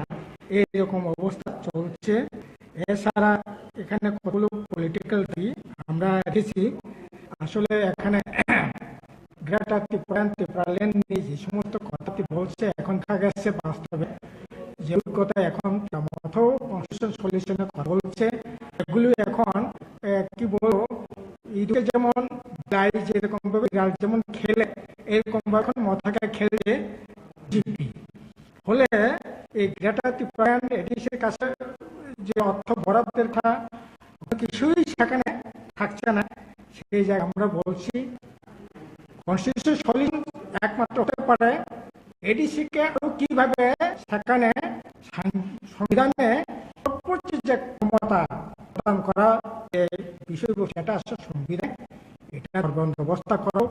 আর এর মধ্যে একটা পলিটিক্যাল পার্লামেন্টে বিল উপস্থাপিত আছে 125 সংবিধান সংশোধনী বিল, আপাতত পাস করো। এরপরে যদি আরো সর্বোচ্চ ক্ষমতা দেওয়া থাকে সবার সাথে আলোচনা করে এটা ক্ষমতা প্রদানের কথাই বলছি। গ্রেটার ত্রিপুরা ল্যান্ড নয়, এটা বিভাজনের দাবি। এবং এটা করে আসলে যারা করছে ওরাও বুঝতে পারছে এটা হবে না, এটা পলিটিক্যাল দাবি। এগুলি আমরা বলি আরো কিভাবে এখানকার এসিকে আরো শক্তিশালী করা যায়।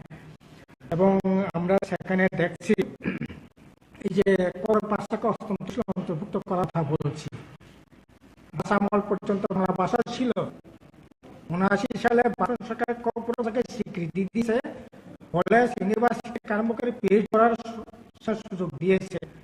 আমরা এখানে বলছিলাম যারা বাংলা লিপিতে লিখতে চায় কর্পোরেটকে রোমান লিপিতে লেখা এতে অসুবিধা নাই। আপনার হিন্দি বা ইন্ডিয়ান হিন্দি তার সংস্কৃতির দেবনাগরী অক্ষরে হিন্দি ভাষায় লেখে, আর পাকিস্তানে হিন্দি যারা কথা বলে তারা উর্দু লিপিতে লেখে। এটা এটাই মেন উন্নয়নের জন্য কাজের জন্য এটা আমরা মনে করি। মানুষ করবে লিপি করবে। এখন গ্রেটার ত্রিপুরা ল্যান্ড থেকে এই জায়গায় চলে আসে, এটা তো আসলে এটা রাজনীতি করার জন্য হচ্ছে বলেই হয়। আমরা বলছি যে ভাষা বিকাশের জন্য আরো যে ক্ষেত্র আছে একাডেমি করুক, ভাষা বিকাশের আরো উদ্যোগ গ্রহণ করা হোক। ভারত সরকার থাকাকালীন যে স্কুলগুলি যে কলেজগুলিতে পড়া চালু করেছে, এরপরে বড় ভাষার কোন স্কুল কোন কলেজে অ্যাকাউন্ট করেছে এরকম দৃষ্টান্ত কারো দেখার মানে ক্ষমতা নেই। কাজে আমরা বলছি এটা সরকারি কিভাবে আরো বড় বেশি করা যায়, এটাকে এই ভাষা কিভাবে আরো অন্য করা যায় তার উপর মনোনিবেশ রাখো। এছাড়া তো আপনারা দেখছেন বিদ্যুতের ভয়ঙ্কর অবস্থা। গ্রামে। শুধু গঙ্গানগর এলাকায় আমরা গিয়ে দেখছি, আমরা একটা টিম আগরতলা থেকে গিয়েছিলাম। সেই গঙ্গানগর প্রায় 32 মিটার দূরে মালদা পাড়ে, এবং ওখানকার লোকজনের সাথে কথা বলে আমরা দেখেছি প্রায় 45টা পাড়াতে বিদ্যুৎ নেই। থালছড়া, নাইনমনু, আপনার গোবিন্দবাড়ি, গোবিন্দবাড়ি, মাদা, রাজধর, এই 18 পর ওইখানে বিদ্যুৎ গেছে, এখন পর্যন্ত বিদ্যুতের ধারা এখনো দেখা পাওয়া যায়। এইরকম অবস্থা হচ্ছে। আর বিশেষ করে গঙ্গানগরে আপনার যেখানে বলছিলাম 50 ইউনিট বিদ্যুৎ ফ্রি দেব, আর ওরা বলছে 1টি টাকা যদি বাকি থাকে তা চলবে না, এবং বিদ্যুৎ কেটে দিয়েছে। প্রায় যায় এখন কোনো জায়গায় এখন বিদ্যুতের লাইন না, আপনার ট্রান্সফরমার নষ্ট হয়ে গেলে এখানে আর সারের ব্যবস্থা থাকছে না, সংযোগের কোনো ব্যবস্থা থাকছে না, বলছে সমস্তটা না করলে এটা দেওয়া যাবে। অথচ রোজগার নাই, আয়ের উপার্জন নাই, কোনো রকম সাহায্য সহযোগিতায় উপার্জনের জন্য এই জায়গায় এখন প্রচন্ড ভাবে একটা প্রাইস চলছে। অথচ বাজারে চালের দাম আপনার 40 টাকা, 42 টাকা, 39 টাকা। কেরাসিন এই যে তালছড়া গোবিন্দবাড়ি এলাকায় 120 টাকা, 125 টাকা, লং 30 টাকা। আবার কোথাও কোথাও হচ্ছে এই 4 পদের 5 পদে মশলা না নিলে রেশন থেকে আলো নেওয়া যাবে না।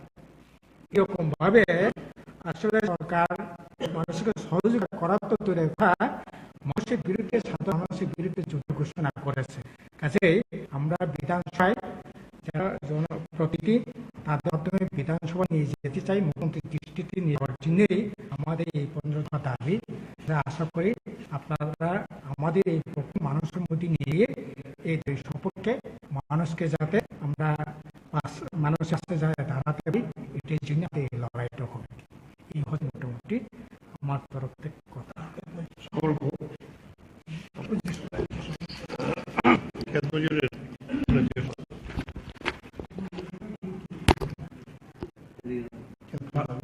সাংবাদিক বন্ধুগণ, আমার সারা কৃষক সভা রাজ্য সম্পাদক, ত্রিপুরা রাজ্য উপজাতি গণমুক্তি পরিষদের সাধারণ সম্পাদক এই দাবিগুলি যৌক্তিকতা নিয়ে আপনাদের সামনে কথা বলেছেন। আমি 3-4টা বিষয় সম্পর্কে আপনার দৃষ্টি আকর্ষণ করব। আমি যেটা প্রথমেই বলতে চাই আপনাদের কাছে, সেটা হচ্ছে রাজ্যের আর্থসামাজিক অবস্থাটা একেবারে ভেঙে। 2018 সালের পরে আমাদের রাজ্যে বামফ্রন্ট সরকার ছিল। বামফ্রন্ট সরকারের মূল লক্ষ্য যেগুলো ছিল তার অন্যতম ছিল রাজ্যের গরিব শ্রমজীবী অংশের মানুষ, যা অর্থনৈতিক দিক থেকে দুর্বল পিছিয়ে পড়া অংশ মানুষ, তাদের অর্থনৈতিক দিক থেকে পরিবর্তন আনা, অর্থাৎ আর্থসামাজিক অবস্থার পরিবর্তন ঘটানো। পরিকাঠামোর উন্নয়নের বিষয়টা আমি সে আলোচনা যাচ্ছি না। বামফ্রন্ট সরকার তার সীমাবদ্ধ অর্থনৈতিক ক্ষমতা আর যুক্তরাষ্ট্র ব্যবস্থার মধ্যে সীমাবদ্ধ সাংবিধানিক ক্ষমতাকে আমরা সকলে জানি। ইচ্ছে করলে একটা রাজ্য সরকার সবকিছু করতে পারেন, বিষয় এরকম না। সেটা বামফ্রন্ট সরকার আন্তরিকভাবে চেষ্টা করেছিলেন, এই অভিজ্ঞতা গোটা রাজ্য মানুষের আছে। কিন্তু যে বিষয়টা আমাদের যে মানুষকে চিন্তা করে তুলেছে, ভাবনার মধ্যে ফেলে দিল, উদ্বিগ্ন, সেটা হচ্ছে 18 সালের পরে বিপি নেতৃত্বাধীন জোট সরকার প্রতিষ্ঠিত হওয়ার পরে এখন 4.5 বছর, এই সময়টুকুর মধ্যে গোটা রাজ্যের মানুষ অর্থনৈতিক দিকে বহু সংকটের সামনে দিয়ে গেল। আমার যারা বলেছেন, শুনেছেন আপনারা, কি পারে কি সমত, সব জায়গায় কাজের সংকট, একটা গোটা রাজ্যের মধ্যে একটা হাহাকার সেখানে তৈরি হয়েছে।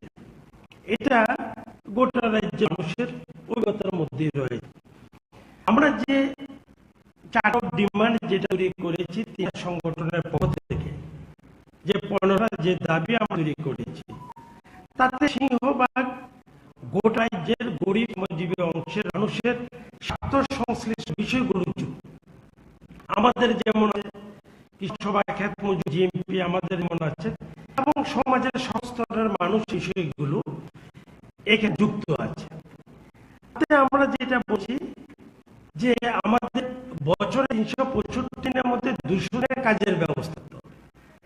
পবিত্রতা বলেছেন আপনাদের কাছে, চিত্রটা কি গোটা রাজ্যের যারা রাজ্যের একটা বড় অংশের মানুষ, মজুর, প্রান্তিক কৃষক, যারা জায়গার কাজের উপর একটা সময় নির্ভরশীল ছিল, অর্থাৎ গ্রামীণ কর্মসংস্থানের বড় একটা বিষয় ছিল এই রেগা। কিন্তু এখন যেটা দেখায় বছরে সেখানে 32-33 দিনের বেশি কাজ হয় না। নানান দুর্নীতিটা রাধা বলবার চেষ্টা করেছেন, আমি সেদিকে গেছি না। শহরে যারা গরিব অংশের মানুষ, অর্থাৎ আরব এলাকায় বিভিন্ন গ্রামগুলোতে বস্তিগুলোতে যে গরিব মানুষগুলো বসবাস করেন, অর্থনৈতিক দিক থেকে যারা দুর্বল, এই অংশ মানুষগুলোর জন্য ট্রেড চালু করেছিল রাজ্যের সরকার। কি দেখা যায় সেখানে 18-19 দিন বেশি কাজ হচ্ছে। আমরা তো গল্প শুনেছিলাম ডাবল ইঞ্জিনের সরকার। এখন রাজ্যের মুখ্যমন্ত্রী থেকে শুরু করে মন্ত্রী সব যারা সদস্য, প্রতিদিনের ঘটনা সেখানে বিভিন্ন গল্প শুনিয়েছেন মানুষকে। বাস্তব চিত্রটা গোটা রাজ্যের আমরা ভালো নেই, আমরা ভালো নেই। এজিপি নেতৃত্বাধীন জোট সরকারের আমলে আমরা কেউ ভালো নেই। এখানে গণতান্ত্রিক অধিকার যেমন জবাই করা আছে, এগুলো আমি সে ব্যাখ্যাচ্ছি না, সমস্ত দিক থেকে আমরা আজ আক্রান্ত। সেখানে আমরা বলি যে বছরে 200 দিনের কাজের ব্যবস্থা করতে হবে। এই রাজ্যের গরিব শ্রমজীবী, বিশেষ করে আমাদের ত্রিপুরা রাজ্যে যে সকল গরিব শ্রমজীবী মানুষের বসবাস, কি একবারে পাহাড়ে সমতল যে জায়গাগুলো আছেন, তাদের বছরে 2 দিনের কাজের ব্যবস্থা করতে হবে এই মানুষগুলোর জন্য। আর আমরা বলছি 600 টাকা মজুরি দিতে হবে। কেন দিতে হবে? জিনিসপত্রের দাম যেভাবে বাড়ছে, লাফিয়ে লাফিয়ে জিনিসপত্রের দামগুলো, গরিব শ্রমজীবী অংশের মানুষের নাগালের বাইরে ক্ষমতা বাইরে চলে যাচ্ছে, এক অবস্থা। সেখানে বাইরে গেলে যে কিনতে যাবেন, যেটা দিয়ে হাত দেবেন সেখানে ছেঁকা লাগবে, অবস্থাটা এইরকম। মানুষজন ভাবে সেখানে ভয়ানক কষ্টের মধ্যে দিয়ে তাদের জীবনযাপন করতে হচ্ছে, বিশেষ রাজ্যের গরিব অংশের মানুষ, সুস্থ মানুষগুলো। তো আমরা বলছি যে গোটা আছে যে জিনিসপত্র যেভাবে বাড়ে এবং তার মূল্য সূচকের ভিত্তিতে 500 টাকা সেখানে দৈনিক মজুরি হওয়া দরকার, এই ডিমান্ড আমরা করেছি। এবং আপনারা জানেন আমাদের দেশের যে কৃষি ক্ষেত্র, তার 15% জাতীয় আয় 15% অর্জিত হয় এই সেক্টর থেকে, কৃষি ক্ষেত্র থেকে। আজকে কি দেশ এবং কি রাজ্য, আমরা বহু গল্প শুনছি সে এই সেক্টরকে বা কৃষি ক্ষেত্রকে উন্নত করবার পথে কৃষকদের পাশে দাঁড়ানোর জন্য যে ধরনের বাস্তবমুখী পরিকল্পনা বা সিদ্ধান্ত নিয়ে সরকারগুলো এগিয়ে আসা দরকার, সেটা কিন্তু লক্ষ্য করা যায় না। শুধু আমরা ভাষণ শুনছি, গল্প শুনছি, এই আমরা লক্ষ্য করছি। আর যে বিষয়টা আমি আপনাদের কাছে উল্লেখ করতে চাই সেটা হচ্ছে কৃষক। আমাদের রাজ্যের কৃষকের সংখ্যা খুবই কম, বিশেষ করে বাজারে কৃষক বা প্রান্তিক কৃষকের সংখ্যা আমাদের রাজ্যে বেশি। তো এই প্রান্তিক কৃষক, ভূমিহীন মজুর, জুমিয়া, তাদের আমি বলছি যে 60 বছর হলে তাদের পেনশনের ব্যবস্থা করতে হবে। সরকারি কর্মচারী যেমন আমাদের শপথ সৃষ্টি তাদের কন্ট্রিবিউশন আছেন, আমাদের এই জুমিয়া, প্রান্তিক কৃষক, ভূমি ক্ষেত মজুর, তাদের অবদান আছে। সুতরাং সেই ক্ষেত্রে যারা 60 বছরের ঊর্ধ্বে তাদের সেখানে সরকারের পেনশনের ব্যবস্থা করতে। আর আমরা বলছি ভূমিহীন, গৃহহীন যারা, এগুলো সঠিকভাবে ওরা যেভাবে অর্থ বড় করা হয়, এই বিষয়গুলো আমাদের ডিমান্ডের মধ্যে উল্লেখ করার চেষ্টা করেছি। আর সবশেষে আমি যে কথা বলতে চাইছি আপনাদের, সেটা হচ্ছে যে এই সময়ের মধ্যে প্রায় 49 50,000-এর মতো সোশ্যাল মিশনের দিক থেকে ওরা রাজনৈতিক সংকীর্ণ ডিস্ট্রিক্ট থেকে কেটে দেওয়া হয়েছে, বাদ দেওয়া হয়েছে। এটা নিয়ে আমরা প্রতিবাদ করি, কৃষক সভা, আমরা জেপি, খ্যাত মজুর বারংবার এই বিষয়টা প্রতিবাদ করেছি। আমাদের রাজ্যে যিনি সোশ্যাল ওয়েলফেয়ার ডিপার্টমেন্টের ডিরেক্টর, ওনার কাছে আমাদের সংগঠন থেকে আমরা ডেপুটেশনে মিলিত হচ্ছি, বলেছি কথা, যারা প্রকৃত ভাতা প্রাপক, যাদেরকে রাজনৈতিক সংকীর্ণ ডিস্ট্রিক্ট থেকে বাদ দেওয়া হয়েছে, তাদের নাম নথিভুক্ত করে সেখানে তাদের ভাতার ব্যবস্থা করতে হবে। এটা গোটা একটা ব্যাপক, কি ধর্মনগর থেকে সারম পর্যন্ত একটা ভয়ানক চিত্র সেখানে লক্ষ্য করা যাচ্ছে। আর 12 টাকা নিয়মিত অ্যাকাউন্টে ঢুকছে, এ আর এক মুশকিলের ব্যাপার। যারা এই 12 উপর নির্ভরশীল গরিব বংশের মানুষ, ওষুধ কিনতেন, খাওয়ার সংস্থান হতো, তারা 3 মাস, 4 মাস, 5 মাস সে ভাতার টাকা পাচ্ছেন না, এরকম একটা চিত্র। অথচ রাজ্যের মন্ত্রিসভার সদস্য, মুখ্যমন্ত্রী প্রতিদিন নানা রকম ভাবে বিভ্রান্তকর তথ্য দিচ্ছেন মানুষকে বিভ্রান্ত করবার জন্য।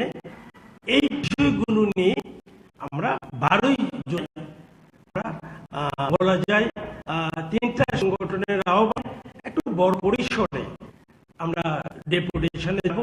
রাজ্য সরকার নিশ্চয়ই সহযোগিতা করবেন, নানা রকম প্রতিবন্ধকতা যদি তৈরি করার চেষ্টা করে এগুলো মারিয়ে আমরা এই জনগণের, বিশেষ করে 3টা সংগঠনের গরিব মানুষের স্বার্থ সংশ্লিষ্ট এই দাবিগুলো নিয়ে আমরা সেদিন সমস্ত বাধা আপত্তি প্রতিবন্ধকতা এগুলোকে উপেক্ষা করে আমরা আমাদের মিছিল বা আমাদের কর্মসূচি আমরা জারি করব। কথা আছে, প্রশ্ন থাকতে করতে পারেন। আনারসের কথাটা বলছে, 13 ইঞ্চি থেকে 6 ইঞ্চি আনারসের দাম হচ্ছে 15 টাকা, 9 থেকে 10 ইঞ্চি আনারসের দাম হচ্ছে 10 টাকা, এবং 2 ভাগ গত মাস দিয়েছিল, এটা আর্থিক প্রসেস হয়ে গেছে। অথচ এখানে বড় বড় গুলি আছে, আনারসকে এখন বিলাতেছে, আমেরিকায় যাচ্ছে, দিল্লিতে যাচ্ছে না। একটা কথা শুনিয়ে দিই যে এখানে আনারস বিক্রি করে প্যারিসে তার মূল পাইকারি বাজার, এখানে কোনো তাদের কাছে কেউ কোনো পয়সা নিত না। আমি শুনলাম এখন তাদের কাছে এখানকার কারা কারা অর্গানাইজেশন কে আছে বলছে আমাদের তুলা না দিলে এখানে দেব না। আমি তো আর সেরকম জানি না, আমাকে বললো একজন আসে মাসে মাসে আমাদের টাকা দিতে হয়, আমরা নাকি কিন্তু তার কোনোদিন এখানে আমরা দুদিন ধরে বসছি, আমাদেরকে কেউ কোনদিন বলবি টাকা দিতে হবে।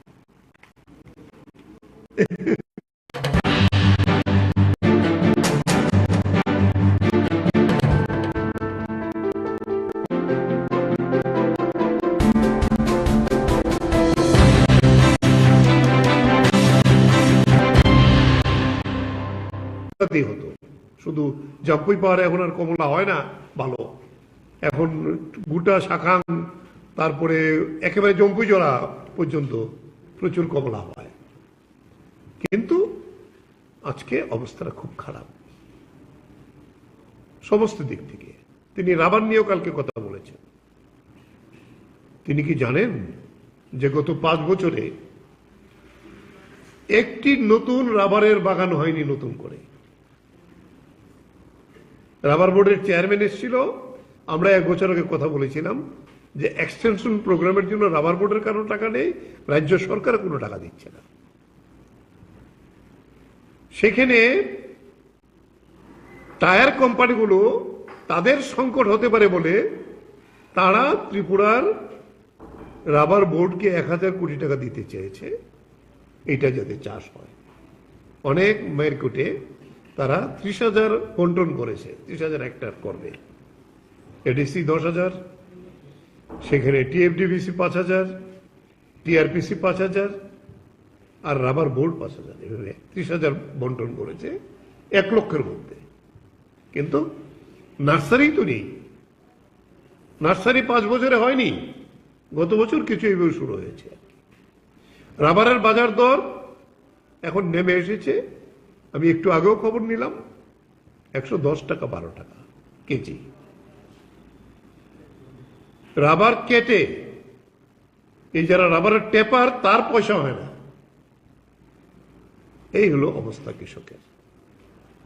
ফলে সেই জায়গায় দাঁড়িয়ে আমরা এই 15 দফা দাবি এই সমস্ত কৃষক, আমাদের গণমুক্তি পরিষদের যারা উপজাতি কৃষক, ধান এবার কিনেই নি, যার কারণে বাজারে ধানের দাম 400 থেকে 500 টাকার মধ্যে নেমে এসেছে। ফলে এই সমস্ত দাবিগুলো নিয়েই আমরা এই 15 দফার দাবি নিয়ে আমরা আগামী বিধানসভার অভিযান করব। আমি প্রাথমিকভাবে এটাই বললাম, এখন আমি অনুরোধ করব গণমুক্তি পরিষদের সম্পাদককে বলার জন্য, এরপরে ক্ষেত মজুর।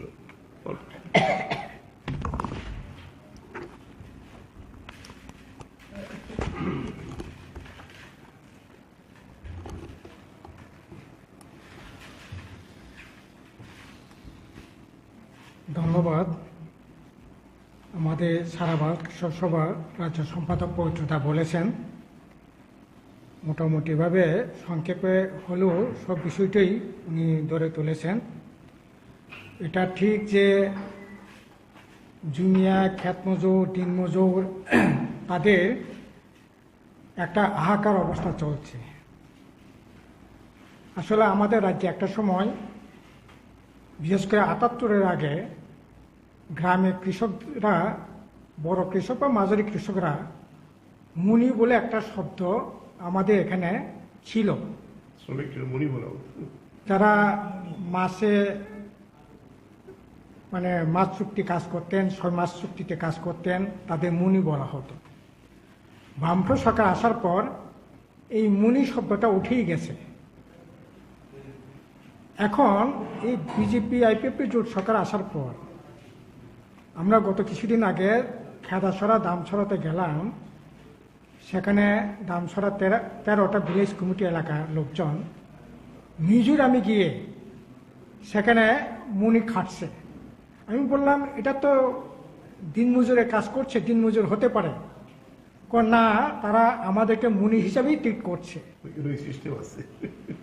এখন 2 মাসের জন্য, 6 মাসের জন্য একেবারে আইচল ছাড়িয়ে প্রায় মণিপুর বর্ডার কাছাকাছি পর্যন্ত চলে যাচ্ছে। রাস্তাতে 1 দিন 2 দিন থেকে ঘুমিয়ে তারপরে সেখানে যেতে হচ্ছে। একেবারে কাজের আকাল চলছে। সেখানে ঘরে এখন 15-16 দিনের রেগাতে কাজ হয়েছে, জুম চাষ হয় নাই। ফলে একটা অস্বাভাবিক অবস্থা চলছে। কাজেই আমরা দাবি করছি এখানে 200 দিনের কথা আমরা বলছি, কিন্তু 200 দিন কোথায় হবে?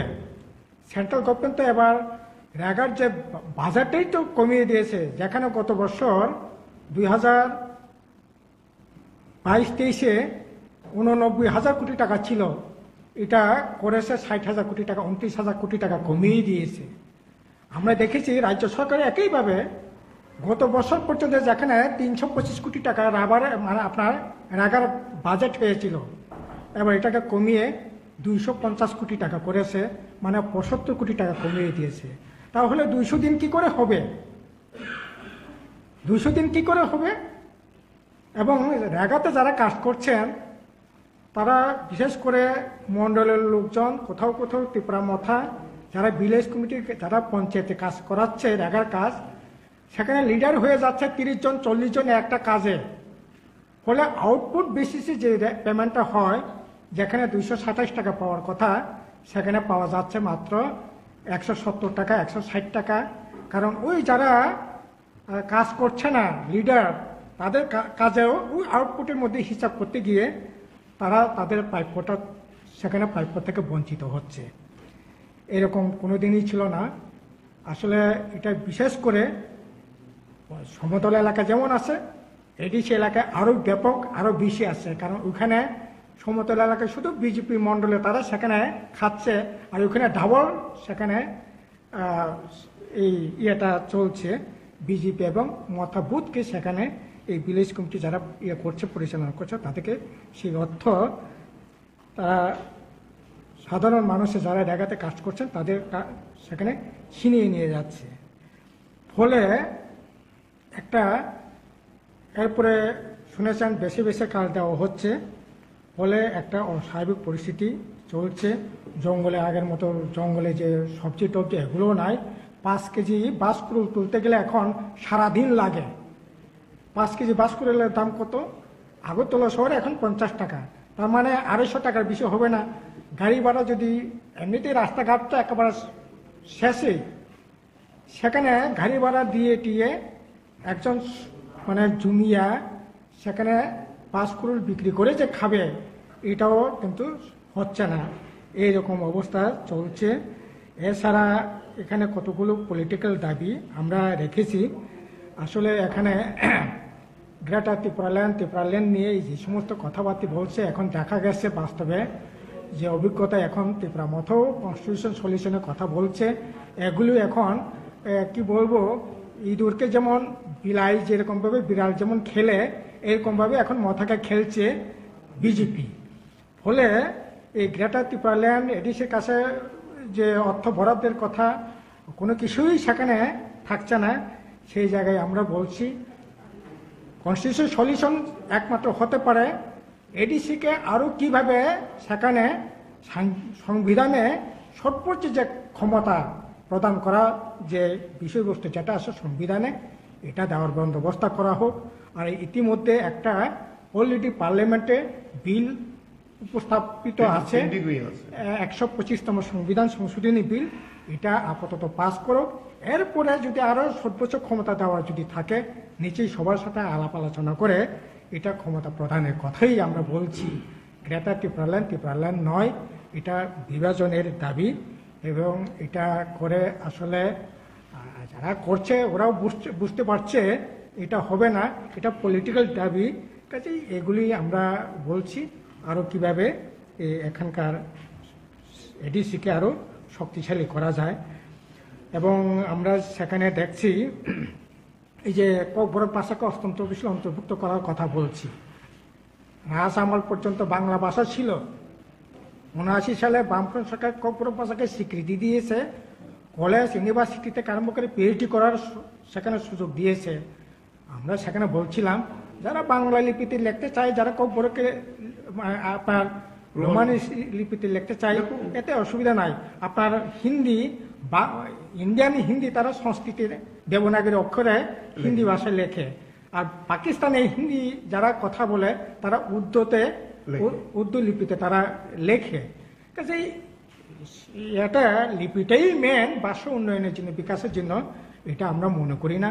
মানুষ ঠিক করবে লিপি কী হবে।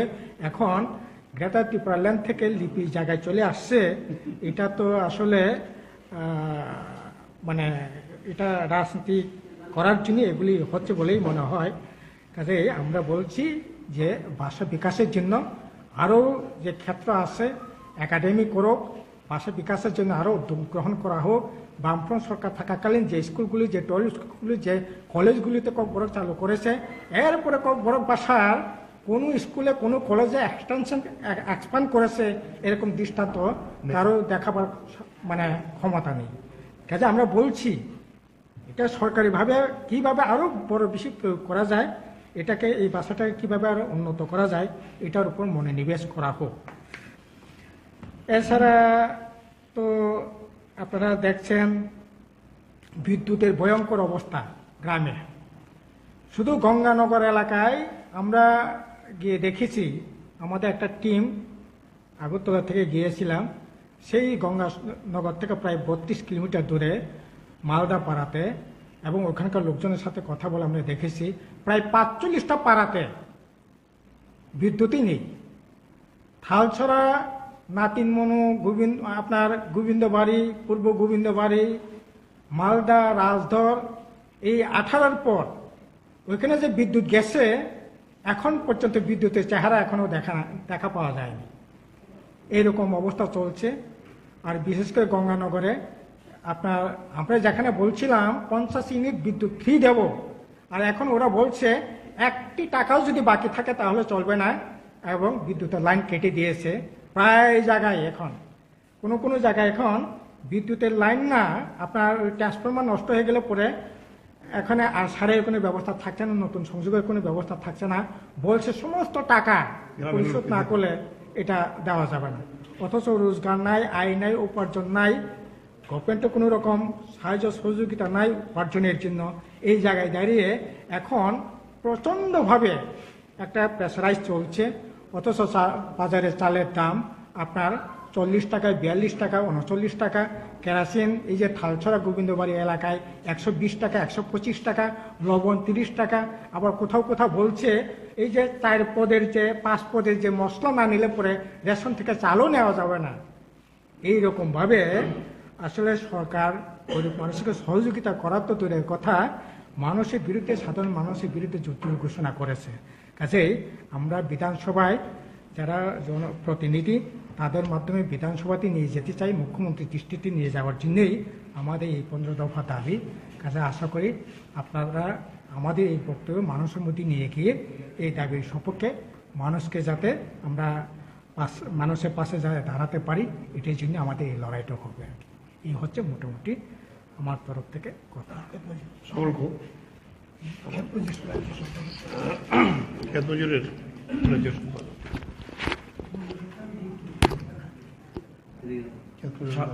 সাংবাদিক বন্ধুগণ, আমার পূর্বে সারা ভারত কৃষক সভার রাজ্য সম্পাদক, ত্রিপুরা রাজ্য উপজাতি গণমুক্তি পরিষদের সাধারণ সম্পাদক এই দাবিগুলির যৌক্তিকতা নিয়ে আপনাদের সামনে কথা বলেছেন। আমি 3-4টা বিষয় সম্পর্কে আপনাদের দৃষ্টি আকর্ষণ করব। আমি যেটা প্রথমেই বলতে চাই আপনাদের কাছে সেটা হচ্ছে রাজ্যের আর্থসামাজিক অবস্থাটা একেবারে ভেঙে গেছে। 2018 সালের পূর্বে আমাদের রাজ্যে বামফ্রন্ট সরকার ছিল। বামফ্রন্ট সরকারের মূল লক্ষ্য যেগুলো ছিল তার অন্যতম ছিল রাজ্যের গরিব শ্রমজীবী অংশের মানুষ, যারা অর্থনৈতিক দিক থেকে দুর্বল, পিছিয়ে পড়া অংশের মানুষ, তাদের অর্থনৈতিক দিক থেকে পরিবর্তন আনা, অর্থাৎ আর্থসামাজিক অবস্থার পরিবর্তন ঘটানো। পরিকাঠামোর উন্নয়নের তো বিষয় ছিল, আমি সে আলোচনায় যাচ্ছি না। বামফ্রন্ট সরকার তার সীমাবদ্ধ অর্থনৈতিক ক্ষমতা আর যুক্তরাষ্ট্র ব্যবস্থার মধ্যে সীমাবদ্ধ সাংবিধানিক ক্ষমতা থাকে, আমরা সকলেই জানি। ইচ্ছে করলে পরে একটা রাজ্য সরকার সবকিছু করতে পারেন, বিষয়টা এরকম না। সেটা বামফ্রন্ট সরকার আন্তরিকভাবে চেষ্টা করেছিলেন, এই অভিজ্ঞতা গোটা রাজ্যের মানুষের আছে। কিন্তু যে বিষয়টা আমাদের রাজ্যের মানুষকে চিন্তিত করে তুলেছে, ভাবনার মধ্যে ফেলে দিল, আমরা উদ্বিগ্ন, সেটা হচ্ছে 18 সালের পরে বিজেপির নেতৃত্বাধীন জোট সরকার প্রতিষ্ঠিত হওয়ার পরে এখন 4.5 বছর, এই সময়টুকুর মধ্যে গোটা রাজ্যের মানুষ অর্থনৈতিক দিকে বহুমুখী সংকটের সামনে দাঁড়িয়ে গেল।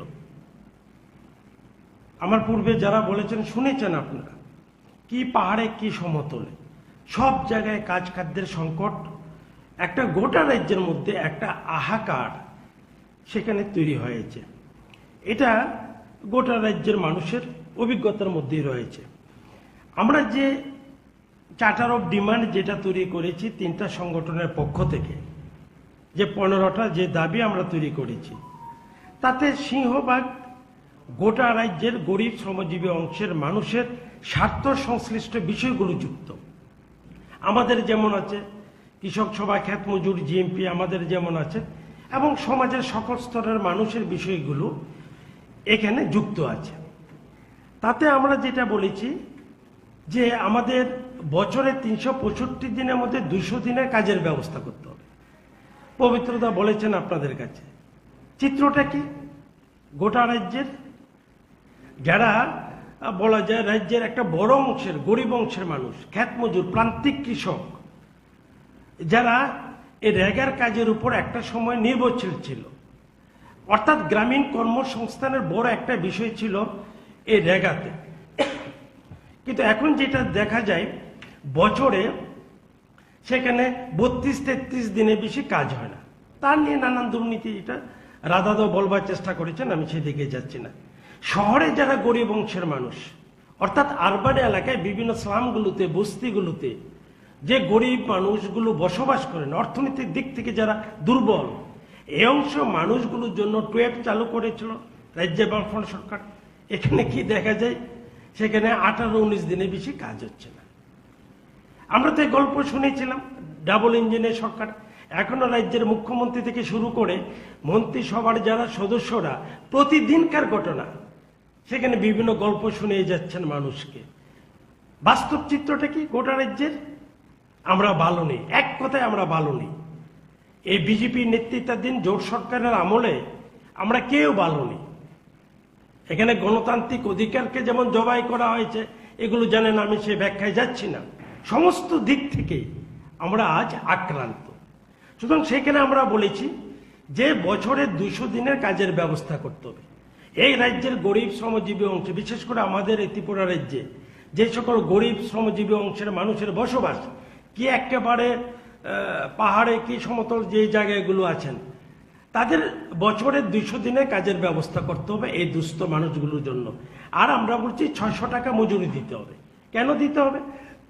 জিনিসপত্রের দাম যেভাবে বাড়ছে, লাফিয়ে লাফিয়ে জিনিসপত্রের দামগুলো বাড়ছে, গরিব শ্রমজীবী অংশের মানুষের মানে নাগালের বাইরে, ক্রয় ক্ষমতার বাইরে চলে যাচ্ছে, এ একটা অবস্থা। সেখানে বারে বারে বাজারে গেলে যেটি কিনতে যাবেন, যেটার মধ্যে হাত দেবেন, সেখানে আগুনে ছেঁকা লাগবে। অবস্থাটা এরকম। মানুষ ভীষণভাবে সেখানে ভয়ানক কষ্টের মধ্যে দিয়ে তাদের জীবনযাপন করতে হচ্ছে, বিশেষ করে রাজ্যের গরিব অংশের মানুষ, দুস্থ মানুষগুলো। তো আমরা বলছি যে গোটা দেশে যে জিনিসপত্রের দাম যেভাবে বাড়ছে এবং তার মূল্য সূচকের ভিত্তিতে 600 টাকা সেখানে দৈনিক মজুরি হওয়া দরকার, এই ডিমান্ড আমরা করেছি। এবং আপনারা জানেন আমাদের দেশের যে কৃষিক্ষেত্র, তার 15%, 15% জাতীয় আয়ের 15% অর্জিত হয় এগ্রি সেক্টর থেকে, কৃষিক্ষেত্র থেকে। আজকে কি দেশ এবং কি রাজ্য! আমরা বহু গল্প শুনছি সে এগ্রি সেক্টরকে বা কৃষিক্ষেত্রকে উন্নত করবার প্রশ্নে, কৃষকদের পাশে দাঁড়াবার জন্যে যে ধরনের বাস্তবমুখী পরিকল্পনা বা সিদ্ধান্ত নিয়ে সরকারগুলো এগিয়ে আসা দরকার, সেটা কিন্তু লক্ষ্য করা যাচ্ছে না। শুধু আমরা ভাষণ শুনছি, গল্প শুনছি, এটাই আমরা লক্ষ্য করছি। আর যে বিষয়টা আমি আপনাদের কাছে উল্লেখ করতে চাই, সেটা হচ্ছে কৃষক। আমাদের রাজ্যে দৈনিক কৃষকের সংখ্যা খুবই কম, বিশেষ করে মাঝারি কৃষক বা প্রান্তিক কৃষকের সংখ্যাটাই আমাদের রাজ্যে বেশি। তো এই যে প্রান্তিক কৃষক, ভূমিহীন ক্ষেত মজুর, জুমিয়া, তাদের আমরা বলছি যে 60 বছর হলে তাদের পেনশনের ব্যবস্থা করতে হবে। সরকারি কর্মচারীর যেমন আমাদের সম্পদ সৃষ্টি করার পেছনে তাদের কন্ট্রিবিউশন আছেন, আমাদের এই জুমিয়া, প্রান্তিক কৃষক, ভূমিহীন ক্ষেত মজুর, তাদেরও অবদান আছে। সুতরাং সেই ক্ষেত্রে যারা 60 বছরের ঊর্ধ্বে, তাদেরও সেখানে সরকারের পেনশনের ব্যবস্থা করতে হবে। আর আমরা বলছি ভূমিহীন, গৃহহীন যারা, এগুলোর মানে সঠিকভাবে যেন ওরা পায়, সেইভাবে অর্থ বরাদ্দ করা হয়। এই বিষয়গুলো আমাদের ডিমান্ডের মধ্যে আমরা উল্লেখ করার চেষ্টা করেছি। আর সবশেষে আমি যে কথাটা বলতে চাইছি আপনাদের কাছে, সেটা হচ্ছে যে এ সময়ের মধ্যে প্রায় 49,500 মতো সোশ্যাল পেনশনের দিক থেকে ওরা রাজনৈতিক সংকীর্ণ দৃষ্টিকোণ থেকে কেটে দেওয়া হয়েছে, বাদ দেওয়া হয়েছে। এটা নিয়ে আমরা প্রতিবাদ করেছি, কৃষক সভা, আমরা জিএমপি, ক্ষেত মজুর বারংবার এই বিষয়টার প্রতিবাদ করেছি। আমাদের রাজ্যের যিনি সোশ্যাল ওয়েলফেয়ার ডিপার্টমেন্টের ডিরেক্টর, ওনার কাছে আমাদের সংগঠন থেকে আমরা ডেপুটেশনে মিলিত হয়েছি, বলেছি এই কথাগুলো। যারা প্রকৃত ভাতা প্রাপক, যাদেরকে রাজনৈতিক সংকীর্ণ দৃষ্টিকোণ থেকে বাদ দেওয়া হয়েছে, তাদের নাম নথিভুক্ত করে সেখানে তাদের ভাতার ব্যবস্থা করতে হবে। এটা গোটা রাজ্যে একটা ব্যাপক, কি ধর্মনগর থেকে সাবরুম পর্যন্ত একটা ভয়ানক চিত্র সেখানে লক্ষ্য করা যাচ্ছে। আর ভাতার টাকা নিয়মিত অ্যাকাউন্টে ঢুকছে না। এ আরেক মুশকিলের ব্যাপার। যারা এই বাতার উপর নির্ভরশীল গরিব অংশের মানুষ, ওষুধ কিনতেন, খাওয়ার সংস্থান হতো, তারা 3 মাস 4 মাস 5 মাস সে বাতার টাকার পাচ্ছেন না, এরকম একটা চিন্তা। অথচ রাজ্যের মন্ত্রিসভার সদস্য, মুখ্যমন্ত্রী প্রতিদিন নানান রকম ভাবে বিভ্রান্তকর তথ্য দিচ্ছেন মানুষকে বিভ্রান্ত করবার জন্যে। এই বিষয়গুলো নিয়ে আমরা 12ই জুলাই আমরা বলা যায় 3টা সংগঠনের আহ্বানে একটু বড় পরিসরে আমরা ডেপুটেশনে যাব। রাজ্য সরকার নিশ্চয়ই সহযোগিতা করবেন। নানা রকম প্রতিবন্ধকতা যদি তৈরি করার চেষ্টা করেন, এগুলো মারিয়ে আমরা এই জনগণের, বিশেষ করে 3টা সংগঠনের গরিব অংশের মানুষের স্বার্থ সংশ্লিষ্ট এই দাবিগুলো নিয়ে আমরা সেদিন সমস্ত বাধা বিপত্তি প্রতিবন্ধকতা এগুলোকে উপেক্ষা করে আমরা আমাদের মিছিল বা আমাদের কর্মসূচি আমরা জারি রাখব। কিছু কথা আছে, প্রশ্ন থাকলে করতে পারেন। আনারসের কথা যেটা বলছি আর কি, 13 ইঞ্চি থেকে 14 ইঞ্চি আনারসের দাম হচ্ছে 15 টাকা, 9 থেকে 10 ইঞ্চি আনারসের দাম হচ্ছে 10 টাকা, এবং 2 ট্রাক গত মাসে নিয়েছিল, এটা রাস্তায় পচে শেষ হয়ে গেছে। অথচ এখানে বড় বড় গুলি আওড়াচ্ছে, আনারস নাকি এখন বিলাতে যাচ্ছে, আমেরিকায় যাচ্ছে, দিল্লিতেই যাচ্ছে না। আরেকটা কথা শুনিয়ে দেই যে এখানে যারা আনারস বিক্রি করে, প্যারাডাইসে তার মূল পাইকারি বাজার, এখানে কোনোদিন তাদের কাছ থেকে কেউ কোনো পয়সা নিত না। আমি ওই দিন শুনলাম, এখন তাদের কাছে এখানকার কারা কারা অর্গানাইজেশন কে আছে বলছে আমাদেরকে তুলা না দিলে এখানে বসতে দেব না। আমি তো আর সেই নাম জানি না, আমাকে ওরা বললো একজন আসে মাসে মাসে আমাদের টাকা দিতে হয়, আমরা নাকি হকার। কিন্তু স্যার কোনোদিন এখানে আমরা এতদিন ধরে বসছি, আমাদেরকে কেউ কোনোদিন বলবি যে টাকা দিতে হবে।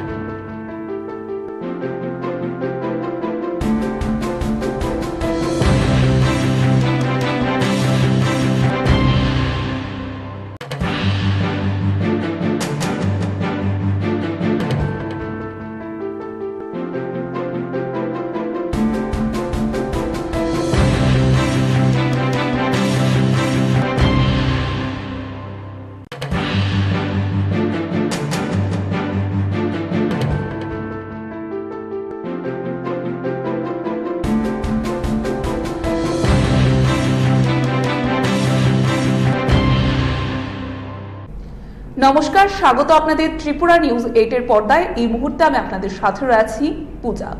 ত্রিপুরার অতিথিশালায় প্রিজম শীর্ষক ওয়েব পোর্টালে 3 দিবসীয় কর্মশালা অনুষ্ঠিত হয় মঙ্গলবার।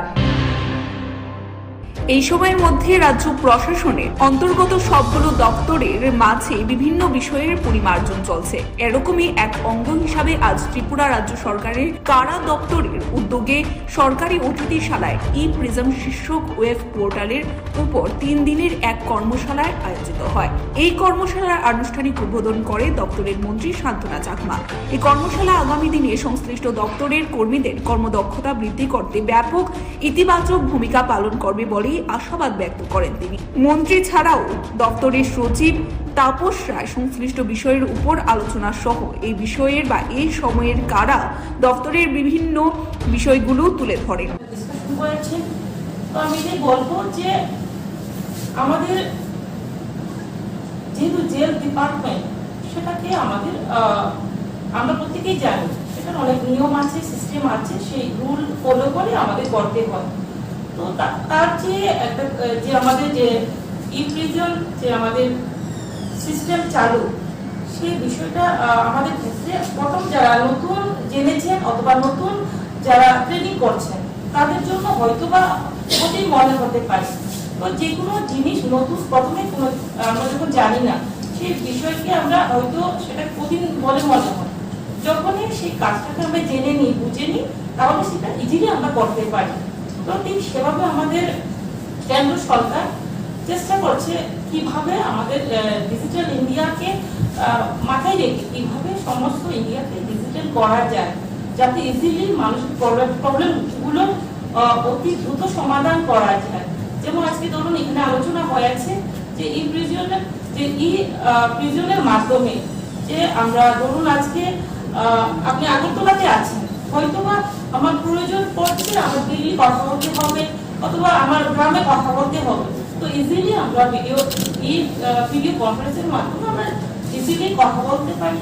তো ইজিলি আমরা কোনো একটা ডকুমেন্ট সাবমিট করতে হবে, কোনোটা আমরা পাবলিক রিলেটেড কোনো ধরুন আমার কোনো ছুটির জন্য কোনো একটা ইস্যুর জন্য অ্যাপ্লিকেশন করার যদি করতে চান, তাহলে এই প্রিজন পোর্টালের মাধ্যমে ইজিলি সেখানে অ্যাপ্লিকেশন সাবমিট করতে পারবেন এবং সেটাও আমাদের ডিপার্টমেন্ট দেখে তো তাদেরকে পারমিশন দেবে এবং টাইম ডেট সময় যে কোনো জায়গা থেকে সেই ব্যক্তি আমাদের সঙ্গে যোগাযোগ করতে পারবে ডিপার্টমেন্টের সঙ্গে। তো তার পাশাপাশি আমাদেরও ইজি হবে যে আজকে হাত দিয়ে লিখে আমাকে এক টেবিল থেকে অন্য টেবিলে কোনো একটা ইস্যু, কোনো একটা ইম্পর্টেন্ট ফাইল আমাকে দিতে হয়। আজকে সেটা যদি আমরা প্রত্যেকেই জানি, তাহলে আমাকে যেতে হবে না, আমি ইমেলের মাধ্যমে আমার পোর্টালের মাধ্যমে যে কোনো কিছু ইজিলি আমরা করতে পারবো। তো আমার প্র্যাকটিক্যালি যেতে হবে না, সেটাও অনেকটা আমাদের কাজে লাগবে। আমি আশাবাদী যে আমাদের এই পোর্টালের যে আমাদের যে কাজ, সেটা যদি কিভাবে করতে হবে আমরা যদি প্রত্যেকে ইজিলি আমরা যদি জানি, তাহলে আমাদের দপ্তর আরো কাজের ক্ষেত্রে গতি পাবে, কাজ আমাদের হবে। তো এটাই বলবো যে আমাদের জন্ম যেমন তেমন হয়, কিন্তু জন্মদিনে দিয়ে মানুষের পরিচয় হয় না, কর্ম দিয়ে মানুষের পরিচয় হয়। তার জন্য আমাদের কর্ম, আমি কতটুকু কাজ করেছি, কথা বলা বেশি, সেটা আমি মনে করি যে ভালো স্পিচ দিলে যে ভালো হবে সেটা কিছু নয়। যদি আমি প্র্যাকটিক্যালি আমার কাজটাকে আমি কাজে লাগি, কতটুকু আমি কাজ পারি, সেটাকে যদি আমি দেখাতে পারি, সেই কাজের উপরে নির্ভর করবে আপনার যোগ্যতা কি। Bureau report, Tripura news 8। আগরতলার ইন্দ্রনগর স্থিত গোমতী দুধের ডায়েরিতে মিল্ক ইনসুলেটেড আজ শুভ উদ্বোধন করেন প্রাণী সম্পদ বিকাশ দপ্তরের মন্ত্রী সুধাংশু দাস। মন্ত্রী সুধাংশু দাস আশাবাদ ব্যক্ত করতে গিয়ে বললেন, এই উদ্যোগ আগামী দিনে রাজ্যের জন্য ইতিবাচক ক্ষেত্র তৈরি করবে। বিশেষ করে মন্ত্রী উনার দীর্ঘ আলোচনায় এই সময়ের মধ্যে কিভাবে সরকার নানানভাবে সাধারণ মানুষের আর্থ সামাজিক ব্যবস্থার বিকাশে পদক্ষেপ গ্রহণ করে তুলেছেন, সেই বিষয়গুলো তুলে ধরেন। মন্ত্রী স্বীকার করে দেন, এই সময়ের মধ্যে চাহিদার সাথে সাথে কিছু গ্যাপ রয়ে গেছে। এই গ্যাপ পূরণের ক্ষেত্রে সংশ্লিষ্ট বিভিন্ন দপ্তরের বা বিভিন্ন স্তরের কর্মীরা যাতে করে দায়িত্বশীল ভূমিকা পালন করে, এই বিষয়ে মন্ত্রী আবেদন রাখেন। দপ্তরের মন্ত্রী ছাড়া সমবায় দপ্তরের মন্ত্রী সহ অন্যান্যরাও নিজেদের আলোচনায় এই মিল্ক ইনসুলেটেড ট্যাঙ্কার আগামী দিনে গুরুত্বপূর্ণ ভূমিকা পালন করবে বলেই আশাবাদ ব্যক্ত করেন। সোসাইটির জন্য আজকের দিনটা খুব গুরুত্বপূর্ণ। তাদের অনেকগুলি কর্মকাণ্ডের মধ্যে নতুন করে আজকে আরেকটা পালক যুক্ত হতে যাচ্ছে, যেখানে ইনসুলেটেড মিল্ক তার ট্যাঙ্কার আমরা ফ্ল্যাগ অফ করবো এবং তার মাধ্যমে ট্যাঙ্কারের মাধ্যমে বিভিন্ন জায়গায় সেই ট্যাঙ্কার গিয়ে দুধ যেমন কালেকশন করবে, তেমনি আবার নির্দিষ্ট জায়গায় সেই দুধকে পৌঁছে দিতে সেই ট্যাঙ্কারটি ব্যবহার করা হবে। তো ভারত সরকারের national programme of dairy development যেটা রয়েছে তার ফান্ড থেকে এটার ব্যবস্থা করা হয়েছে। তো আমি ধন্যবাদ জানাচ্ছি কর্তৃপক্ষকে, ভারত সরকারের নেতৃত্বকে, যারা এই কর্মকাণ্ডে আমাদেরকে সহযোগিতা করেছে। এটা সঠিক যে আমরা এখানে যারা বসে আছি, যারা দাঁড়িয়ে আছি, আমরা প্রত্যেকটা মানুষ তাদের কাছে ঋণী যারা জন্মের পর থেকে দুধ দিয়ে আমাদেরকে বাঁচিয়ে রেখেছে, সেটা মাতৃদুগ্ধ হোক আর পরবর্তী সময় গোদুগ্ধ হোক। সেই গোদুগ্ধ হোক কিংবা মাতৃদুগ্ধ, দুইটার প্রতি আমরা কিন্তু চিরঋণী। কারণ দুধ এমন একটা বস্তু, এমন একটা খাদ্যদ্রব্য, মাননীয় প্রিন্সিপাল সেক্রেটারি মহোদয় সেই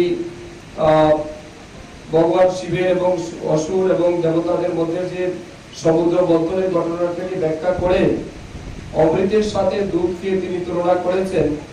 এবং এটাই বাস্তব, আমরা সবাই জানি যে আমরা যে দুধ খেয়ে প্রথমে আমরা বড় হয়েছি, মাতৃদুগ্ধ, সেটাকে আমরা অমৃতের সাথে আমরা তুলনা করি। তো এটা ঠিক যে প্রত্যেকটা মানুষ, প্রত্যেকটা বাচ্চাদের বড় হওয়ার ক্ষেত্রে তার পুষ্টি, তার নিউট্রিশন, এই সবকিছুর ক্ষেত্রে দুধ একটা গুরুত্বপূর্ণ ভূমিকা পালন করে।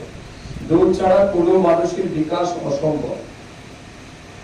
এই দুধ প্রত্যেকটা মানুষের প্রয়োজন, কিন্তু এই প্রয়োজনের চাহিদা মেটানোর জন্য আমাদের রাজ্যে বর্তমানে দুধের যে প্রোডাকশন রয়েছে বা উৎপাদন রয়েছে, সেটা যদি আমরা দেখি আর আমাদের চাহিদাটাকে যদি আমরা দেখি, তাহলে দেখবেন there is some gap। যেমন ধরুন আমাদের রাজ্যে এই মুহূর্তে 2022-23 অর্থ বছরের যেটা আমাদের হিসাব আছে, I don't know whether the report is authentic or not, but tentative যেটা আমরা ধরে নিতে পারি যে 2022-23 অর্থ বছরে আমাদের রাজ্যে দুধের ডিমান্ড ছিল 3,15,632 মেট্রিক টন দুধ আমাদের চাহিদা ছিল। আর আমাদের রাজ্যে প্রোডাকশন হয়েছে 2,30,115 মেট্রিক টন, অর্থাৎ 85,517 মেট্রিক টন দুধে গ্যাপ আমাদের রাজ্যে রয়েছে। সেটা কিছু কম হতে পারে, কিছু বেশিও হতে পারে, কিন্তু আমরা যদি এটাকে সংখ্যাটাকে ধরে নিয়ে যদি আমরা এগিয়ে যেতে চাই, তাহলে এই 85,517 মেট্রিক টন দুধ আমাদের রাজ্যকে যদি স্বয়ংসম্পূর্ণ করতে হয়, তাহলে এই গ্যাপটাকে আমাদের পূরণ করতে হবে। এই গ্যাপ পূরণ করার ক্ষেত্রে আমাদের সবচেয়ে প্রথম যেটা করণীয়, সেটা হচ্ছে আমাদের গো রক্ষা আমাদের সবার আগে দরকার, গোমাতার রক্ষা দরকার। এই কাজটাকে আমাদের এগিয়ে যেতে হবে। পাশাপাশি দুধ উৎপাদনে যারা আমাদের রাজ্যের ফার্মার আছেন তাদেরকে উৎসাহিত করতে হবে। যদিও সময় সময় ত্রিপুরা সরকার এই ক্ষেত্রে কৃষকদেরকে উৎসাহিত করার জন্য বিভিন্ন ইনিশিয়েটিভ নিয়েছে, আগেও বর্তমানেও আমরা দায়িত্ব নেওয়ার পর অনেকগুলি ইনিশিয়েটিভ আমরা নিয়েছি যে মিল্ক প্রোডাকশনে রাজ্যকে যাতে আমরা স্বয়ংসম্পূর্ণ করতে পারি, তার জন্য আমরা অনেকগুলি ইনিশিয়েটিভ নিয়েছি। যেমন ধরুন আমাদের রাজ্যে খুব ভালো একটা প্রজেক্ট বা স্কিম লঞ্চ করেছিল 2020 সালের সম্ভবত 21 অক্টোবর আমাদের রাজ্যের বিভিন্ন চিফ মিনিস্টারের সময়ে মুখ্যমন্ত্রী উন্নত গোধন প্রকল্প। এই মুখ্যমন্ত্রী উন্নত গোধন প্রকল্পের উদ্দেশ্য ছিল যে রাজ্যে যারা কৃষক আছেন, যারা গরু পালন করেন বা দুধ যারা উৎপাদন করতে চায় কৃষক, তাদের দুধ উৎপাদনে আরো বেশি উৎসাহিত করার জন্য artificial insemination through sex sorted semen এগুলিকে ব্যবহার করে ফিমেল কাউ বেশি বেশি যাতে বর্ন করা যায়, তার জন্য এই উন্নত গোধন প্রকল্পে আমরা প্রাবধান এনেছিলাম এবং চালু হয়েছিল আমাদের রাজ্যে। এখনো আমাদের রাজ্যে সেই প্রকল্পটা আছে। Bureau report, Tripura news 8।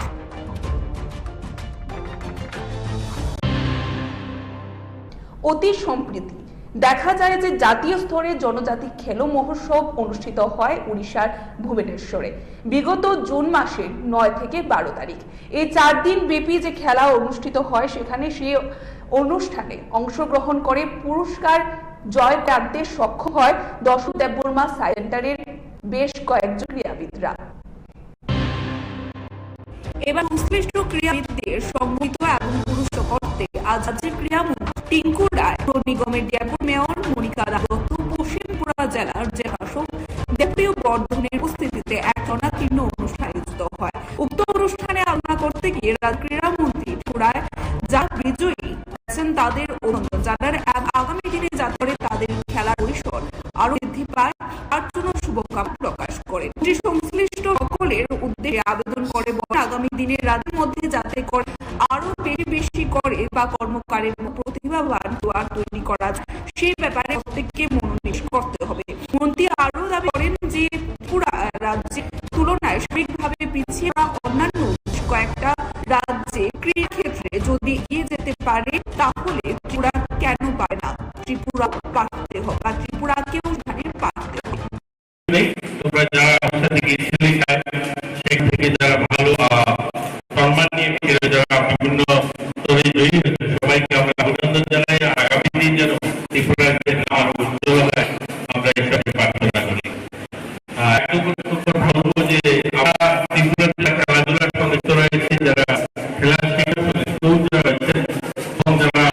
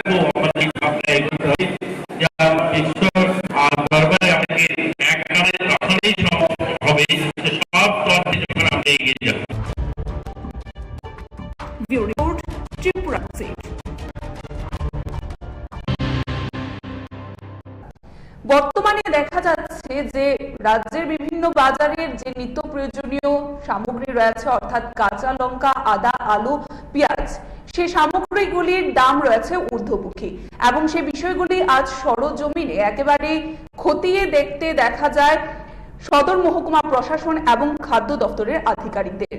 রাজ্যের বিভিন্ন বাজারে তারা গিয়ে বিষয়টি পরিলক্ষিত করেন। কাঁচা লঙ্কা, আদা, আলু, পেঁয়াজ ইত্যাদি নিত্য প্রয়োজনীয় সামগ্রীর দাম ঊর্ধ্বমুখী। বিশেষ করে কাঁচা লঙ্কার ঝাঁঝে মধ্যবিত্ত এবং নিম্নবিত্তদের ত্রাহি অবস্থা। এই ফাঁকে বাজারের মধ্যে কোনো প্রকার কালোবাজারি চলছে কিনা এই বিষয়গুলো সরজমিনে দেখার জন্য আজ সদর মহকুমা প্রশাসন এবং খাদ্য দপ্তরের যৌথ অভিযান সংগঠিত হয় রাজধানীর মহারাজগঞ্জ সবজি বাজার এবং পাইকারি বাজারে। গোটা অভিযান সম্পর্কে খাদ্য দপ্তরের জনৈক আধিকারিক দাবি করেছেন, সমস্ত বিষয় পর্যবেক্ষণ করে ওনারা বুঝতে পেরেছেন সবকিছু ঠিকঠাক থাকলে আগামী কিছুদিনের মধ্যেই দাম নিয়ন্ত্রণের মধ্যে চলে আসবে। পাশাপাশি তিনি আরো দাবি করেছেন, আজকের এই অভিযান চলাকালীন দুইটা দোকানের মধ্যে কিছু অনিয়ম ধরা পড়ায় সংশ্লিষ্ট দোকানীদের বিরুদ্ধে নিয়ম অনুযায়ী ব্যবস্থা গ্রহণ করা হবে। আসলে আমাদের খাদ্য অধিকর্তার নির্মল অধিকারী স্যারে কালকে আমাদেরকে তারা ফোন করেছিল যে বাজারে যে সবজির দাম, বিশেষ করে কাঁচা লঙ্কা, আলু, পেঁয়াজ, টমেটো এটা ঊর্ধ্বমুখী, সেটা যাচাই করার জন্য আমাদের সদর মহকুমা শাসকের অধীন আমাদের এনফোর্সমেন্ট টিম আগে থেকেই গড়া আছে। তো আমাদের এনফোর্সমেন্ট টিম সহকারে আজকে আমরা মহারাজগঞ্জ বাজারে পরিদর্শন করে আমরা অনেক কাঁচামালের দোকান, যেমন আলু, পেঁয়াজ, কাঁচা লঙ্কা, আদা, টমেটো ইত্যাদির দোকান আমরা ভিজিট করলাম। সর্বশেষে এই মুদির দোকানখানেও ভিজিট করলাম। এখানে ভিজিট করে দেখলাম ওনার যে বাটখারার যে মাপনের জিনিস, যেটা রেনু থাকার কথা সেটাও রেনু নাই। তাছাড়া ওনার দোকানে আচার এবং সরষার তেল এক্সপায়ারি পাওয়া গেছে। তাছাড়া ফুড স্টাফ লাইসেন্সও নাই। ওনার যে সার্টিফিকেটটা আমরা সিজ করলাম, আমাদের এসডিএমসে যাওয়ার জন্য বললাম, ওনাকে নোটিশ জারি করা হবে। তারপরে এসডিএম স্যারের কন্ট্রোল অর্ডার মোতাবেক যা অ্যাকশন নেবে। তো মূলত আজকে অভিযানের মূল লক্ষ্য সবজি বাজার পরিদর্শন করে মূল্য যাচাই করা। তো এটা যাচাই করে দেখলাম 2-3 দিন আগে যে আলু, পেঁয়াজ বা মরিচ, আদা বা টমেটো যা রেট ছিল, আজকের রেটটা তার থেকে একটু নামা আছে। এবং তাদের সাথে কথা বললে যে ব্যাপারটা বোঝা গেল সে মাল বাজার অ্যাভেলেবেল আছে, রাস্তাতে আনার কোনো অসুবিধা নাই। আজকে টমেটো পাইকারি 80 টাকা বিক্রি হচ্ছে আর খুচরা 100 টাকা বিক্রি হচ্ছে। মরিচ যেটা বিভিন্ন কোয়ালিটি আছে 80 টাকা থেকে 120 টাকা থেকে 150 টাকা কেজি অবধি আছে। আর খুচরা 25 টাকা থেকে 30 টাকা সব পর্যন্ত আছে। এতদিন যে দামটা ঊর্ধ্বমুখী ছিল, কি কারণটাই মূলত কি কারণে ছিল? তারা তো এই ব্যাপারে কিছু বলছে না। কিছু তারা স্পেসিফিক কিছু বলতে পারছে না, শুধু বলছিল যে মালটার যোগান একটু কম ছিল। তারা স্পেসিফিক হিসাবে এই কথাটাই বলছে।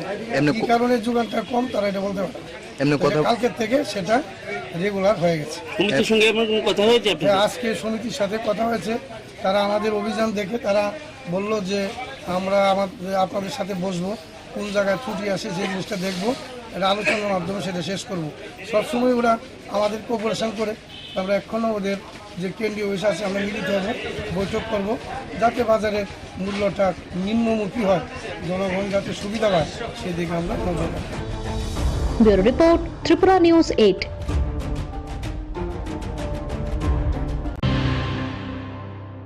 প্রমোদনগর বাজারে গতকাল রাতে সেখানে দুঃসাহসিক চুরির ঘটনা সংঘটিত হয় এবং এই ঘটনায় জানা যায় যে চোরের দল দোকানের তালা ভেঙে প্রায় 15 থেকে 20 হাজার টাকার দোকানের সামগ্রী চুরি করে নিয়ে যায়।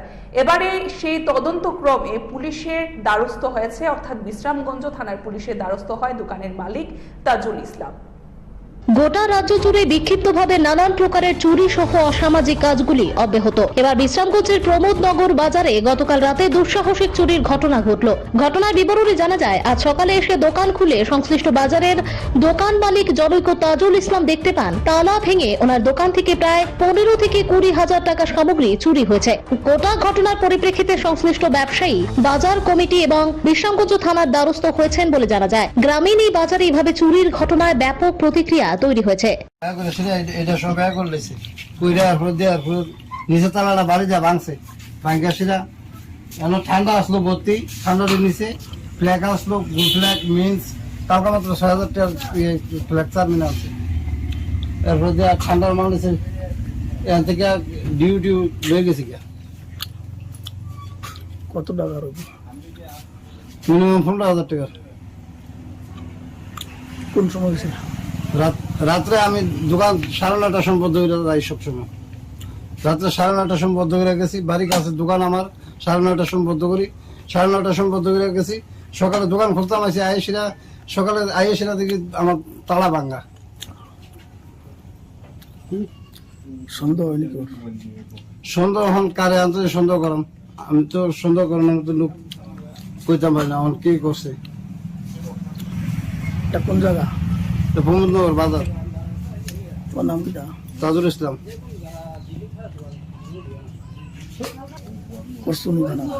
থানাত করছি না, বাজার কমিটি জানাই সেটা থানাতেও করছি। Bureau report, Tripura news 8।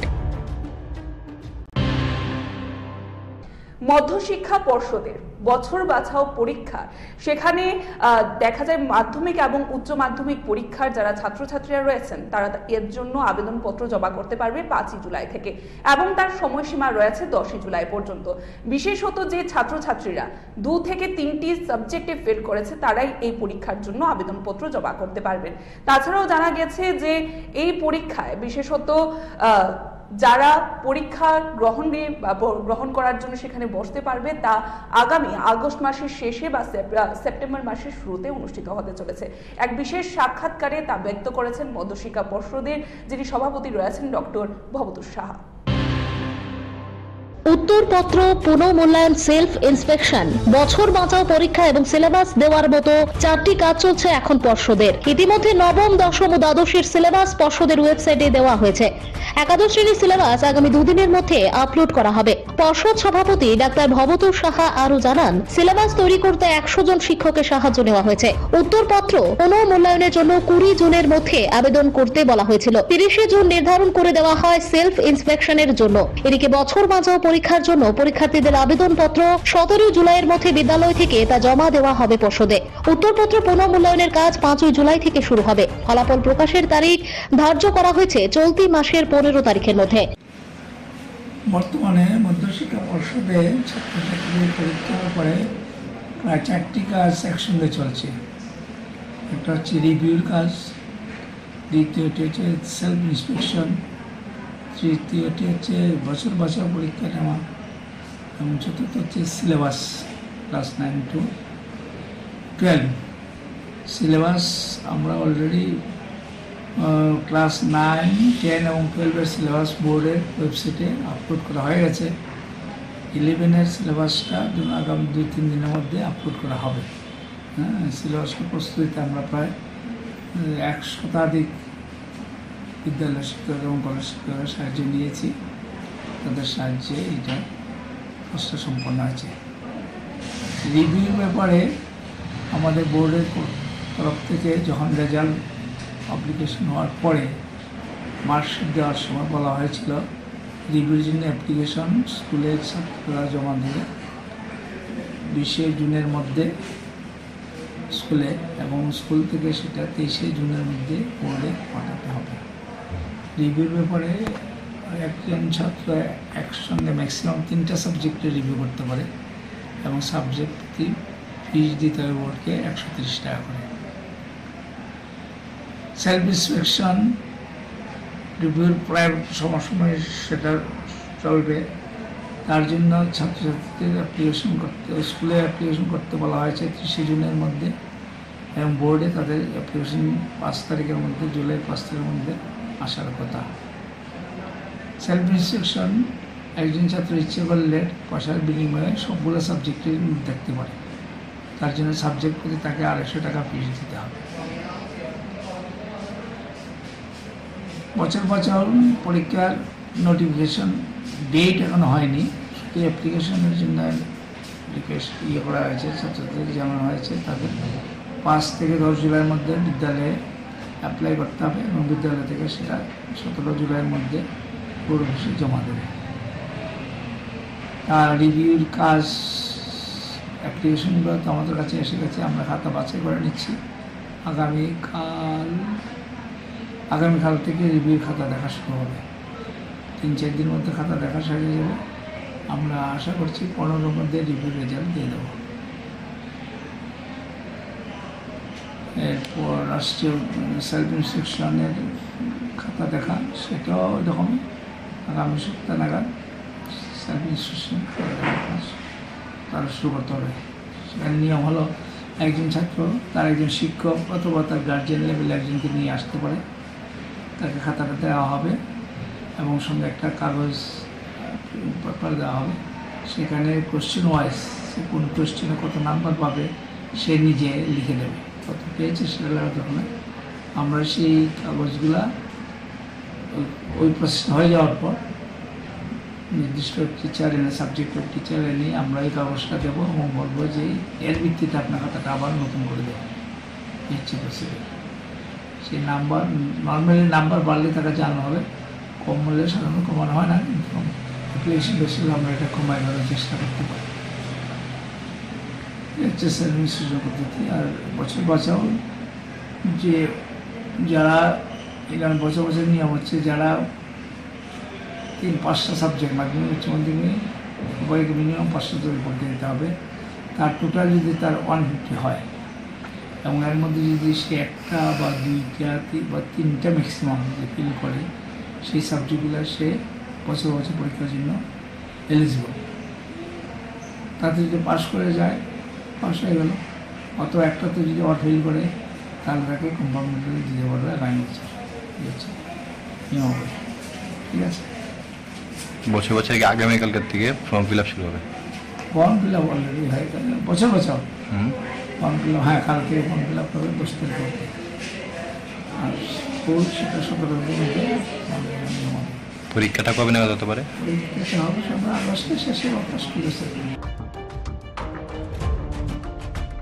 Bureau report, Tripura news 8।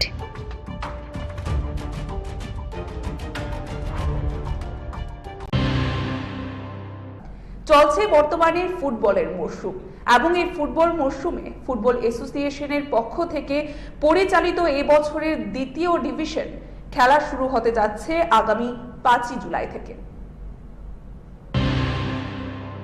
উল্লেখ্য, এবারের আসরে মোট 8টি দল অংশগ্রহণ করছে।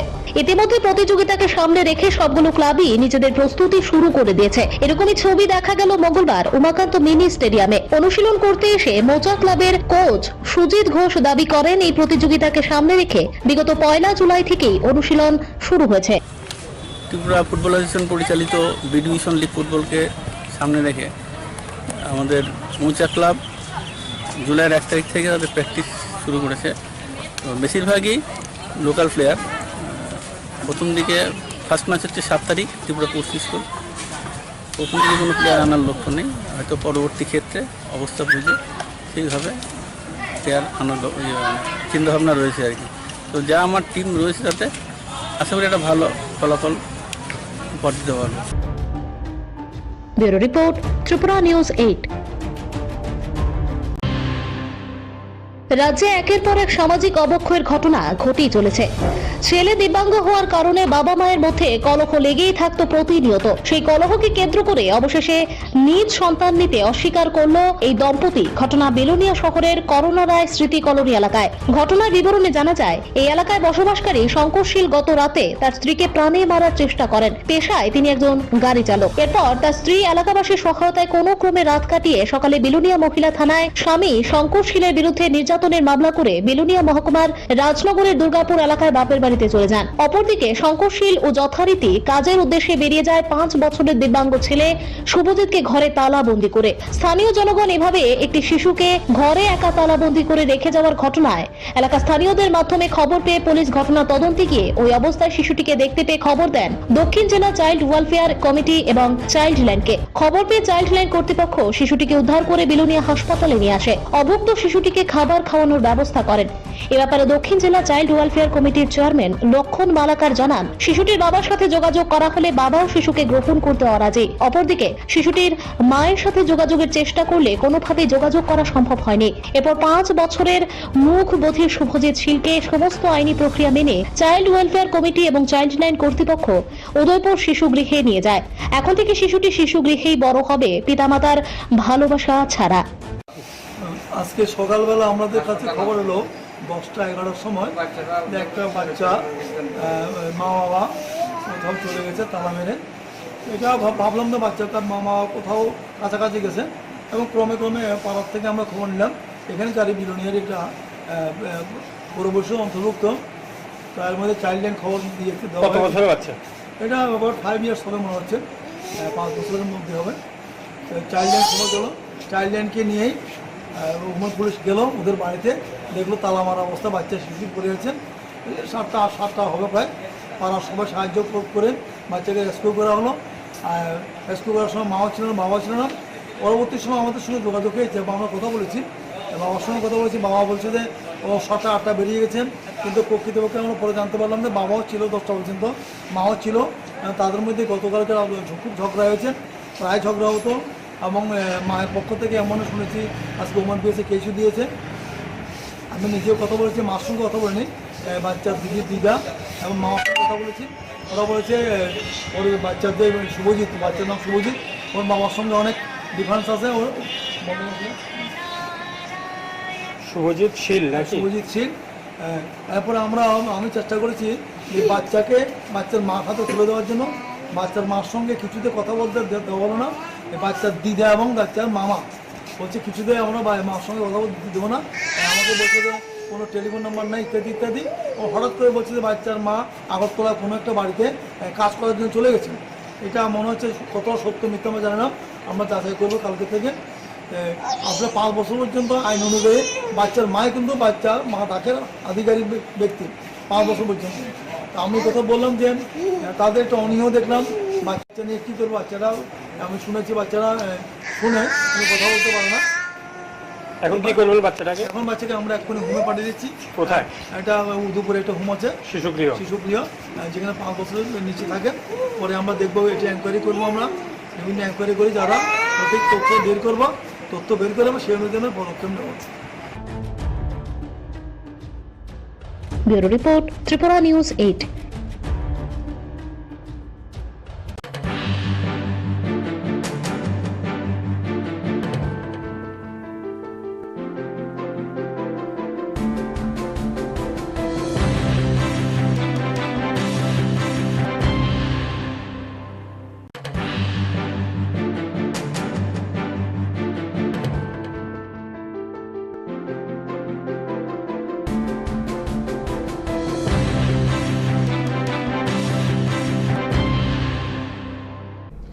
নমস্কার, স্বাগত আপনাদের ত্রিপুরা নিউজ 8 এর পর্দায়। এই মুহূর্তে আমি আপনাদের সাথে রয়েছি পূজা। ত্রিপুরার অতিথিশালায় প্রিজম শীর্ষক ওয়েব পোর্টালে 3 দিবসীয় কর্মশালা অনুষ্ঠিত হয় মঙ্গলবার। এই সময়ের মধ্যে রাজ্য প্রশাসনের অন্তর্গত সবগুলো দপ্তরের মাঝে বিভিন্ন বিষয়ের পরিমার্জন চলছে। এরকমই এক অঙ্গ হিসাবে আজ ত্রিপুরা রাজ্য সরকারের কারা দপ্তরের উদ্যোগে সরকারি অতিথিশালায় প্রিজম শীর্ষক ওয়েব পোর্টালের উপর 3 দিনের এক কর্মশালার আয়োজিত হয়। এই কর্মশালার আনুষ্ঠানিক উদ্বোধন করে দপ্তরের মন্ত্রী শান্তনা চাকমা। এই কর্মশালা আগামী দিনে সংশ্লিষ্ট দপ্তরের কর্মীদের কর্মদক্ষতা বৃদ্ধি করতে ব্যাপক ইতিবাচক ভূমিকা পালন করবে বলে আশাবাদ ব্যক্ত করেন তিনি। মন্ত্রী ছাড়াও দপ্তরের সচিব তাপস রায় সংশ্লিষ্ট বিষয়ের উপর আলোচনা সহ এই বিষয়ের বা এই সময়ের কারা দপ্তরের বিভিন্ন বিষয়গুলো তুলে ধরেন। আমি বলবো যে আমাদের যেহেতু জেল ডিপার্টমেন্ট, সেটাকে আমরা প্রত্যেকেই জানি সেখানে অনেক নিয়ম আছে, সিস্টেম আছে, সেই রুল ফলো করে আমাদের করতে হয়। তো তার যে একটা যে আমাদের যে প্রিজন যে আমাদের সিস্টেম চালু, সেই বিষয়টা আমাদের ক্ষেত্রে প্রথম যারা নতুন জেনেছেন অথবা নতুন যারা ট্রেনিং করছেন তাদের জন্য হয়তো বা মনে হতে পারে। তো যে কোনো জিনিস নতুন প্রথমে আমরা যখন জানি না, সেই বিষয়কে আমরা হয়তো সেটা কঠিন বলে মনে হয়, যখনই সেই কাজটাকে আমরা জেনে নিই, বুঝে নিই, তাহলে সেটা ইজিলি আমরা করতে পারি। তো ঠিক সেভাবে আমাদের কেন্দ্র সরকার চেষ্টা করছে কিভাবে আমাদের ডিজিটাল ইন্ডিয়াকে মাথায় রেখে কিভাবে সমস্ত ইন্ডিয়াকে ডিজিটাল করা যায়, যাতে ইজিলি মানুষের প্রবলেমগুলো অতি দ্রুত সমাধান করা যায়। যেমন আজকে ধরুন এখানে আলোচনা হয়েছে যে ই প্রিজনের মাধ্যমে যে আমরা ধরুন আজকে আপনি আগরতলাতে আছেন, হয়তোবা আমার প্রয়োজন পড়ছে আমার দিল্লি কথা বলতে হবে অথবা আমার গ্রামে কথা বলতে হবে, তো ইজিলি আমরা ভিডিও কনফারেন্সের মাধ্যমে আমরা ইজিলি কথা বলতে পারি। তো ইজিলি আমরা কোনো একটা ডকুমেন্ট সাবমিট করতে হবে, কোনোটা আমার পাবলিক রিলেটেড কোনো ধরনের আমার কোনো ছুটির জন্য কোনো একটা ইস্যুর জন্য অ্যাপ্লিকেশন যদি করতে চান, তাহলে এই প্রিজন পোর্টালের মাধ্যমে ইজিলি সেখানে অ্যাপ্লিকেশন সাবমিট করতে পারবেন এবং সেটাও আমাদের ডিপার্টমেন্ট দেখে তো তাদেরকে পারমিশন দেবে এবং টাইম ডেট সময় যে কোনো জায়গা থেকে সেই ব্যক্তি আমাদের সঙ্গে যোগাযোগ করতে পারবে ডিপার্টমেন্টের সঙ্গে।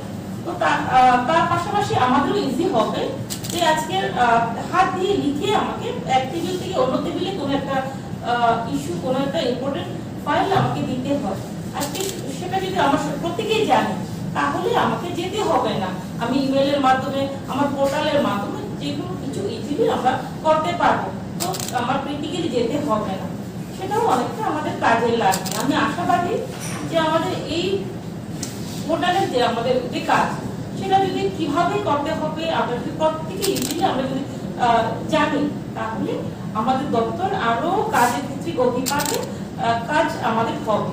তো এটাই বলবো যে আমাদের জন্ম যেমন তেমন হয়, কিন্তু জন্মদিনে দিয়ে মানুষের পরিচয় হয় না, কর্ম দিয়ে মানুষের পরিচয় হয়। তার জন্য আমাদের কর্ম, আমি কতটুকু কাজ করেছি, কথা বলা বেশি সেটা আমি মনে করি যে ভালো স্পিচ দিলে যে ভালো হবে সেটা কিছু নয়, যদি আমি প্র্যাকটিক্যালি আমার কাজটাকে আমি কাজে লাগি, কতটুকু আমি কাজ পারি সেটাকে যদি আমি দেখাতে পারি, সে কাজের উপরে নির্ভর করবে আপনার যোগ্যতা কি। Bureau report, Tripura news 8। আগরতলার ইন্দ্রনগর স্থিত গোমতী দুধের ডায়েরিতে মিল্ক ইনসুলেটেড আজ শুভ উদ্বোধন করেন প্রাণী সম্পদ বিকাশ দপ্তরের মন্ত্রী সুধাংশু দাস। মন্ত্রী সুধাংশু দাস আশাবাদ ব্যক্ত করতে গিয়ে বললেন, এই উদ্যোগ আগামী দিনে রাজ্যের জন্য ইতিবাচক ক্ষেত্র তৈরি করবে। বিশেষ করে মন্ত্রী উনার দীর্ঘ আলোচনায় এই সময়ের মধ্যে কিভাবে সরকার নানানভাবে সাধারণ মানুষের আর্থ-সামাজিক ব্যবস্থার বিকাশে পদক্ষেপ গ্রহণ করে তুলেছেন সেই বিষয়গুলো তুলে ধরেন। মন্ত্রী স্বীকার করে নেন এই সময়ের মধ্যে চাহিদার সাথে সাথে কিছু গ্যাপ রয়ে গেছে। এই গ্যাপ পূরণের ক্ষেত্রে সংশ্লিষ্ট বিভিন্ন দপ্তরের বা বিভিন্ন স্তরের কর্মীরা যাতে করে দায়িত্বশীল ভূমিকা পালন করে এই বিষয়ে মন্ত্রী আবেদন রাখেন। দপ্তরের মন্ত্রী ছাড়া সমবায় দপ্তরের মন্ত্রী সহ অন্যান্যরাও নিজেদের আলোচনায় এই মিল্ক ইনসুলেটেড ট্যাঙ্কার আগামী দিনে গুরুত্বপূর্ণ ভূমিকা পালন করবে বলে আশাবাদ ব্যক্ত করেন। সোসাইটির জন্য আজকের দিনটা খুব গুরুত্বপূর্ণ। তাদের অনেকগুলি কর্মকাণ্ডের মধ্যে নতুন করে আজকে আরেকটা পালক যুক্ত হতে যাচ্ছে, যেখানে ইনসুলেটেড মিল্ক তার ট্যাঙ্কার আমরা ফ্ল্যাগ অফ করবো এবং তার মাধ্যমে ট্যাঙ্কারের মাধ্যমে বিভিন্ন জায়গায় সেই ট্যাঙ্কার গিয়ে দুধ যেমন কালেকশন করবে, তেমনি আবার নির্দিষ্ট জায়গায় সেই দুধকে পৌঁছে দিতে সেই ট্যাঙ্কারটি ব্যবহার করা হবে। তো ভারত সরকারের national programme of dairy development যেটা রয়েছে তার ফান্ড থেকে এটার ব্যবস্থা করা হয়েছে। তো আমি ধন্যবাদ জানাচ্ছি কর্তৃপক্ষকে, ভারত সরকারের নেতৃত্বকে, যারা এই কর্মকাণ্ডে আমাদেরকে সহযোগিতা করেছে। এটা সঠিক যে আমরা এখানে যারা বসে আছি, যারা দাঁড়িয়ে আছি, আমরা প্রত্যেকটা মানুষ তাদের কাছে ঋণী, যারা জন্মের পর থেকে দুধ দিয়ে আমাদেরকে বাঁচিয়ে রেখেছে, সেটা মাতৃদুগ্ধ হোক আর পরবর্তী সময় গোদুগ্ধ হোক, সেই গোদুগ্ধ হোক কিংবা মাতৃদুগ্ধ, দুইটার প্রতি আমরা কিন্তু চিরঋণী। কারণ দুধ এমন একটা বস্তু, এমন একটা খাদ্যদ্রব্য, মাননীয় প্রিন্সিপাল সেক্রেটারি মহোদয় সেই ভগবান শিবের এবং অসুর এবং দেবতাদের মধ্যে যে সমুদ্র মন্থনের ঘটনাকে ব্যাখ্যা করে অমৃতের সাথে দুধকে তিনি তুলনা করেছেন, এবং এটাই বাস্তব। আমরা সবাই জানি যে আমরা যে দুধ খেয়ে প্রথমে আমরা বড় হয়েছি, মাতৃদুগ্ধ, সেটাকে আমরা অমৃতের সাথে আমরা তুলনা করি। তো এটা ঠিক যে প্রত্যেকটা মানুষ, প্রত্যেকটা বাচ্চাদের বড় হওয়ার ক্ষেত্রে তার পুষ্টি, তার নিউট্রিশন, এই সবকিছুর ক্ষেত্রে দুধ একটা গুরুত্বপূর্ণ ভূমিকা পালন করে। দুধ ছাড়া কোনো মানুষের বিকাশ অসম্ভব। এই দুধ প্রত্যেকটা মানুষের প্রয়োজন, কিন্তু এই প্রয়োজনের চাহিদা মেটানোর জন্য আমাদের রাজ্যে বর্তমানে দুধের যে প্রোডাকশন রয়েছে বা উৎপাদন রয়েছে, সেটা যদি আমরা দেখি আর আমাদের চাহিদাটাকে যদি আমরা দেখি, তাহলে দেখবেন there is some gap। যেমন ধরুন, আমাদের রাজ্যে এই মুহূর্তে 2022-23 অর্থ বছরের যেটা আমাদের হিসাব আছে, I don't know whether the report is authentic or not, but tentative যেটা আমরা ধরে নিতে পারি যে 2022-23 অর্থ বছরে আমাদের রাজ্যে দুধের ডিমান্ড ছিল 3,15,632 মেট্রিক টন দুধ আমাদের চাহিদা ছিল, আর আমাদের রাজ্যে প্রোডাকশন হয়েছে 2,30,115 মেট্রিক টন, অর্থাৎ 85,517 মেট্রিক টন দুধে গ্যাপ আমাদের রাজ্যে রয়েছে। সেটা কিছু কম হতে পারে, কিছু বেশিও হতে পারে, কিন্তু আমরা যদি এটাকে, সংখ্যাটাকে ধরে নিয়ে যদি আমরা এগিয়ে যেতে চাই, তাহলে এই 85,517 মেট্রিক টন দুধ আমাদের রাজ্যকে যদি স্বয়ংসম্পূর্ণ করতে হয়, তাহলে এই গ্যাপটাকে আমাদের পূরণ করতে হবে। এই গ্যাপ পূরণ করার ক্ষেত্রে আমাদের সবচেয়ে প্রথম যেটা করণীয়, সেটা হচ্ছে আমাদের গো রক্ষা আমাদের সবার আগে দরকার, গোমাতার রক্ষা দরকার। এই কাজটাকে আমাদের এগিয়ে যেতে হবে। পাশাপাশি দুধ উৎপাদনে যারা আমাদের রাজ্যের ফার্মার আছেন, তাদেরকে উৎসাহিত করতে হবে। যদিও সময় সময় ত্রিপুরা সরকার এই ক্ষেত্রে কৃষকদেরকে উৎসাহিত করার জন্য বিভিন্ন ইনিশিয়েটিভ নিয়েছে এর আগেও, বর্তমানেও আমরা দায়িত্ব নেওয়ার পর অনেকগুলি ইনিশিয়েটিভ আমরা নিয়েছি যে মিল্ক প্রোডাকশনের রাজ্যকে যাতে আমরা স্বয়ংসম্পূর্ণ করতে পারি, তার জন্য আমরা অনেকগুলি ইনিশিয়েটিভ নিয়েছি। যেমন ধরুন, আমাদের রাজ্যে খুব ভালো একটা প্রজেক্ট বা স্কিম লঞ্চ করেছিল 2020 সালের সম্ভবত 21শে অক্টোবর আমাদের রাজ্যের বিজেপি চিফ মিনিস্টারের সময়ে, মুখ্যমন্ত্রী উন্নত গোধন প্রকল্প। এই মুখ্যমন্ত্রী উন্নত গোধন প্রকল্পের উদ্দেশ্য ছিল যে রাজ্যে যারা কৃষক আছেন, যারা গরু পালন করেন বা দুধ যারা উৎপাদন করতে চায় কৃষক, তাদের দুধ উৎপাদনে আরো বেশি উৎসাহিত করার জন্য artificial insemination through sex sorted cement এগুলিকে ব্যবহার করে ফিমেল কাউ বেশি বেশি যাতে বর্ন করা যায়, তার জন্য এই উন্নত গোধন প্রকল্পে আমরা প্রাবধান এনেছিলাম এবং চালু হয়েছিল আমাদের রাজ্যে। এখনো আমাদের রাজ্যে সেই প্রকল্পটা আছে। Report Tripura news 8।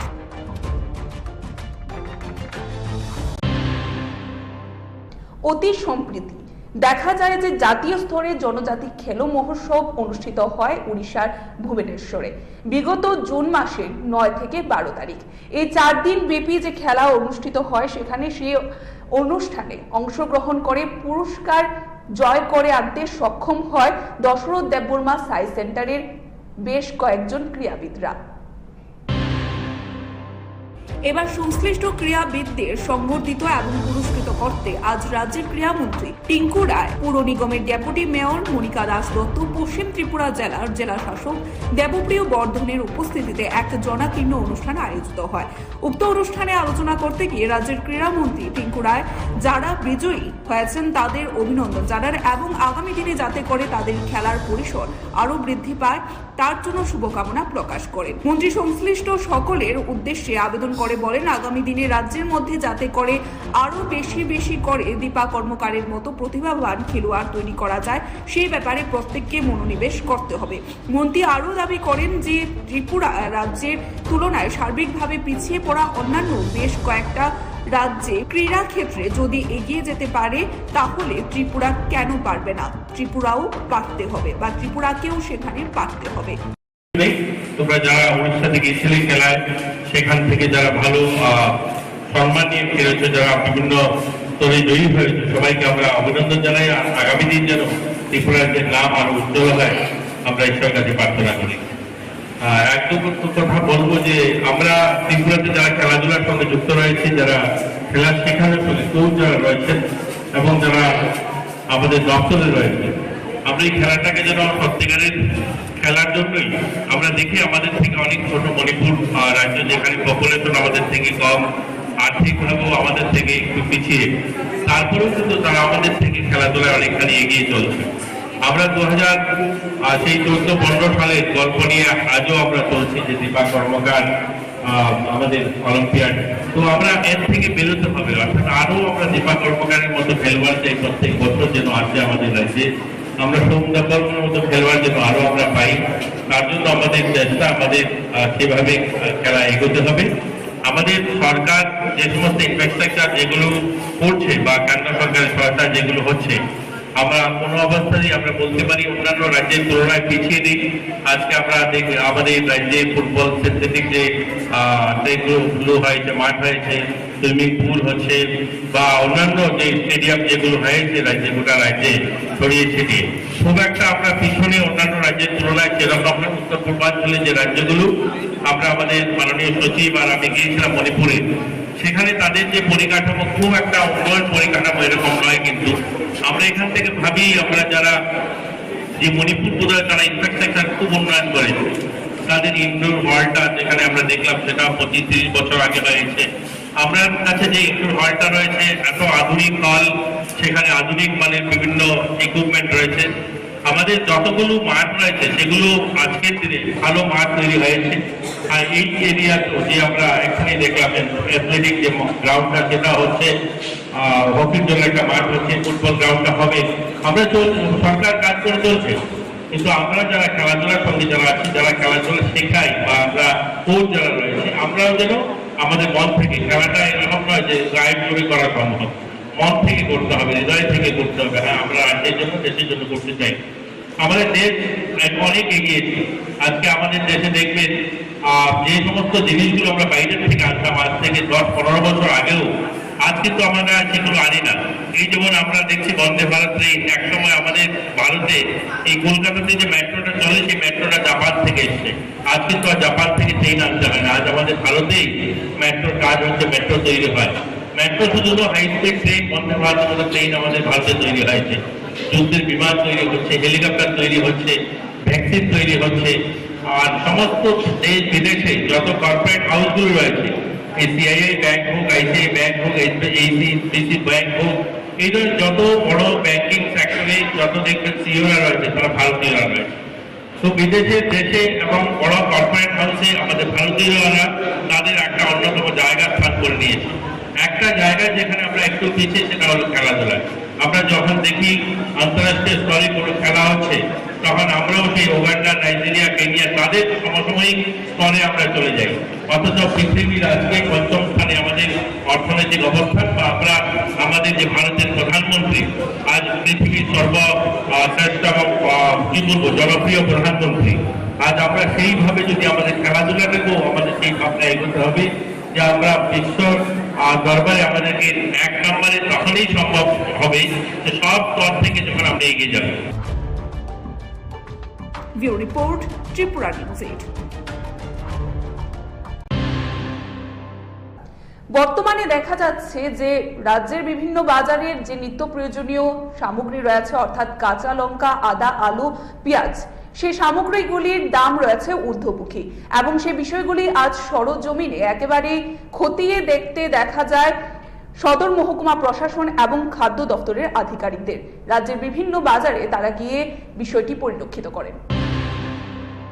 কাঁচা লঙ্কা, আদা, আলু, পেঁয়াজ ইত্যাদি নিত্য প্রয়োজনীয় সামগ্রীর দাম ঊর্ধ্বমুখী। বিশেষ করে কাঁচা লঙ্কার ঝাঁঝে মধ্যবিত্ত এবং নিম্নবিত্তদের ত্রাহি অবস্থা। এই ফাঁকে বাজারের মধ্যে কোনো প্রকার কালোবাজারি চলছে কিনা এই বিষয়গুলো সরজমিনে দেখার জন্য আজ সদর মহকুমা প্রশাসন এবং খাদ্য দপ্তরের যৌথ অভিযান সংগঠিত হয় রাজধানীর মহারাজগঞ্জ সবজি বাজার এবং পাইকারি বাজারে।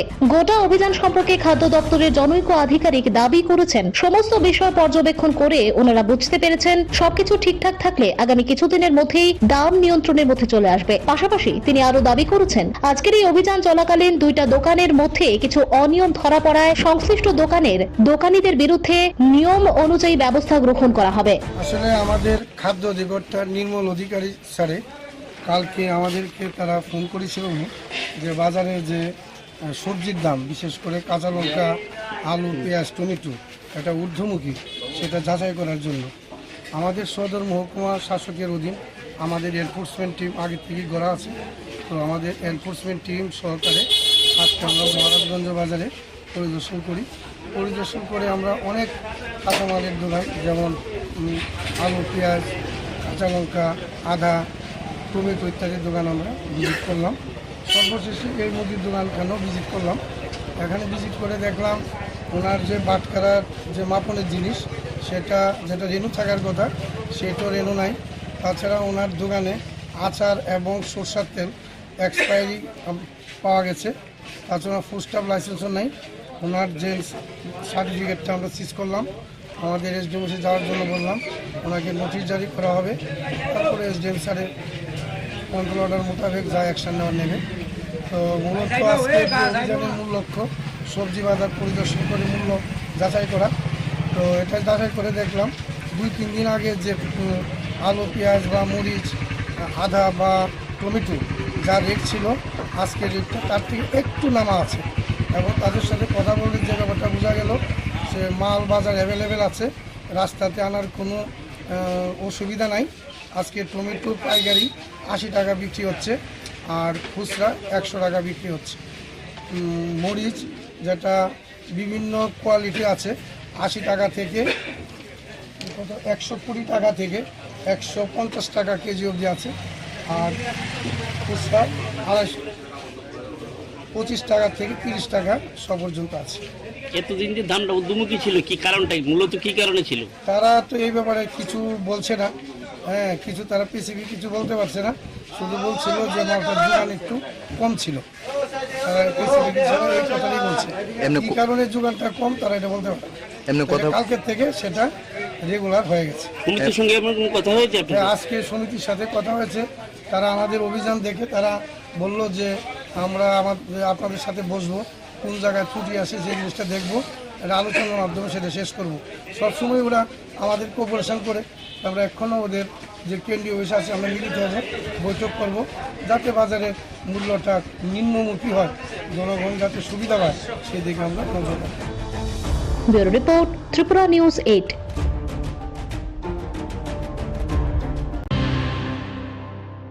প্রমোদনগর বাজারে গতকাল রাতে সেখানে দুঃসাহসিক চুরির ঘটনা সংঘটিত হয় এবং এই ঘটনায় জানা যায় যে চোরের দল দোকানের তালা ভেঙে প্রায় 15 থেকে 20 হাজার টাকার দোকানের সামগ্রী চুরি করে নিয়ে যায়। এবারে সেই তদন্তক্রমে পুলিশের দ্বারস্থ হয়েছে, অর্থাৎ বিশ্রামগঞ্জ থানার পুলিশের দ্বারস্থ হয় দোকানের মালিক তাজুল ইসলাম। গোটা রাজ্য জুড়ে বিক্ষিপ্তভাবে নানান প্রকারের চুরি সহ অসামাজিক কাজগুলি অব্যাহত। এবার বিশ্রামগঞ্জের প্রমোদনগর বাজারে গতকাল রাতে দুঃসাহসিক চুরির ঘটনা ঘটল। ঘটনার বিবরণে জানা যায়, আজ সকালে এসে দোকান খুলে সংশ্লিষ্ট বাজারের দোকান মালিক জনৈক তাজুল ইসলাম দেখতে পান তালা ভেঙে ওনার দোকান থেকে প্রায় 15 থেকে 20 হাজার টাকা সামগ্রী চুরি হয়েছে। গোটা ঘটনার পরিপ্রেক্ষিতে সংশ্লিষ্ট ব্যবসায়ী, বাজার কমিটি এবং বিশ্রামগঞ্জ থানার দ্বারস্থ হয়েছেন বলে জানা যায়। গ্রামীণ এই বাজারে এইভাবে চুরির ঘটনায় ব্যাপক প্রতিক্রিয়া তৈরি হয়েছে। এটা সব ব্যয় করলেছে, কইরার পর দেওয়ার পর নিচে তালাটা বাড়ি যা ভাঙছে, ভাঙ্গাসিরা এমন ঠান্ডা আসলো ভর্তি, ঠান্ডার নিচে ফ্ল্যাগ আসলো, ফ্ল্যাগ মিন্স টাকা মাত্র 6,000 টাকার ফ্ল্যাগ চারমিন আছে। এরপর দেওয়া ঠান্ডার মাল নিচে এখান থেকে ডিউটি লয়ে গেছি। কত টাকার মিনিমাম 15,000 টাকার। কোন সময় গেছিল? রাত্রে আমি দোকান 9:30টার সময় বন্ধ করে যাই। সবসময় রাত্রে 9:30টার সময় বন্ধ করে গেছি। বাড়ির কাছে দোকান আমার, 9:30টার সময় বন্ধ করি, 9:30টার সময় বন্ধ করে গেছি। সকালে দোকান খুলতাম, আসি আয়েসিরা সকালে আয়েসিরা দেখি আমার তালা ভাঙ্গা। সন্দেহ হয়নি তো? সন্দেহ এখন কারে আনতে সন্দেহ করেন? আমি তো সন্দেহ করেন, আমি তো লোক কইতাম পারি না এখন কি করছে। এটা কোন জায়গা? প্রমোদনগর বাজার। তোমার নাম কি? তাজুল ইসলাম। করছুন না থানাত করছি না, বাজার কমিটি জানাই সেটা থানাতে কমপ্লেন করছি। Bureau report, Tripura news 8। মধ্যশিক্ষা পর্ষদের বছর বাছাও পরীক্ষা, সেখানে দেখা যায় মাধ্যমিক এবং উচ্চ মাধ্যমিক পরীক্ষার যারা ছাত্রছাত্রীরা রয়েছেন তারা এর জন্য আবেদনপত্র জমা করতে পারবে 5 জুলাই থেকে, এবং তার সময়সীমা রয়েছে 10 জুলাই পর্যন্ত। বিশেষত যে ছাত্রছাত্রীরা 2 থেকে 3টি সাবজেক্টে ফেল করেছে তারাই এই পরীক্ষার জন্য আবেদনপত্র জমা করতে পারবেন। তাছাড়াও জানা গেছে যে এই পরীক্ষায় বিশেষত যারা পরীক্ষা গ্রহণ করার জন্য সেখানে বসতে পারবে তা আগামী আগস্ট মাসের শেষে বা সেপ্টেম্বর মাসের শুরুতে অনুষ্ঠিত হতে চলেছে। এক বিশেষ সাক্ষাৎকারে তা ব্যক্ত করেছেন মধ্যশিক্ষা পর্ষদের যিনি সভাপতি রয়েছেন ডক্টর ভবতোষ সাহা। উত্তরপত্র পুনঃমূল্যায়ন, সেলফ ইন্সপেকশন, বছর বাঁচাও পরীক্ষা এবং সিলেবাস দেওয়ার মতো 4টি কাজ চলছে এখন পর্ষদের। ইতিমধ্যে নবম, দশম ও দ্বাদশের সিলেবাস পর্ষদের ওয়েবসাইটে দেওয়া হয়েছে। একাদশ শ্রেণীর সিলেবাস আগামী 2 দিনের মধ্যে আপলোড করা হবে। পর্ষদ সভাপতি ডাক্তার ভবতোষ সাহা আরো জানান, সিলেবাস তৈরি করতে 100 জন শিক্ষকের সাহায্য নেওয়া হয়েছে। উত্তরপত্র পুনঃমূল্যায়নের জন্য 20 জুনের মধ্যে আবেদন করতে বলা হয়েছিল। 30 জুন নির্ধারণ করে দেওয়া হয় সেলফ ইন্সপেকশনের জন্য। এদিকে বছর বাঁচাও পরীক্ষার জন্য পরীক্ষার্থীদের আবেদনপত্র 17 জুলাইয়ের মধ্যে বিদ্যালয় থেকে তা জমা দেওয়া হবে পর্ষদে। উত্তরপত্র পুনঃমূল্যায়নের কাজ 5 জুলাই থেকে শুরু হবে। ফলাফল প্রকাশের তারিখ ধার্য করা হয়েছে চলতি মাসের 15 তারিখের মধ্যে। বর্তমানে মধ্যশিক্ষা পর্ষদে ছাত্রছাত্রীদের পরীক্ষার পরে প্রায় 4টি কাজ একসঙ্গে চলছে। একটা হচ্ছে রিভিউর কাজ, দ্বিতীয়টি হচ্ছে সেলফ ইন্সপেকশন, তৃতীয়টি হচ্ছে বছর বাঁচাও পরীক্ষা নেওয়া, এবং চতুর্থ হচ্ছে সিলেবাস ক্লাস 9 to 12। সিলেবাস আমরা অলরেডি ক্লাস 9, 10 এবং 12-এর সিলেবাস বোর্ডের ওয়েবসাইটে আপলোড করা হয়ে গেছে। 11-এর সিলেবাসটা আগামী 2-3 দিনের মধ্যে আপলোড করা হবে।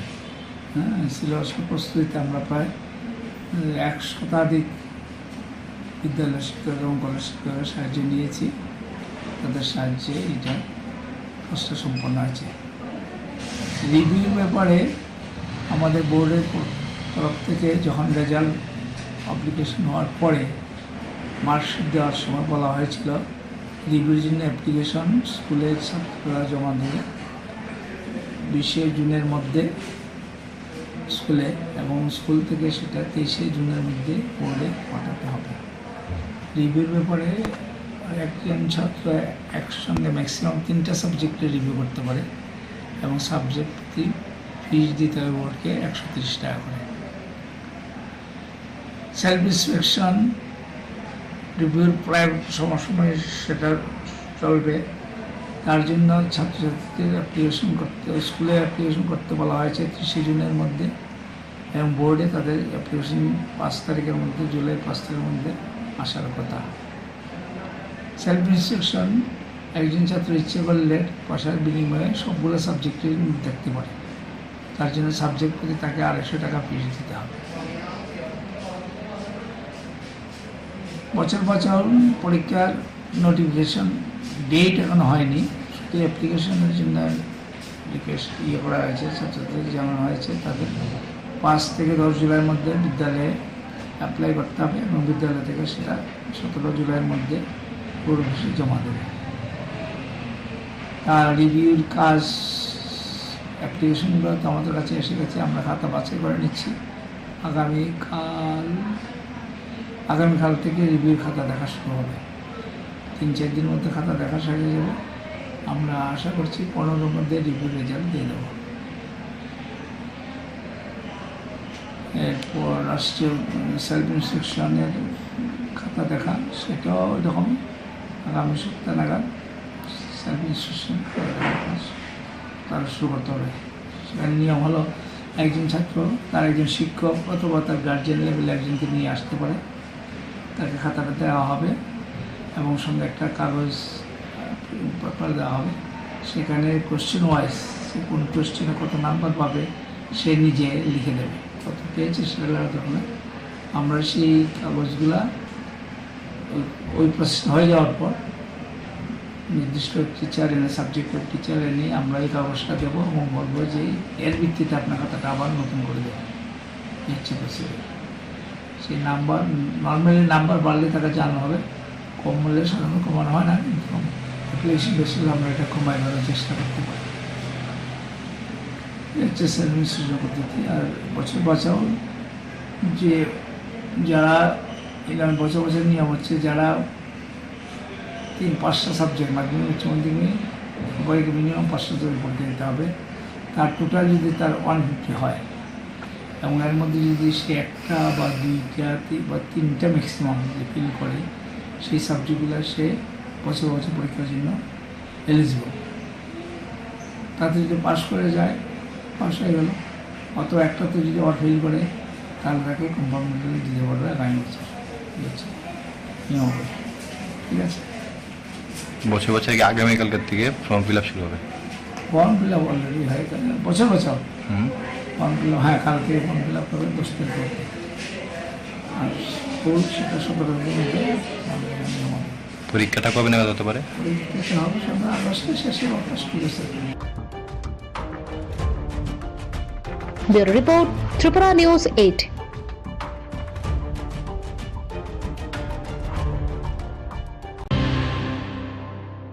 চলছে বর্তমানে ফুটবলের মরশুম এবং এই ফুটবল মরশুমে ফুটবল অ্যাসোসিয়েশনের পক্ষ থেকে পরিচালিত এই বছরের দ্বিতীয় ডিভিশন খেলা শুরু হতে যাচ্ছে আগামী 5 জুলাই থেকে। উল্লেখ্য, এবারের আসরে মোট 8টি দল অংশগ্রহণ করছে। ইতিমধ্যে প্রতিযোগিতাকে সামনে রেখে সবগুলো ক্লাবই নিজেদের প্রস্তুতি শুরু করে দিয়েছে। এরকমই ছবি দেখা গেল মঙ্গলবার উমাকান্ত মিনি স্টেডিয়ামে। অনুশীলন করতে এসে মোচা ক্লাবের কোচ সুজিত ঘোষ দাবি করেন এই প্রতিযোগিতাকে সামনে রেখে বিগত 1 জুলাই থেকেই অনুশীলন শুরু হয়েছে। ত্রিপুরা ফুটবল অ্যাসোসিয়েশন পরিচালিত বি ডিভিশন লিগ ফুটবলকে সামনে রেখে আমাদের মোচা ক্লাব জুলাইয়ের 1 তারিখ থেকে তাদের প্র্যাকটিস শুরু করেছে। তো বেশিরভাগই লোকাল প্লেয়ার। প্রথম দিকে ফার্স্ট ম্যাচ হচ্ছে 7 তারিখ ত্রিপুরা পোস্ট স্কুল। প্রথম দিকে কোনো প্লেয়ার আনার লক্ষ্য নেই, হয়তো পরবর্তী ক্ষেত্রে অবস্থা বুঝে সেইভাবে প্লেয়ার আনার চিন্তাভাবনা রয়েছে আর কি।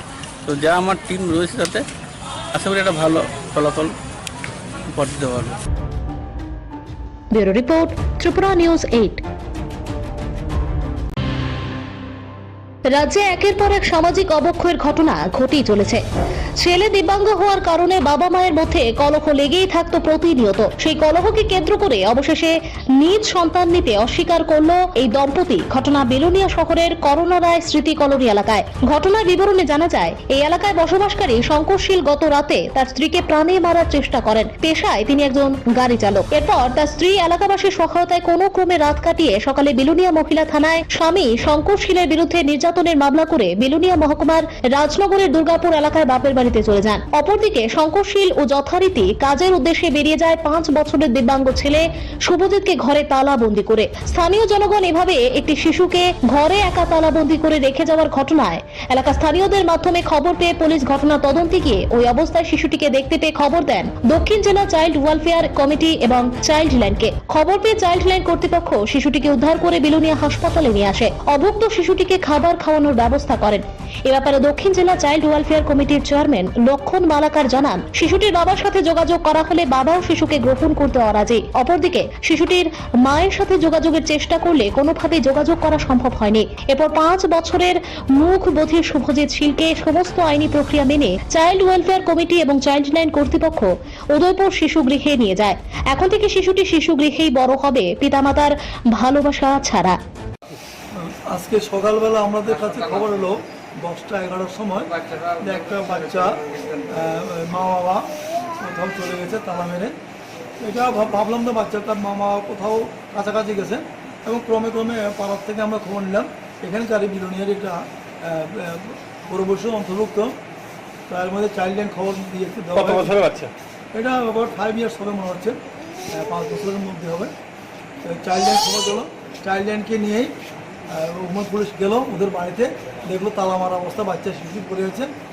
7টা হবে প্রায়। পাড়ার সবাই সাহায্য করে বাচ্চাকে রেস্কিউ করা হলো। রেস্কিউ করার সময় মাও ছিল না, বাবা ছিল না। পরবর্তী সময় আমাদের সঙ্গে যোগাযোগ হয়েছে বা আমরা কথা বলেছি বাবার সঙ্গে কথা বলেছি, বাবা বলছে যে ও 7টা 8টা বেরিয়ে গেছে, কিন্তু প্রকৃতপক্ষে আমরা পরে জানতে পারলাম যে বাবাও ছিল 10টা পর্যন্ত, মাও ছিল। তাদের মধ্যে গতকালকে খুব ঝগড়া হয়েছে, প্রায় ঝগড়া হতো, এবং মায়ের পক্ষ থেকে এমনও শুনেছি আজকে ওমান পিএসে কেসও দিয়েছে। আমি নিজেও কথা বলেছি, মার সঙ্গে কথা বলিনি, বাচ্চার দিদা এবং মার সঙ্গে কথা বলেছি। ওরা বলেছে ওর বাচ্চার যে শুভজিৎ, বাচ্চার নাম শুভজিৎ, ওর বাবার সঙ্গে অনেক ডিফারেন্স আছে। ওর শুভজিৎ শীল শুভজিৎ শীল। তারপরে আমি চেষ্টা করেছি যে বাচ্চার মার হাতে তুলে দেওয়ার জন্য। বাচ্চার মার সঙ্গে কিছুতে কথা বলতে দেবো না, বাচ্চার দিদা এবং বাচ্চার মামা বলছে কিছুতে আমরা মার সঙ্গে কথা বলতে দেবো না। আমাকে বলছে যে কোনো টেলিফোন নাম্বার নেই ইত্যাদি ইত্যাদি। ও হঠাৎ করে বলছে যে বাচ্চার মা আগরতলা কোনো একটা বাড়িতে কাজ করার জন্য চলে গেছে। এটা মনে হচ্ছে কত সত্য মিথ্যা আমরা জানি না, আমরা যাচাই করবো কালকে থেকে। আসলে 5 বছর পর্যন্ত আইন অনুযায়ী বাচ্চার মায় কিন্তু বাচ্চার মা তাকে আধিকারিক ব্যক্তি 5 বছর পর্যন্ত। আমি কথা বললাম যে তাদের একটা অনিয়ম দেখলাম, বাচ্চা নিয়ে কী করবো, বাচ্চারা আমি শুনেছি বাচ্চারা শুনে কথা বলতে পারে না। এখন কি করবেন বাচ্চাটাকে? এখন বাচ্চাকে আমরা এক্ষুনি হোমে পাঠিয়ে দিচ্ছি। কোথায়? এটা উদয়পুরে একটা হোম আছে, শিশুগৃহ, যেখানে 5 বছরের নিচে থাকে। পরে আমরা দেখবো, এটা এনকোয়ারি করবো, আমরা বিভিন্ন এনকোয়ারি করি, যারা সঠিক তথ্য বের করবো, তথ্য বের করে আমরা সেই অনুযায়ী পদক্ষেপ নেব। Bureau report, Tripura news 8।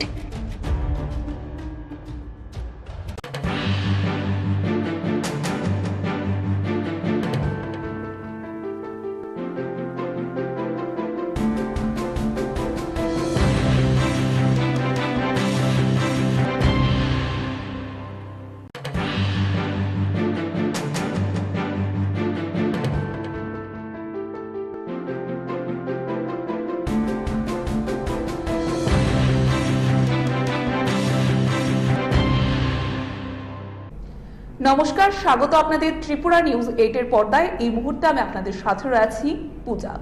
ত্রিপুরার অতিথিশালায় প্রিজম শীর্ষক ওয়েব পোর্টালে 3 দিবসীয় কর্মশালা অনুষ্ঠিত হয় মঙ্গলবার। এই সময়ের মধ্যে রাজ্য প্রশাসনের অন্তর্গত সবগুলো দপ্তরের মাঝে বিভিন্ন বিষয়ের পরিমার্জন চলছে। এরকমই এক অঙ্গ হিসাবে আজ ত্রিপুরা রাজ্য সরকারের কারা দপ্তরের উদ্যোগে সরকারি অতিথিশালায় প্রিজম শীর্ষক ওয়েব পোর্টালের উপর 3 দিনের এক কর্মশালার আয়োজিত হয়। এই কর্মশালার আনুষ্ঠানিক উদ্বোধন করে দপ্তরের মন্ত্রী শান্তনা চাকমা। এই কর্মশালা আগামী দিনে সংশ্লিষ্ট দপ্তরের কর্মীদের কর্মদক্ষতা বৃদ্ধি করতে ব্যাপক ইতিবাচক ভূমিকা পালন করবে বলে আশাবাদ ব্যক্ত করেন তিনি। মন্ত্রী ছাড়াও দপ্তরের সচিব তাপস রায় সংশ্লিষ্ট বিষয়ের উপর আলোচনা সহ এই বিষয়ের বা এই সময়ের কারা দপ্তরের বিভিন্ন বিষয়গুলো তুলে ধরেন। আমি বলবো যে আমাদের যেহেতু জেল ডিপার্টমেন্ট, সেটাকে আমাদের আমরা প্রত্যেকেই জানি সেখানে অনেক নিয়ম আছে, সিস্টেম আছে, সেই রুল ফলো করে আমাদের করতে হয়। তো তার যে একটা যে আমাদের যে প্রিজন যে আমাদের সিস্টেম চালু, সেই বিষয়টা আমাদের ক্ষেত্রে প্রথম যারা নতুন জেনেছেন অথবা নতুন যারা ট্রেনিং করছেন তাদের জন্য হয়তো বা ক্ষতি মনে হতে পারে। তো যে কোনো জিনিস নতুন প্রথমে কোনো আমরা যখন জানি না, সেই বিষয়কে আমরা হয়তো সেটা কঠিন বলে মনে হয়। যখনই সেই কাজটাকে আমরা জেনে নিই, বুঝে নিই, তাহলে সেটা ইজিলি আমরা করতে পারি। তো ঠিক সেভাবে আমাদের কেন্দ্র সরকার চেষ্টা করছে কিভাবে আমাদের ডিজিটাল ইন্ডিয়াকে মাথায় রেখে কিভাবে সমস্ত ইন্ডিয়াকে ডিজিটাল করা যায়, যাতে ইজিলি মানুষের প্রবলেমগুলো অতি দ্রুত সমাধান করা যায়। যেমন আজকে ধরুন এখানে আলোচনা হয়েছে যে প্রিজনের মাধ্যমে যে আমরা ধরুন আজকে আপনি আগরতলাতে আছেন, হয়তোবা আমার প্রয়োজন পড়ছে আমার দিল্লি কথা বলতে হবে অথবা আমার গ্রামে কথা বলতে হবে। তো ইজিলি আমরা ভিডিও কনফারেন্সের মাধ্যমে আমরা ইজিলি কথা বলতে পারি।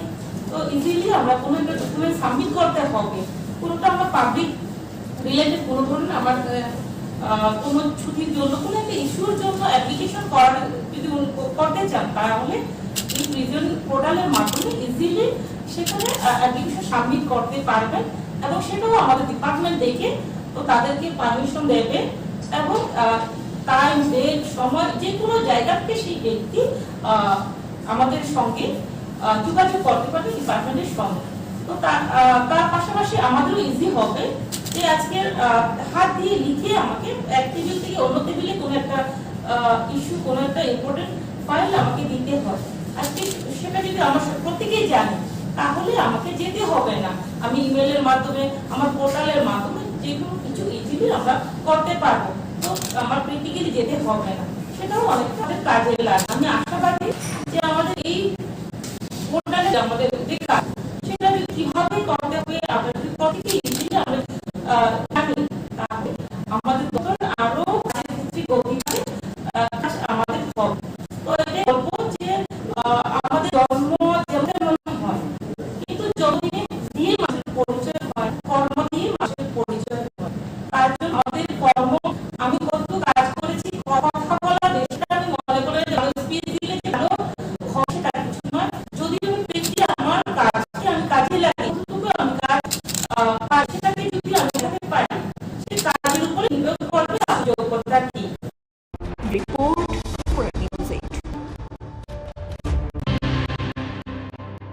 আগরতলার ইন্দ্রনগর স্থিত গোমতী দুধের ডায়েরিতে মিল্ক ইনসুলেটেড আজ শুভ উদ্বোধন করেন প্রাণী সম্পদ বিকাশ দপ্তরের মন্ত্রী সুধাংশু দাস। মন্ত্রী সুধাংশু দাস আশাবাদ ব্যক্ত করতে গিয়ে বললেন, এই উদ্যোগ আগামী দিনে রাজ্যের জন্য ইতিবাচক ক্ষেত্র তৈরি করবে। বিশেষ করে মন্ত্রী ওনার দীর্ঘ আলোচনায় এই সময়ের মধ্যে কিভাবে সরকার নানানভাবে সাধারণ মানুষের আর্থ-সামাজিক ব্যবস্থার বিকাশে পদক্ষেপ গ্রহণ করে তুলেছেন সেই বিষয়গুলো তুলে ধরেন। মন্ত্রী স্বীকার করে দেন, এই সময়ের মধ্যে চাহিদার সাথে সাথে কিছু গ্যাপ রয়ে গেছে। এই গ্যাপ পূরণের ক্ষেত্রে সংশ্লিষ্ট বিভিন্ন দপ্তরের বা বিভিন্ন স্তরের কর্মীরা যাতে করে দায়িত্বশীল ভূমিকা পালন করে এই বিষয়ে মন্ত্রী আবেদন রাখেন। দপ্তরের মন্ত্রী ছাড়া সমবায় দপ্তরের মন্ত্রী সহ অন্যান্যরাও নিজেদের আলোচনায় এই মিল্ক ইনসুলেটেড ট্যাঙ্কার আগামী দিনে গুরুত্বপূর্ণ ভূমিকা পালন করবে বলেই আশাবাদ ব্যক্ত করেন। সোসাইটির জন্য আজকের দিনটা খুব গুরুত্বপূর্ণ।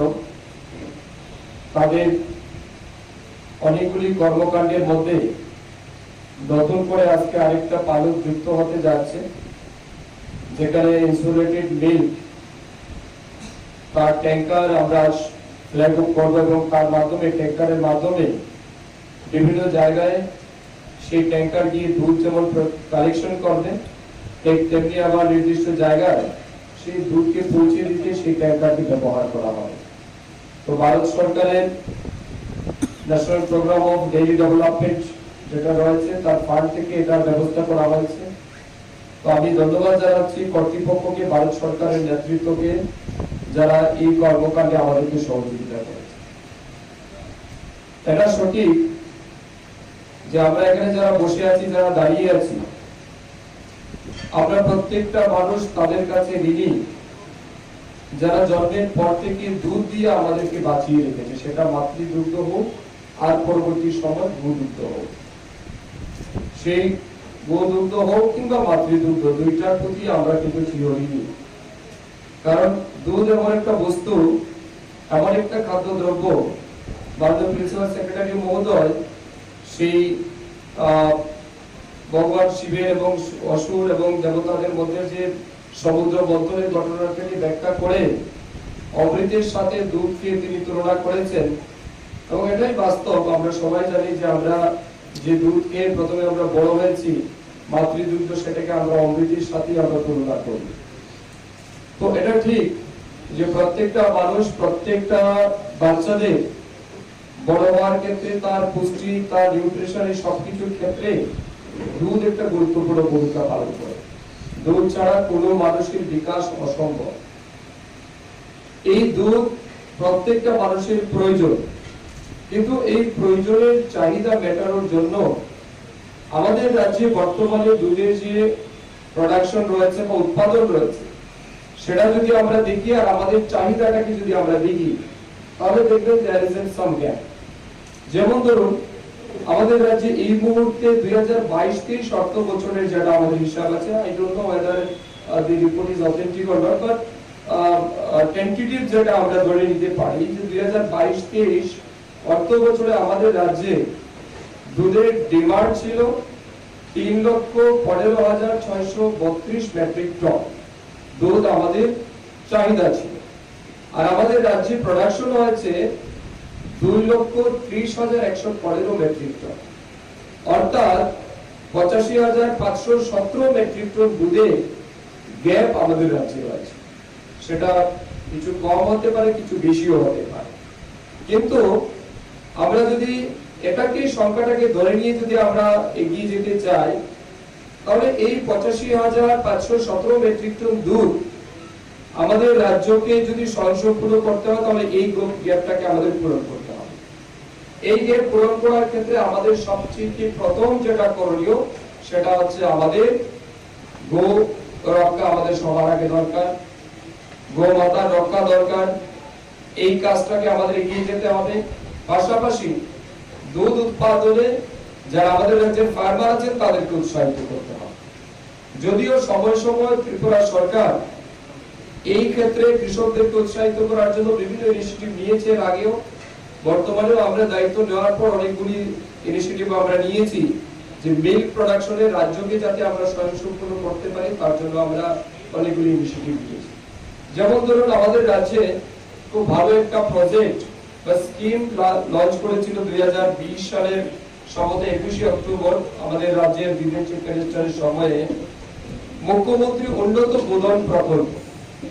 এই মুখ্যমন্ত্রী উন্নত গোধন প্রকল্পের উদ্দেশ্য ছিল যে রাজ্যে যারা কৃষক আছেন, যারা গরু পালন করেন বা দুধ যারা উৎপাদন করতে চায় কৃষক, তাদের দুধ উৎপাদনে আরো বেশি উৎসাহিত করার জন্য artificial insemination through sex sorted semen এগুলিকে ব্যবহার করে ফিমেল কাউ বেশি বেশি যাতে বর্ন করা যায় তার জন্য এই উন্নত গোধন প্রকল্পে আমরা প্রাবধান এনেছিলাম এবং চালু হয়েছিল আমাদের রাজ্যে। এখনো আমাদের রাজ্যে সেই প্রকল্পটা আছে। Report Tripura news 8।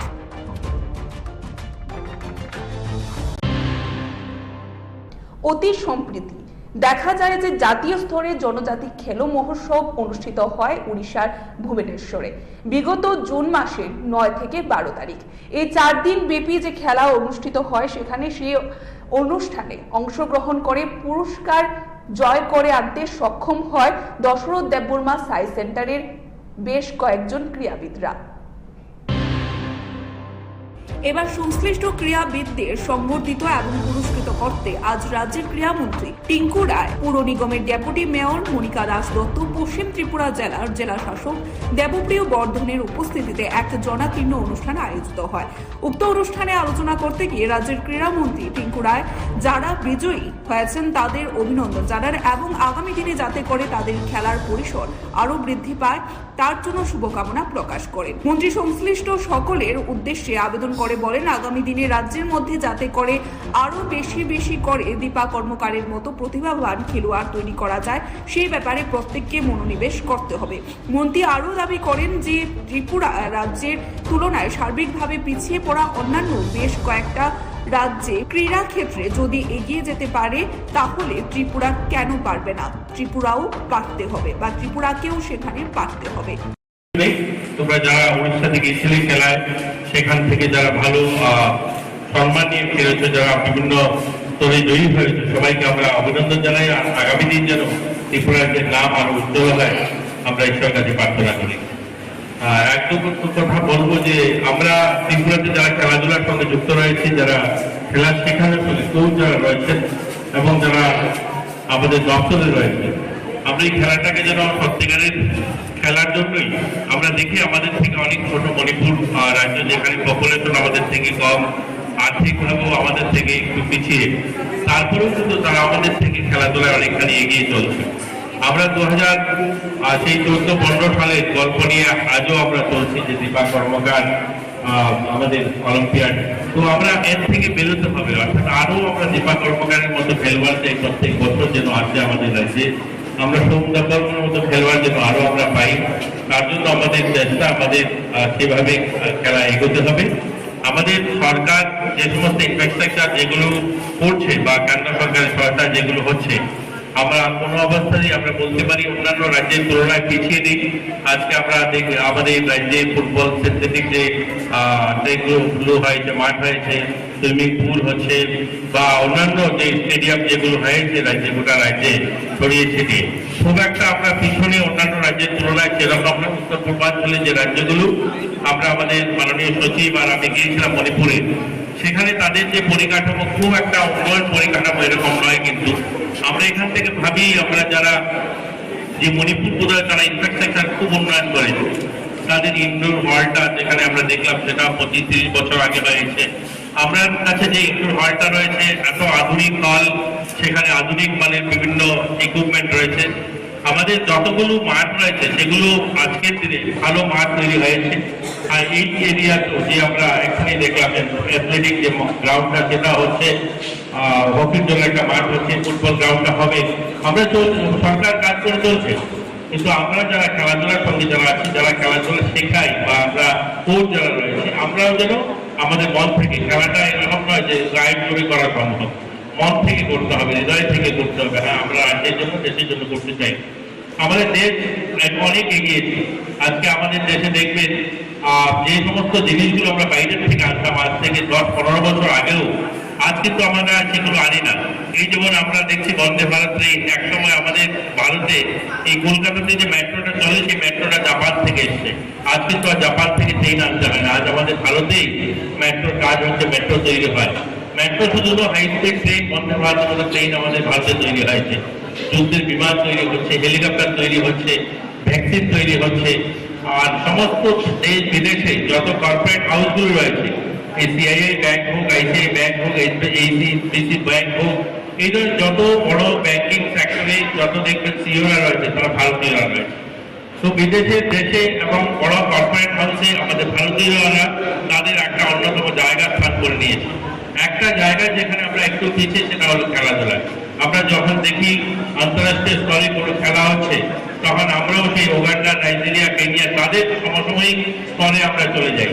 অথচ পৃথিবীর আজকে 5ম স্থানে আমাদের অর্থনৈতিক অবস্থান, বা আমরা আমাদের যে ভারতের প্রধানমন্ত্রী আজ পৃথিবীর সর্বশ্রেষ্ঠ এবং কি বলবো জনপ্রিয় প্রধানমন্ত্রী। আজ আমরা সেইভাবে যদি আমাদের খেলাধুলাটাকেও আমাদের সেই ভাবনা এগোতে হবে যে আমরা বিশ্ব দরবারে আমাদেরকে 1 নম্বরে তখনই সম্ভব হবে যে সব স্তর থেকে যখন আমরা এগিয়ে যাব। Bureau report, Tripura news 8। বর্তমানে দেখা যাচ্ছে যে রাজ্যের বিভিন্ন বাজারের যে নিত্য প্রয়োজনীয় সামগ্রী রয়েছে, অর্থাৎ কাঁচা লঙ্কা, আদা, আলু, পেঁয়াজ, সেই সামগ্রীগুলির দাম রয়েছে ঊর্ধ্বমুখী এবং সেই বিষয়গুলি আজ সরজমিনে একেবারে খতিয়ে দেখতে দেখা যায় সদর মহকুমা প্রশাসন এবং খাদ্য দপ্তরের আধিকারিকদের। রাজ্যের বিভিন্ন বাজারে তারা গিয়ে বিষয়টি পরিলক্ষিত করেন। কাঁচা লঙ্কা, আদা, আলু, পেঁয়াজ ইত্যাদি নিত্য প্রয়োজনীয় সামগ্রীর দাম ঊর্ধ্বমুখী। বিশেষ করে কাঁচা লঙ্কার ঝাঁঝে মধ্যবিত্ত এবং নিম্নবিত্তদের ত্রাহি ত্রাহি অবস্থা। এই ফাঁকে বাজারের মধ্যে কোনো প্রকার কালোবাজারি চলছে কিনা এই বিষয়গুলো সরজমিনে দেখার জন্য আজ সদর মহকুমা প্রশাসন এবং খাদ্য দপ্তরের যৌথ অভিযান সংগঠিত হয় রাজধানীর মহারাজগঞ্জ সবজি বাজার এবং পাইকারি বাজারে। গোটা অভিযান সম্পর্কে খাদ্য দপ্তরের জনৈক আধিকারিক দাবি করেছেন, সমস্ত বিষয় পর্যবেক্ষণ করে ওনারা বুঝতে পেরেছেন সবকিছু ঠিকঠাক থাকলে আগামী কিছুদিনের মধ্যেই দাম নিয়ন্ত্রণের মধ্যে চলে আসবে। পাশাপাশি তিনি আরো দাবি করেছেন, আজকের এই অভিযান চলাকালীন 2টা দোকানের মধ্যে কিছু অনিয়ম ধরা পড়ায় সংশ্লিষ্ট দোকানীদের বিরুদ্ধে নিয়ম অনুযায়ী ব্যবস্থা গ্রহণ করা হবে। আসলে আমাদের খাদ্য অধিকর্তার নির্মল অধিকারী স্যারে কালকে আমাদেরকে তারা ফোন করেছিল যে বাজারে যে সবজির দাম, বিশেষ করে কাঁচা লঙ্কা, আলু, পেঁয়াজ, টমেটো এটা ঊর্ধ্বমুখী, সেটা যাচাই করার জন্য আমাদের সদর মহকুমা শাসকের অধীন আমাদের এনফোর্সমেন্ট টিম আগে থেকেই গড়া আছে। তো আমাদের এনফোর্সমেন্ট টিম সহকারে আজকে আমরা মহারাজগঞ্জ বাজারে পরিদর্শন করে আমরা অনেক কাঁচামালের দোকান, যেমন আলু, পেঁয়াজ, কাঁচা লঙ্কা, আদা, টমেটো ইত্যাদির দোকান আমরা ভিজিট করলাম। সর্বশেষে এই মুদির দোকানখানেও ভিজিট করলাম। এখানে ভিজিট করে দেখলাম ওনার যে বাটখারার যে মাপনের জিনিস, সেটা যেটা রেনু থাকার কথা সেটাও রেনু নাই। তাছাড়া ওনার দোকানে আচার এবং সরষার তেল এক্সপায়ারি পাওয়া গেছে। তাছাড়া ফুড স্টাফ লাইসেন্সও নাই। ওনার জেল সার্টিফিকেটটা আমরা সিজ করলাম, আমাদের এসডিএম অফিসে যাওয়ার জন্য বললাম, ওনাকে নোটিশ জারি করা হবে, তারপরে এসডিএম স্যারের কন্ট্রোল অর্ডার মোতাবেক যা অ্যাকশন নেওয়া নেবে। তো মূলত আজকে অভিযানের মূল লক্ষ্য সবজি বাজার পরিদর্শন করে মূল্য যাচাই করা। তো এটা যাচাই করে দেখলাম 2-3 দিন আগে যে আলু, পেঁয়াজ বা মরিচ, আদা বা টমেটো যা রেট ছিল, আজকে রেটটা তার থেকে একটু নামা আছে। এবং তাদের সাথে কথা বলে যে ব্যাপারটা বোঝা গেল সে মাল বাজার অ্যাভেলেবেল আছে, রাস্তাতে আনার কোনো অসুবিধা নাই। আজকে টমেটো পাইকারি 80 টাকা বিক্রি হচ্ছে, আর খুচরা 100 টাকা বিক্রি হচ্ছে। মরিচ যেটা বিভিন্ন কোয়ালিটি আছে 80 টাকা থেকে 120 টাকা থেকে 150 টাকা কেজি অবধি আছে, আর খুচরা 25 টাকা থেকে 30 টাকা সব পর্যন্ত আছে। এতদিন যে দামটা ঊর্ধ্বমুখী ছিল, কি কারণটাই মূলত কি কারণে ছিল? তারা তো এই ব্যাপারে কিছু বলছে না, হ্যাঁ, কিছু তারা স্পেসিফিক কিছু বলতে পারছে না, শুধু বলছিল যে মালটার যোগান একটু কম ছিল। তারা স্পেসিফিক হিসাবে এই কথাটাই বলছে, কি কারণে যোগানটা কম তারা এটা বলতে পারে। কালকের থেকে সেটা রেগুলার হয়ে গেছে। সমিতির সঙ্গে কথা হয়েছে? আজকে সমিতির সাথে কথা হয়েছে, তারা আমাদের অভিযান দেখে তারা বলল যে আমরা আপনাদের সাথে বসবো, কোন জায়গায় ত্রুটি আসে সেই জিনিসটা দেখবো, এটা আলোচনার মাধ্যমে সেটা শেষ করব। সবসময় ওরা আমাদের কোঅপারেশন করে, আমরা এখনও ওদের যে কেন্দ্রীয় অফিস আছে আমরা মিলিত হবো, বৈঠক করব, যাতে বাজারের মূল্যটা নিম্নমুখী হয়, জনগণ যাতে সুবিধা পায় সেদিকে আমরা নজর রাখবো। Bureau report, Tripura news 8।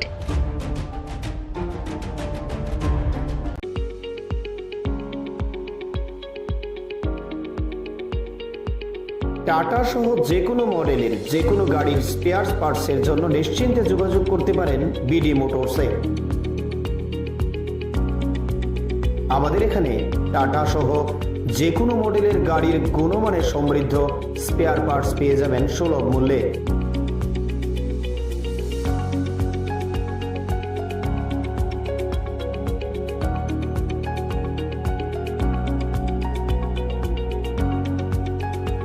এছাড়াও কম খরচে যত্ন সহকারে সব ধরনের গাড়ি মেরামত করাতে পারেন আমাদের প্রতিষ্ঠানে।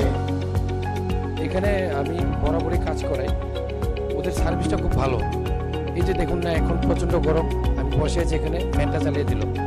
আর সার্ভিসের ব্যাপারে কোনো বলার নেই, একদম দারুণ সার্ভিস এখানে। আমি অনেক জায়গায় গাড়ি সার্ভিস করেছি, কিন্তু এখানকার মতো সার্ভিস পাইনি। খুব ভালো ওরা, বিহেভিয়ার ভালো, স্টাফদের ব্যবহার ভালো, ওদেরকে দিয়ে ভালোভাবে মানে বলে বলে কাজ করানো যায়। খুব ভালো এখানে, আমি সবাইকে বলবো এখানে এসে কাজ করাতে।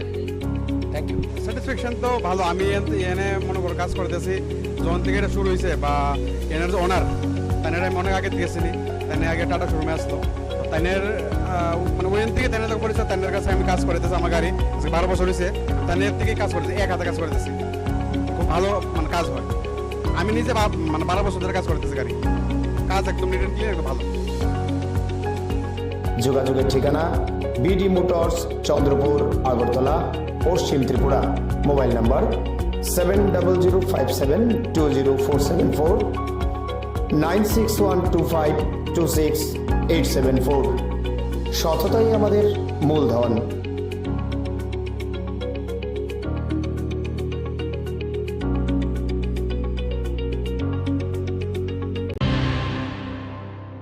প্রমোদনগর বাজারে গতকাল রাতে সেখানে দুঃসাহসিক চুরির ঘটনা সংঘটিত হয় এবং এই ঘটনায় জানা যায় যে চোরের দল দোকানের তালা ভেঙে প্রায় 15 থেকে 20 হাজার টাকার দোকানের সামগ্রী চুরি করে নিয়ে যায়। এবারে সেই তদন্তক্রমে পুলিশের দ্বারস্থ হয়েছে, অর্থাৎ বিশ্রামগঞ্জ থানার পুলিশের দ্বারস্থ হয় দোকানের মালিক তাজুল ইসলাম। গোটা রাজ্য জুড়ে বিক্ষিপ্তভাবে নানান প্রকারের চুরি সহ অসামাজিক কাজগুলি অব্যাহত। এবার বিশ্রামগঞ্জের প্রমোদনগর বাজারে গতকাল রাতে দুঃসাহসিক চুরির ঘটনা ঘটল। ঘটনার বিবরণে জানা যায়, আজ সকালে এসে দোকান খুলে সংশ্লিষ্ট বাজারের দোকান মালিক জনৈক তাজুল ইসলাম দেখতে পান তালা ভেঙে ওনার দোকান থেকে প্রায় 15 থেকে 20 হাজার টাকা সামগ্রী চুরি হয়েছে। গোটা ঘটনার পরিপ্রেক্ষিতে সংশ্লিষ্ট ব্যবসায়ী, বাজার কমিটি এবং বিশ্রামগঞ্জ থানার দ্বারস্থ হয়েছেন বলে জানা যায়। গ্রামীণ এই বাজারে এইভাবে চুরির ঘটনায় ব্যাপক প্রতিক্রিয়া তৈরি হয়েছে। এটা সব করলেছে, নিচে তালাটা বাড়ি যা ভাঙছে, ভাঙ্গা সেটা ঠান্ডা আসলো ভর্তি, ঠান্ডার নিচে ফ্ল্যাগ আসলো, ফুল ফ্ল্যাগ মিন্স কাউকে মাত্র 6,000 টাকার ফ্ল্যাগ চারমিন আছে।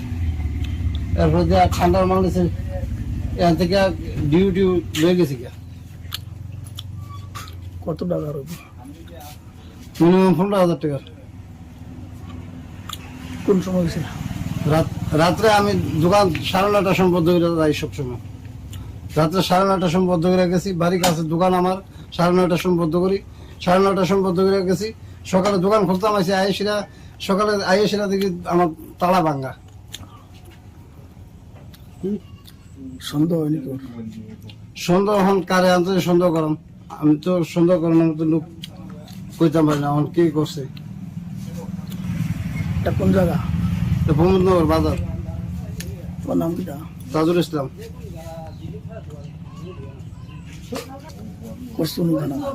থানাত করছি না, বাজার কমিটি জানাই সেটা থানাতে কমপ্লেন করছি। Bureau report, Tripura news 8।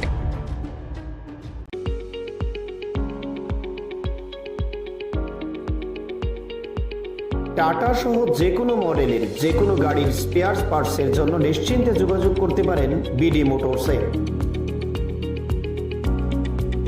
আমাদের এখানে টাটা সহ যে কোনো মডেলের গাড়ির গুণমানে সমৃদ্ধ স্পেয়ার পার্টস পেয়ে যাবেন সুলভ মূল্যে।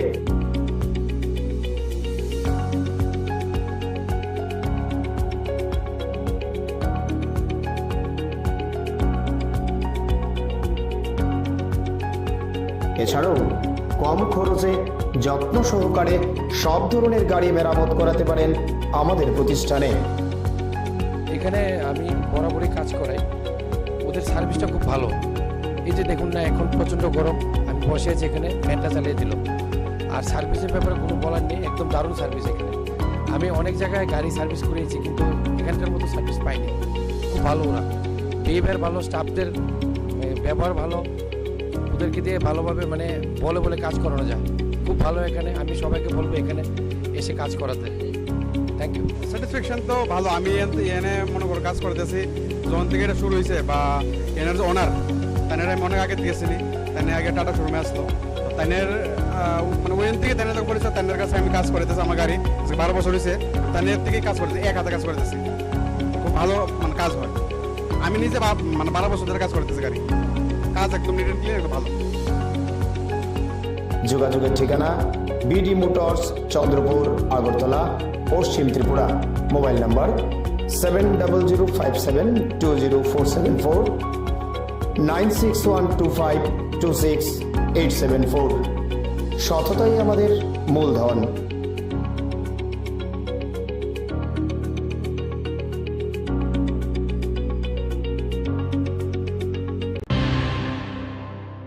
মধ্যশিক্ষা পর্ষদের বছর বাছাও পরীক্ষা, সেখানে দেখা যায় মাধ্যমিক এবং উচ্চ মাধ্যমিক পরীক্ষার যারা ছাত্রছাত্রীরা রয়েছেন তারা এর জন্য আবেদনপত্র জমা করতে পারবে 5 জুলাই থেকে, এবং তার সময়সীমা রয়েছে 10 জুলাই পর্যন্ত।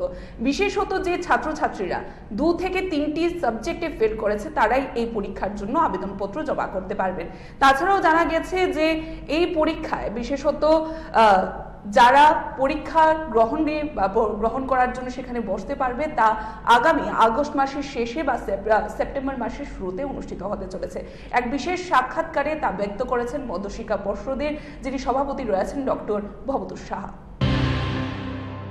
উত্তরপত্র, পুনঃমূল্যায়ন, সেলফ ইন্সপেকশন, বছর বাঁচাও পরীক্ষা এবং সিলেবাস দেওয়ার মতো 4টি কাজ চলছে এখন পর্ষদের। ইতিমধ্যে নবম, দশম ও দ্বাদশের সিলেবাস পর্ষদের ওয়েবসাইটে দেওয়া হয়েছে। একাদশ শ্রেণীর সিলেবাস আগামী 2 দিনের মধ্যে আপলোড করা হবে। পর্ষদ সভাপতি ডাক্তার ভবতোষ সাহা আরো জানান, সিলেবাস তৈরি করতে 100 জন শিক্ষকের সাহায্য নেওয়া হয়েছে। উত্তরপত্র পুনঃমূল্যায়নের জন্য 20 জুনের মধ্যে আবেদন করতে বলা হয়েছিল। 30 জুন নির্ধারণ করে দেওয়া হয় সেলফ ইন্সপেকশনের জন্য।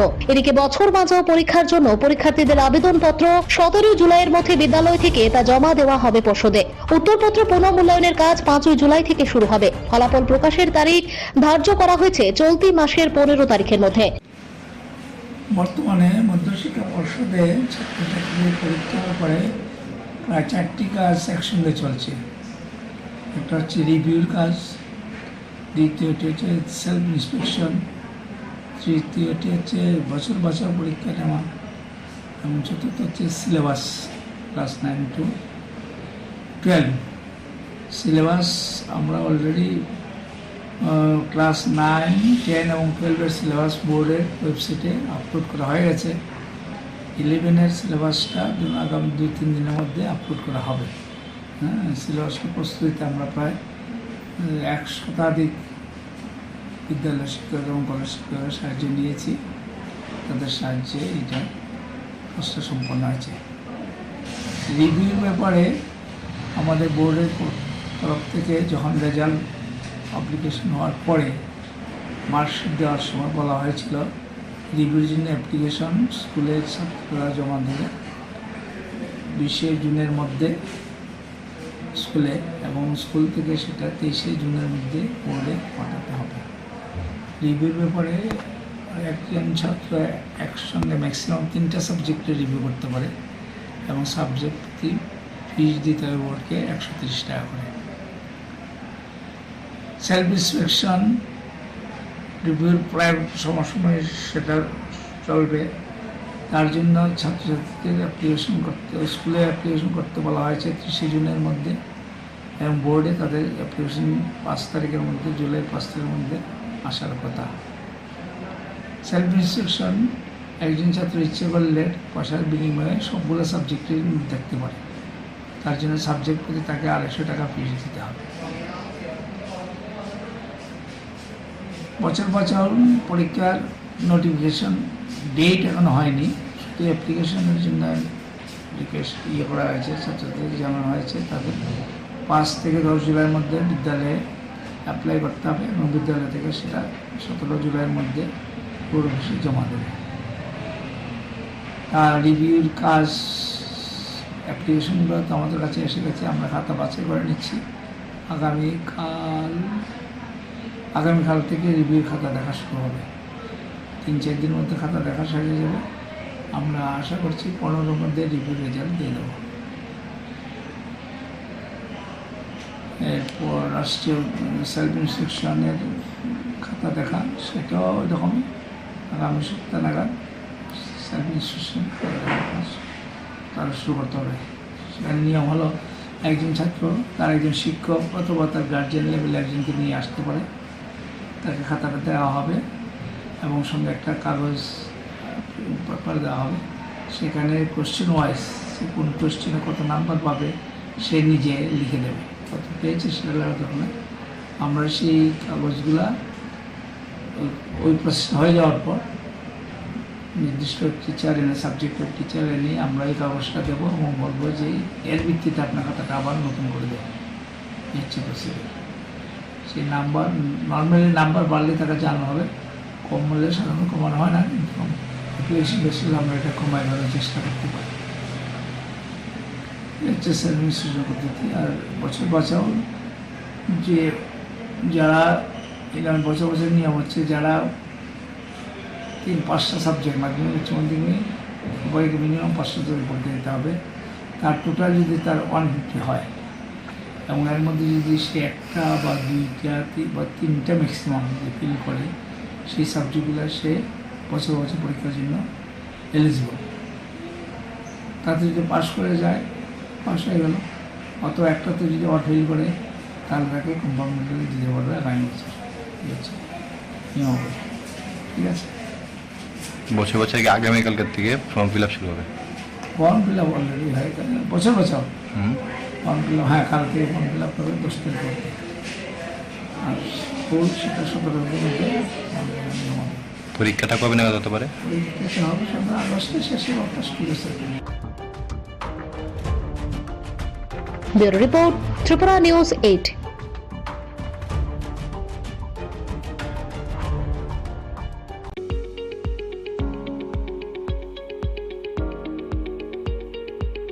টাটা সহ যে কোনো মডেলের যে কোনো গাড়ির স্পেয়ার পার্টসের জন্য নিশ্চিন্তে যোগাযোগ করতে পারেন বিডি মোটরসে। আমাদের এখানে টাটা সহ যে কোনো মডেলের গাড়ির গুণমানের সমৃদ্ধ স্পেয়ার পার্টস পেয়ে যাবেন সুলভ মূল্যে।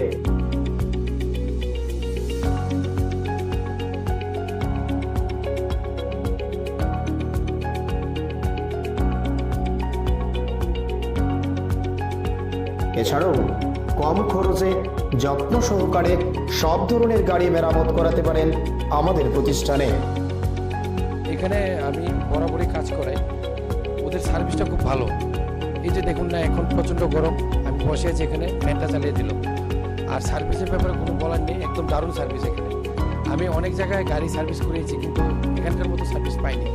খুব ভালো ওরা, বিহেভিয়ার ভালো, স্টাফদের ব্যবহার ভালো, ওদেরকে দিয়ে ভালোভাবে মানে বলে বলে কাজ করানো যায়। খুব ভালো এখানে, আমি সবাইকে বলবো এখানে এসে কাজ করাতে। Thank you. স্যাটিসফ্যাকশন তো ভালো। আমি এনে মনে করো কাজ করতেছি যখন থেকে এটা শুরু হয়েছে, বা এনার যে ওনার তাদের আমি অনেক আগে দিয়েছিনি, তাদের আগে টাটা শোরুমে আসতো, তাদের মানে ওইখান থেকে তাদের যখন করেছে তাদের কাছে আমি কাজ করতেছি। আমার গাড়ি 12 বছর হয়েছে, তাদের থেকেই কাজ করতেছি, এক হাতে কাজ করতেছি। খুব ভালো মানে কাজ হয়। আমি নিজে মানে 12 বছর ধরে কাজ করতেছি, গাড়ি কাজ একদম নিট অ্যান্ড ক্লিয়ার, একদম ভালো। যোগাযোগের ঠিকানা বিডি মোটরস, চন্দ্রপুর, আগরতলা, পশ্চিম ত্রিপুরা। Mobile number 7005720474, 9612526874। সততাই আমাদের মূলধন।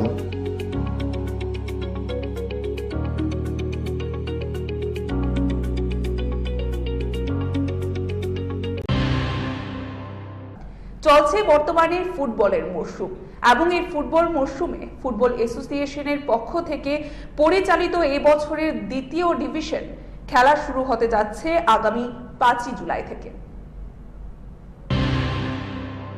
উল্লেখ্য, এবারের আসরে মোট 8টি দল অংশগ্রহণ করছে। ইতিমধ্যে প্রতিযোগিতাকে সামনে রেখে সবগুলো ক্লাবই নিজেদের প্রস্তুতি শুরু করে দিয়েছে। এরকমই ছবি দেখা গেল মঙ্গলবার উমাকান্ত মিনি স্টেডিয়ামে। অনুশীলন করতে এসে মোচা ক্লাবের কোচ সুজিত ঘোষ দাবি করেন, এই প্রতিযোগিতাকে সামনে রেখে বিগত 1 জুলাই থেকেই অনুশীলন শুরু হয়েছে। ত্রিপুরা ফুটবল অ্যাসোসিয়েশন পরিচালিত বি ডিভিশন লিগ ফুটবলকে সামনে রেখে আমাদের মোচা ক্লাব জুলাইয়ের 1 তারিখ থেকে তাদের প্র্যাকটিস শুরু করেছে। তো বেশিরভাগই লোকাল প্লেয়ার। প্রথম দিকে ফার্স্ট ম্যাচ হচ্ছে 7 তারিখ ত্রিপুরা পোস্ট স্কুল। প্রথম দিকে কোনো প্লেয়ার আনার লক্ষ্য নেই, হয়তো পরবর্তী ক্ষেত্রে অবস্থা বুঝে সেইভাবে প্লেয়ার আনার চিন্তাভাবনা রয়েছে আর কি। তো যা আমার টিম রয়েছে তাতে আশা করি একটা ভালো ফলাফল উপহার দিতে পারবো। Bureau report, Tripura news 8।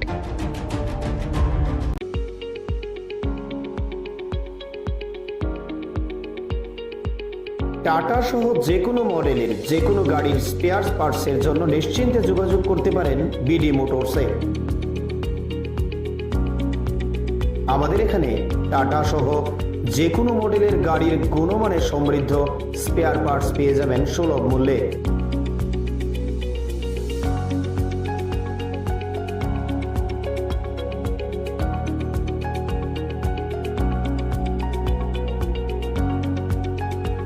এছাড়াও কম খরচে যত্ন সহকারে সব ধরনের গাড়ি মেরামত করাতে পারেন আমাদের প্রতিষ্ঠানে। এখানে আমি বরাবরই কাজ করাই, ওদের সার্ভিসটা খুব ভালো। এই যে দেখুন না, এখন প্রচণ্ড গরম, আমি বসে আছি এখানে, ফ্যানটা চালিয়ে দিল। আর সার্ভিসের ব্যাপারে কোনো বলার নেই, একদম দারুণ সার্ভিস এখানে। আমি অনেক জায়গায় গাড়ি সার্ভিস করিয়েছি, কিন্তু এখানকার মতো সার্ভিস পাইনি। খুব ভালো ওরা, বিহেভিয়ার ভালো, স্টাফদের ব্যবহার ভালো, ওদেরকে দিয়ে ভালোভাবে মানে বলে বলে কাজ করানো যায়। খুব ভালো এখানে, আমি সবাইকে বলবো এখানে এসে কাজ করাতে। Thank you. স্যাটিসফ্যাকশন তো ভালো। আমি এনে মনে করো কাজ করতেছি যখন থেকে এটা শুরু হয়েছে, বা এনার যে ওনার তাদের আমি অনেক আগে দিয়েছিনি, তাদের আগে টাটা শোরুমে আসতো, তাদের মানে ওইখান থেকে তাদের যখন করেছে তাদের কাছে আমি কাজ করতেছি। আমার গাড়ি 12 বছর হয়েছে, তাদের থেকেই কাজ করতেছি, এক হাতে কাজ করতেছি। খুব ভালো মানে কাজ হয়। আমি নিজে মানে 12 বছর ধরে কাজ করতেছি, গাড়ি কাজ একদম নিট অ্যান্ড ক্লিয়ার, একদম ভালো। যোগাযোগের ঠিকানা বিডি মোটরস, চন্দ্রপুর, আগরতলা, পশ্চিম ত্রিপুরা। Mobile number 7005720474, 9612526874। সততাই আমাদের মূলধন।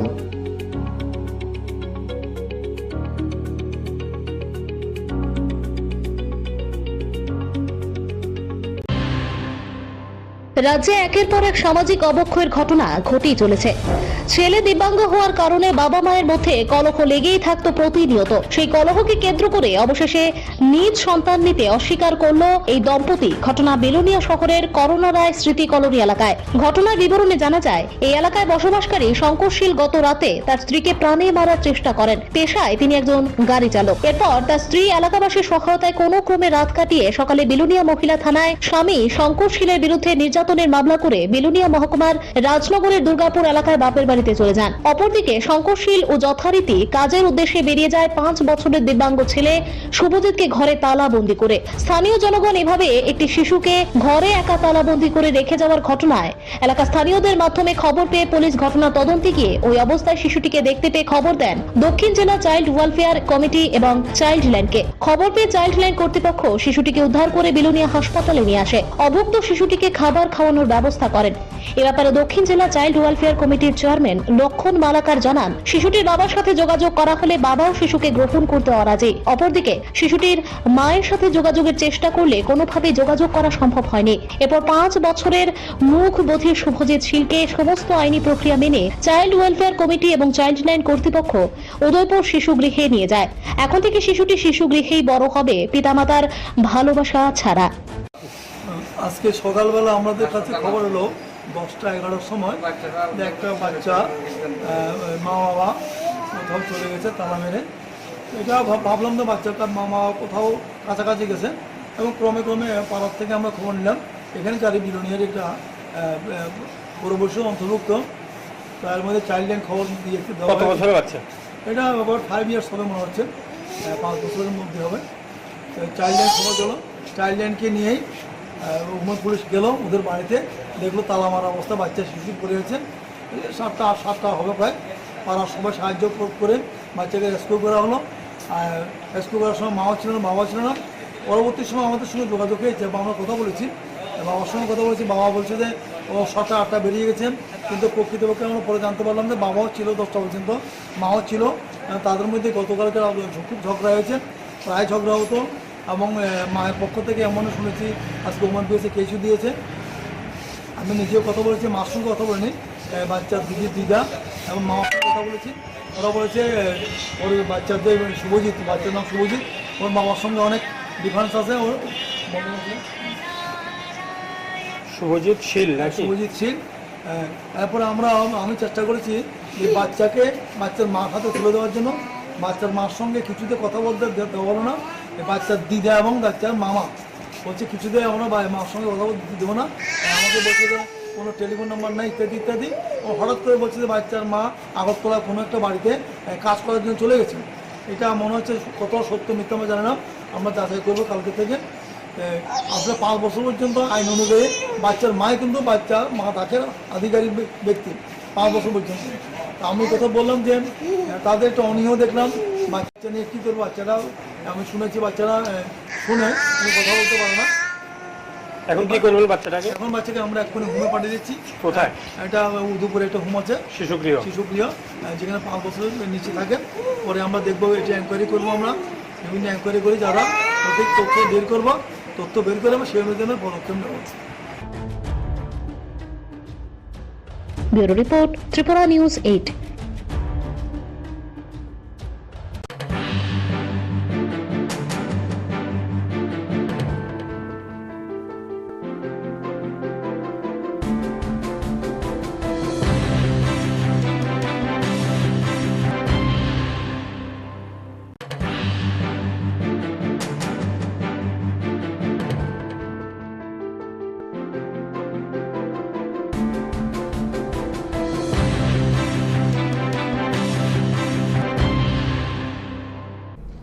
নমস্কার, স্বাগত আপনাদের ত্রিপুরা নিউজ 8 এর পর্দায়। এই মুহূর্তে আমি আপনাদের সাথে রয়েছি পূজা। ত্রিপুরার অতিথিশালায় প্রিজম শীর্ষক ওয়েব পোর্টালে 3 দিবসীয় কর্মশালা অনুষ্ঠিত হয় মঙ্গলবার।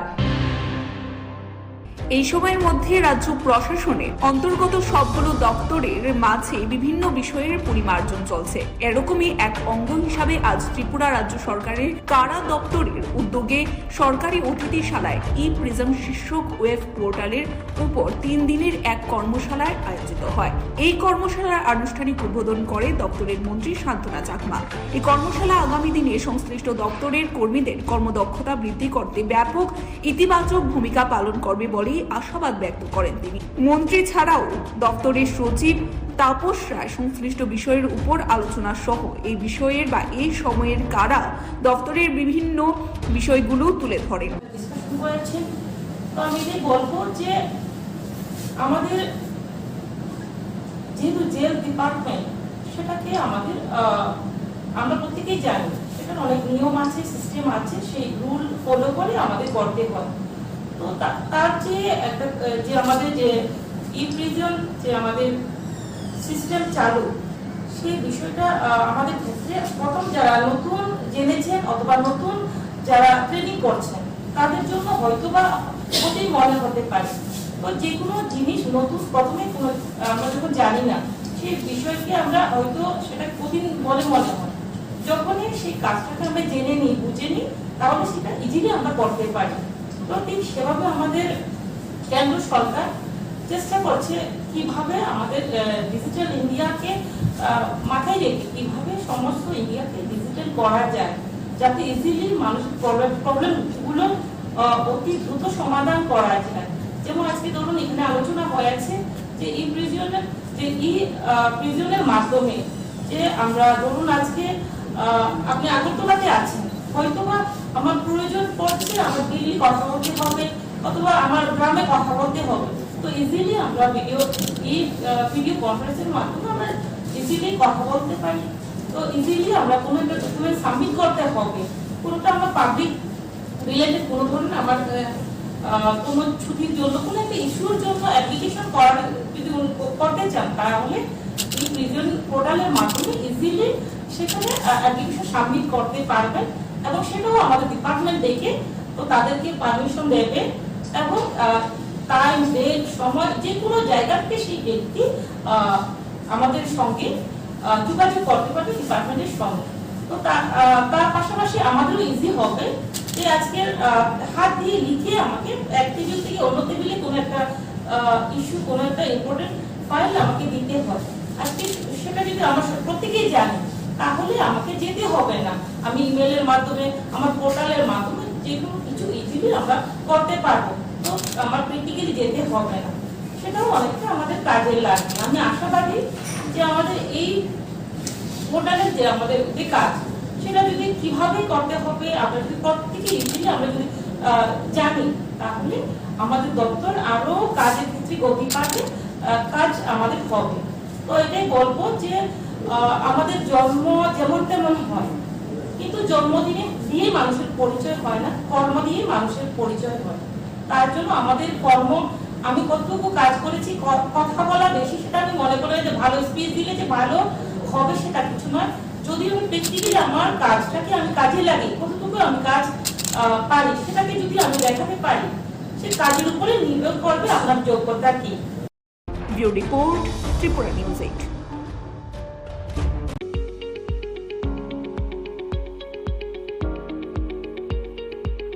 টাটা সহ যে কোনো মডেলের যে কোনো গাড়ির স্পেয়ার পার্টসের জন্য নিশ্চিন্তে যোগাযোগ করতে পারেন বিডি মোটরসে। আমাদের এখানে টাটা সহ যে কোনো মডেলের গাড়ির গুণমানের সমৃদ্ধ স্পেয়ার পার্টস পেয়ে যাবেন সুলভ মূল্যে।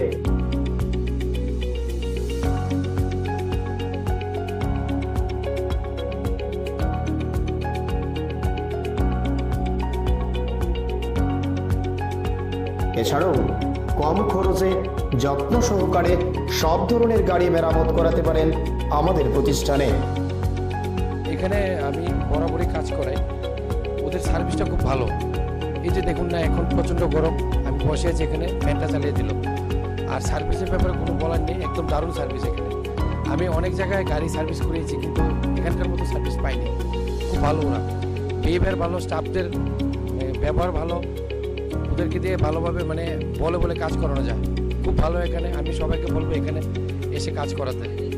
Thank you. স্যাটিসফ্যাকশন তো ভালো, আমি এনে মনে করো কাজ করতেছি যখন থেকে এটা শুরু হয়েছে, বা এনার যে ওনার তাদের আমি অনেক আগে দিয়েছিনি, তাই আগে টাটা শোরুমে আসলো, তাদের মানে ওইখান থেকে তাদের যখন পরিচয়, তাদের কাছে আমি কাজ করতেছি, আমার গাড়ি 12 বছর হয়েছে, তাদের থেকে কাজ করতেছি, এক হাতে কাজ করতেছি, খুব ভালো মানে কাজ হয়।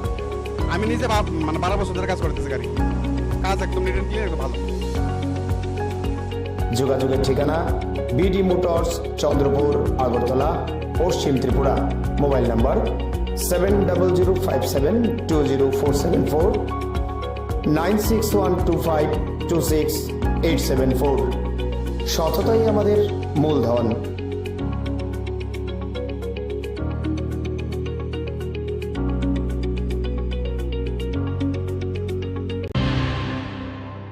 আগরতলার ইন্দ্রনগর স্থিত গোমতী দুধের ডায়েরিতে মিল্ক ইনসুলেটেড আজ শুভ উদ্বোধন করেন প্রাণী সম্পদ বিকাশ দপ্তরের মন্ত্রী সুধাংশু দাস। মন্ত্রী সুধাংশু দাস আশাবাদ ব্যক্ত করতে গিয়ে বললেন, এই উদ্যোগ আগামী দিনে রাজ্যের জন্য ইতিবাচক ক্ষেত্র তৈরি করবে। বিশেষ করে মন্ত্রী উনার দীর্ঘ আলোচনায় এই সময়ের মধ্যে কিভাবে সরকার নানানভাবে সাধারণ মানুষের আর্থসামাজিক ব্যবস্থার বিকাশে পদক্ষেপ গ্রহণ করে তুলেছেন সেই বিষয়গুলো তুলে ধরেন। মন্ত্রী স্বীকার করে দেন, এই সময়ের মধ্যে চাহিদার সাথে সাথে কিছু গ্যাপ রয়ে গেছে। এই গ্যাপ পূরণের ক্ষেত্রে সংশ্লিষ্ট বিভিন্ন দপ্তরের বা বিভিন্ন স্তরের কর্মীরা যাতে করে দায়িত্বশীল ভূমিকা পালন করে এই বিষয়ে মন্ত্রী আবেদন রাখেন। দপ্তরের মন্ত্রী ছাড়া সমবায় দপ্তরের মন্ত্রী সহ অন্যান্যরাও নিজেদের আলোচনায় এই মিল্ক ইনসুলেটেড ট্যাঙ্কার আগামী দিনে গুরুত্বপূর্ণ ভূমিকা পালন করবে বলেই আশাবাদ ব্যক্ত করেন। সোসাইটির জন্য আজকের দিনটা খুব গুরুত্বপূর্ণ। তাদের অনেকগুলি কর্মকাণ্ডের মধ্যে নতুন করে আজকে আরেকটা পালক যুক্ত হতে যাচ্ছে, যেখানে ইনসুলেটেড মিল্ক তার ট্যাঙ্কার আমরা ফ্ল্যাগ অফ করবো এবং তার মাধ্যমে ট্যাঙ্কারের মাধ্যমে বিভিন্ন জায়গায় সেই ট্যাঙ্কার গিয়ে দুধ যেমন কালেকশন করবে, তেমনি আবার নির্দিষ্ট জায়গায় সেই দুধকে পৌঁছে দিতে সেই ট্যাঙ্কারটি ব্যবহার করা হয়।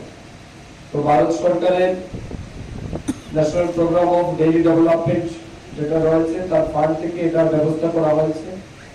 তো আমি ধন্যবাদ জানাচ্ছি কর্তৃপক্ষকে, ভারত সরকারের নেতৃত্বকে, যারা এই কর্মকাণ্ডে আমাদেরকে সহযোগিতা করেছে। এটা সঠিক যে আমরা এখানে যারা বসে আছি, যারা দাঁড়িয়ে আছি, আমরা প্রত্যেকটা মানুষ তাদের কাছে ঋণী, যারা জন্মের পর থেকে দুধ দিয়ে আমাদেরকে বাঁচিয়ে রেখেছে, সেটা মাতৃদুগ্ধ হোক আর পরবর্তী সময় গোদুগ্ধ হোক। সেই গোদুগ্ধ হোক কিংবা মাতৃদুগ্ধ, দুইটার প্রতি আমরা কিন্তু চিরঋণী। কারণ দুধ এমন একটা বস্তু, এমন একটা খাদ্যদ্রব্য, মাননীয় প্রিন্সিপাল সেক্রেটারি মহোদয় সেই ভগবান শিবের এবং অসুর এবং দেবতাদের মধ্যে যে সমুদ্র মন্থনের ঘটনাটাকে ব্যাখ্যা করে অমৃতের সাথে দুধকে তিনি তুলনা করেছেন। এবং এটাই বাস্তব। আমরা সবাই জানি যে আমরা যে দুধকে প্রথমে আমরা বড় হয়েছি মাতৃদুগ্ধ, সেটাকে আমরা অমৃতের সাথে আমরা তুলনা করি। তো এটা ঠিক যে প্রত্যেকটা মানুষ, প্রত্যেকটা বাচ্চাদের বড় হওয়ার ক্ষেত্রে তার পুষ্টি, তার নিউট্রিশন, এই সবকিছুর ক্ষেত্রে দুধ একটা গুরুত্বপূর্ণ ভূমিকা পালন করে। দুধ ছাড়া কোনো মানুষের বিকাশ অসম্ভব। এই দুধ প্রত্যেকটা মানুষের প্রয়োজন, কিন্তু এই প্রয়োজনের চাহিদা মেটানোর জন্য আমাদের রাজ্যে বর্তমানে দুধের যে প্রোডাকশন রয়েছে বা উৎপাদন রয়েছে, সেটা যদি আমরা দেখি আর আমাদের চাহিদাটাকে যদি আমরা দেখি, তাহলে দেখবেন there is some gap। যেমন ধরুন আমাদের রাজ্যে এই মুহূর্তে 2022-23 অর্থ বছরের যেটা আমাদের হিসাব আছে, I don't know whether the report is authentic or not, but tentative যেটা আমরা ধরে নিতে পারি যে 2022-23 অর্থ বছরে আমাদের রাজ্যে দুধের ডিমান্ড ছিল 3,15,632 মেট্রিক টন দুধ আমাদের চাহিদা ছিল। আর আমাদের রাজ্যে প্রোডাকশন হয়েছে 2,30,115 মেট্রিক টন, অর্থাৎ 85,517 মেট্রিক টন দুধে গ্যাপ আমাদের রাজ্যে রয়েছে। সেটা কিছু কম হতে পারে, কিছু বেশিও হতে পারে, কিন্তু আমরা যদি এটাকে সংখ্যাটাকে ধরে নিয়ে যদি আমরা এগিয়ে যেতে চাই, তাহলে এই 85,517 মেট্রিক টন দুধ আমাদের রাজ্যকে যদি স্বয়ংসম্পূর্ণ করতে হয়, তাহলে এই গ্যাপটাকে আমাদের পূরণ করতে হবে। এই গ্যাপ পূরণ করার ক্ষেত্রে আমাদের সবচেয়ে প্রথম যেটা করণীয় সেটা হচ্ছে আমাদের গো রক্ষা আমাদের সবার আগে দরকার, গোমাতার রক্ষা দরকার। এই কাজটাকে আমাদের এগিয়ে যেতে হবে। পাশাপাশি দুধ উৎপাদনে যারা আমাদের রাজ্যের ফার্মার আছেন তাদেরকে উৎসাহিত করতে হবে। যদিও সময় সময় ত্রিপুরা সরকার এই ক্ষেত্রে কৃষকদেরকে উৎসাহিত করার জন্য বিভিন্ন ইনিশিয়েটিভ নিয়েছে এর আগেও, বর্তমানেও আমরা দায়িত্ব নেওয়ার পর অনেকগুলি ইনিশিয়েটিভ আমরা নিয়েছি যে মিল্ক প্রোডাকশনের রাজ্যকে যাতে আমরা স্বয়ংসম্পূর্ণ করতে পারি তার জন্য আমরা অনেকগুলি ইনিশিয়েটিভ নিয়েছি। যেমন ধরুন আমাদের রাজ্যে খুব ভালো একটা প্রজেক্ট বা স্কিম লঞ্চ করেছিল 2020 সালের সম্ভবত 21 অক্টোবর আমাদের রাজ্যের বিভিন্ন চিফ মিনিস্টারের সময়ে মুখ্যমন্ত্রী উন্নত গোধন প্রকল্প। এই মুখ্যমন্ত্রী উন্নত গোধন প্রকল্পের উদ্দেশ্য ছিল যে রাজ্যে যারা কৃষক আছেন, যারা গরু পালন করেন বা দুধ যারা উৎপাদন করতে চায় কৃষক, তাদের দুধ উৎপাদনে আরো বেশি উৎসাহিত করার জন্য artificial insemination through sex sorted cement এগুলিকে ব্যবহার করে ফিমেল কাউ বেশি বেশি যাতে বর্ন করা যায় তার জন্য এই উন্নত গোধন প্রকল্পে আমরা প্রাবধান এনেছিলাম এবং চালু হয়েছিল আমাদের রাজ্যে। এখনো আমাদের রাজ্যে সেই প্রকল্পটা আছে। Report Tripura news 8।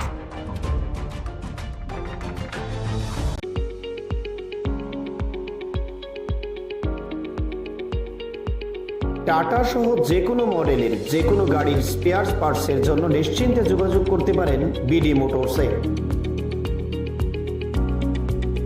আমাদের এখানে টাটা সহ যে কোনো মডেলের গাড়ির গুণমানের সমৃদ্ধ স্পেয়ার পার্টস পেয়ে যাবেন সুলভ মূল্যে।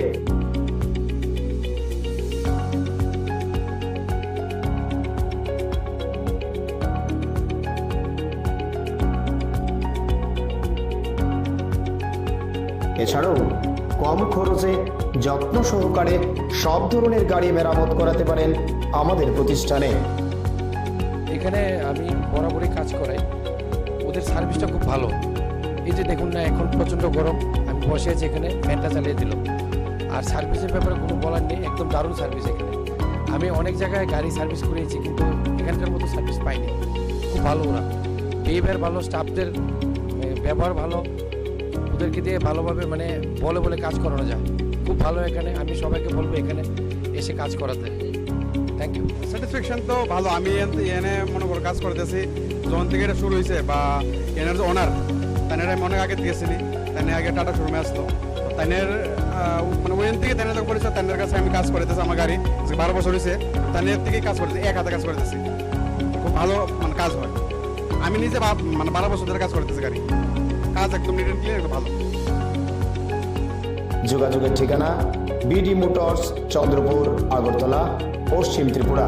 Mobile number 7005720474, 9612526874। সততাই আমাদের মূলধন।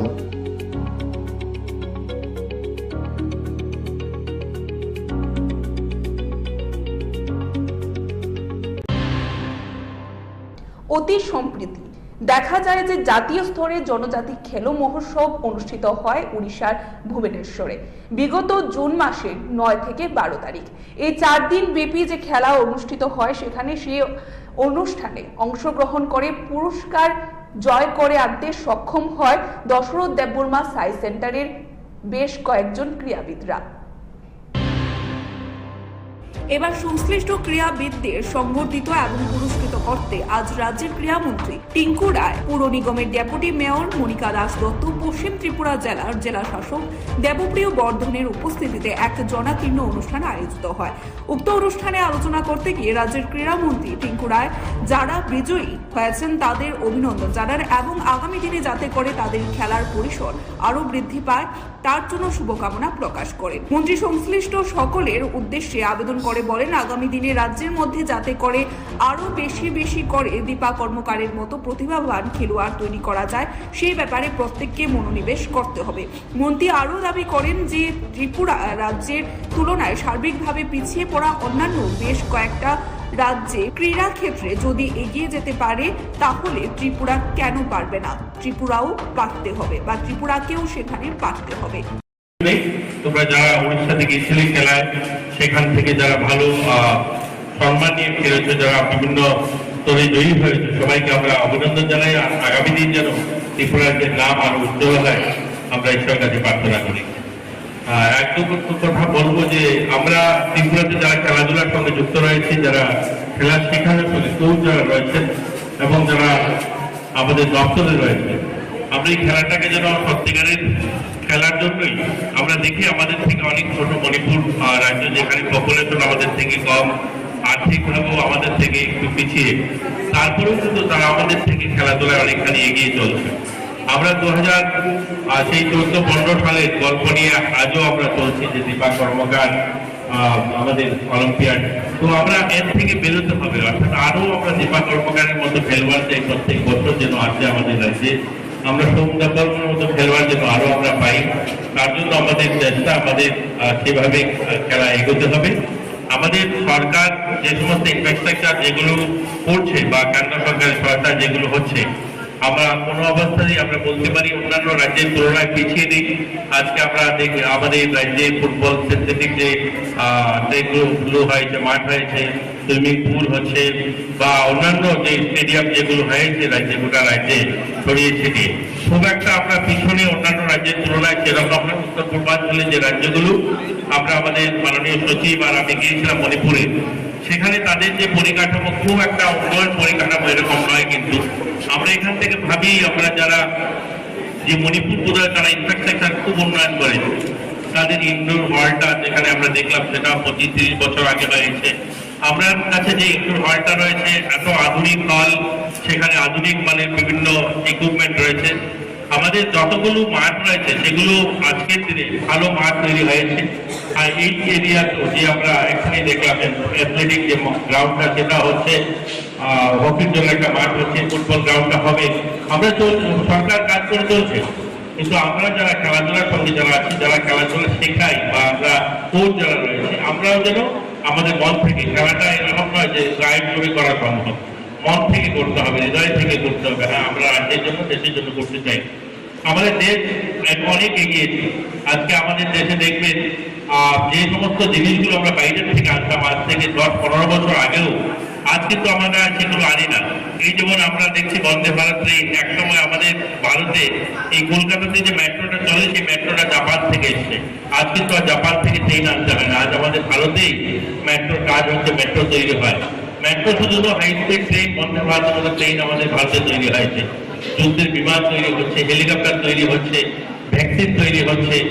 আর সমস্ত দেশ বিদেশে যত কর্পোরেট হাউসগুলো রয়েছে, সিআইআই ব্যাংক হোক, আইসিআই ব্যাংক হোক, এইচডিএফসি ব্যাংক হোক, এই ধরনের যত বড় ব্যাংকিং সেক্টরে যত দেখবেন সিইওরা রয়েছে, তারা ভারতীয়রা রয়েছে। তো বিদেশের দেশে এবং বড় কর্পোরেট হাউসে আমাদের ভারতীয়রা তাদের একটা অন্যতম জায়গা স্থান করে নিয়েছে। একটা জায়গায় যেখানে আমরা একটু পিছিয়ে, সেটা হলো খেলাধুলায়।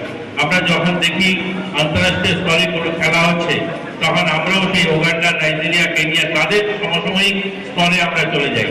অথচ পৃথিবীর আজকে 5ম স্থানে আমাদের অর্থনৈতিক অবস্থান, বা আমরা আমাদের যে ভারতের প্রধানমন্ত্রী আজ পৃথিবীর সর্বশ্রেষ্ঠ এবং কি বলবো জনপ্রিয় প্রধানমন্ত্রী। আজ আমরা সেইভাবে যদি আমাদের খেলাধুলাটাকেও আমাদের সেই ভাবনা এগোতে হবে যে আমরা বিশ্ব দরবারে আমাদেরকে 1 নম্বরে তখনই সম্ভব হবে যে সব স্তর থেকে যখন আমরা এগিয়ে যাব। Bureau report, Tripura news 8।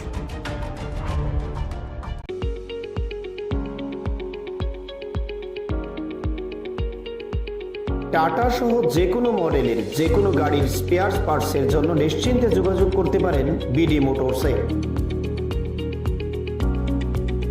আমাদের এখানে টাটা সহ যে কোনো মডেলের গাড়ির গুণমানের সমৃদ্ধ স্পেয়ার পার্টস পেয়ে যাবেন সুলভ মূল্যে।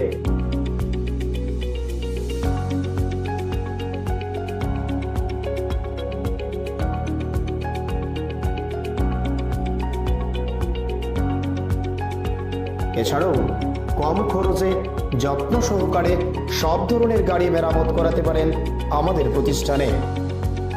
এখানে আমি বরাবরই কাজ করাই, ওদের সার্ভিসটা খুব ভালো। এই যে দেখুন না, এখন প্রচণ্ড গরম, আমি বসে আছি এখানে, ফ্যানটা চালিয়ে দিল। আর সার্ভিসের ব্যাপারে কোনো বলার নেই, একদম দারুণ সার্ভিস এখানে। আমি অনেক জায়গায় গাড়ি সার্ভিস করিয়েছি, কিন্তু এখানকার মতো সার্ভিস পাইনি। খুব ভালো ওরা, বিহেভিয়ার ভালো, স্টাফদের ব্যবহার ভালো, ওদেরকে দিয়ে ভালোভাবে মানে বলে কাজ করানো যায়। খুব ভালো এখানে, আমি সবাইকে বলবো এখানে এসে কাজ করাতে। Thank you. স্যাটিসফ্যাকশন তো ভালো। আমি এনে মনে করো কাজ করতেছি, যখন থেকে এটা শুরু হয়েছে বা এনার যে ওনার তাইনের আমি অনেক আগে দিয়েছিনি, তাইনে আগে টাটা শোরুমে আসতো, তাইনের মানে ওইখান থেকে তাইনের যখন করেছে তাইনের কাছে আমি কাজ করতেছি। আমার গাড়ি 12 বছর হয়েছে, তাইনের থেকে কাজ করতেছি, এক হাতে কাজ করতেছি, খুব ভালো মানে কাজ হয়। আমি নিজে মানে 12 বছর ধরে কাজ করতেছি, গাড়ি কাজ একদম নিট অ্যান্ড ক্লিন, ভালো। যোগাযোগের ঠিকানা বিডি মোটরস, চন্দ্রপুর, আগরতলা, পশ্চিম ত্রিপুরা। Mobile number 7005720474, 9612526874। সততাই আমাদের মূলধন।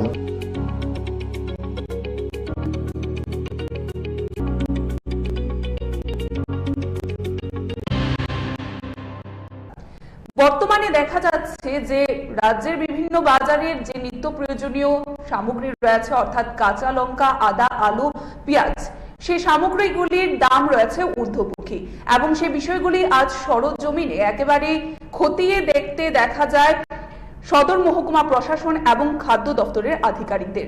রাজ্যের বিভিন্ন বাজারে তারা গিয়ে বিষয়টি পরিলক্ষিত করেন। কাঁচা লঙ্কা, আদা, আলু, পেঁয়াজ ইত্যাদি নিত্য প্রয়োজনীয় সামগ্রীর দাম ঊর্ধ্বমুখী। বিশেষ করে কাঁচা লঙ্কার ঝাঁঝে মধ্যবিত্ত এবং নিম্নবিত্তদের ত্রাহি অবস্থা। এই ফাঁকে বাজারের মধ্যে কোনো প্রকার কালোবাজারি চলছে কিনা এই বিষয়গুলো সরজমিনে দেখার জন্য আজ সদর মহকুমা প্রশাসন এবং খাদ্য দপ্তরের যৌথ অভিযান সংগঠিত হয় রাজধানীর মহারাজগঞ্জ সবজি বাজার এবং পাইকারি বাজারে। গোটা অভিযান সম্পর্কে খাদ্য দপ্তরের জনৈক আধিকারিক দাবি করেছেন, সমস্ত বিষয় পর্যবেক্ষণ করে ওনারা বুঝতে পেরেছেন সবকিছু ঠিকঠাক থাকলে আগামী কিছুদিনের মধ্যেই দাম নিয়ন্ত্রণের মধ্যে চলে আসবে। পাশাপাশি তিনি আরো দাবি করেছেন, আজকের এই অভিযান চলাকালীন দুইটা দোকানের মধ্যে কিছু অনিয়ম ধরা পড়ায় সংশ্লিষ্ট দোকানীদের বিরুদ্ধে নিয়ম অনুযায়ী ব্যবস্থা গ্রহণ করা হবে। আসলে আমাদের খাদ্য অধিকর্তার নির্মল অধিকারী স্যারে কালকে আমাদেরকে তারা ফোন করেছিল যে বাজারে যে সবজির দাম, বিশেষ করে কাঁচা লঙ্কা, আলু, পেঁয়াজ, টমেটো এটা ঊর্ধ্বমুখী, সেটা যাচাই করার জন্য। আমাদের সদর মহকুমা শাসকের অধীন আমাদের এনফোর্সমেন্ট টিম আগে থেকেই গড়া আছে। তো আমাদের এনফোর্সমেন্ট টিম সহকারে আজকে আমরা মহারাজগঞ্জ বাজারে পরিদর্শন করে আমরা অনেক কাঁচামালের দোকান, যেমন আলু, পেঁয়াজ, কাঁচা লঙ্কা, আদা, টমেটো ইত্যাদির দোকান আমরা ভিজিট করলাম। সর্বশেষে এই মুদির দোকানখানেও ভিজিট করলাম।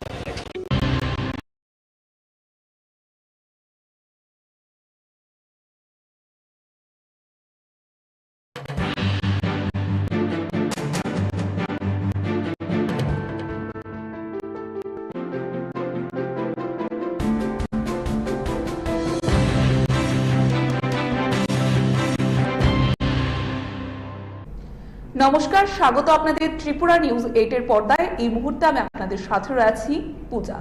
ত্রিপুরার অতিথিশালায় প্রিজম শীর্ষক ওয়েব পোর্টালে 3 দিবসীয় কর্মশালা অনুষ্ঠিত হয় মঙ্গলবার। এই সময়ের মধ্যে রাজ্য প্রশাসনের অন্তর্গত সবগুলো দপ্তরের মাঝে বিভিন্ন বিষয়ের পরিমার্জন চলছে। এরকমই এক অঙ্গ হিসাবে আজ ত্রিপুরা রাজ্য সরকারের কারা দপ্তরের উদ্যোগে সরকারি অতিথিশালায় প্রিজম শীর্ষক ওয়েব পোর্টালের উপর 3 দিনের এক কর্মশালার আয়োজিত হয়। এই কর্মশালার আনুষ্ঠানিক উদ্বোধন করে দপ্তরের মন্ত্রী শান্তনা চাকমা। এই কর্মশালা আগামী দিনে সংশ্লিষ্ট দপ্তরের কর্মীদের কর্মদক্ষতা বৃদ্ধি করতে ব্যাপক ইতিবাচক ভূমিকা পালন করবে বলে আশাবাদ ব্যক্ত করেন তিনি। মন্ত্রী ছাড়াও দপ্তরের সচিব তাপস রায় সংশ্লিষ্ট বিষয়ের উপর আলোচনা সহ এই বিষয়ের বা এই সময়ের কারা দপ্তরের বিভিন্ন বিষয়গুলো তুলে ধরেন। আমি বলবো যে আমাদের যেহেতু জেল ডিপার্টমেন্ট, সেটাকে আমাদের আমরা প্রত্যেকেই জানি সেটার অনেক নিয়ম আছে, সিস্টেম আছে, সেই রুল ফলো করে আমাদের করতে হয়।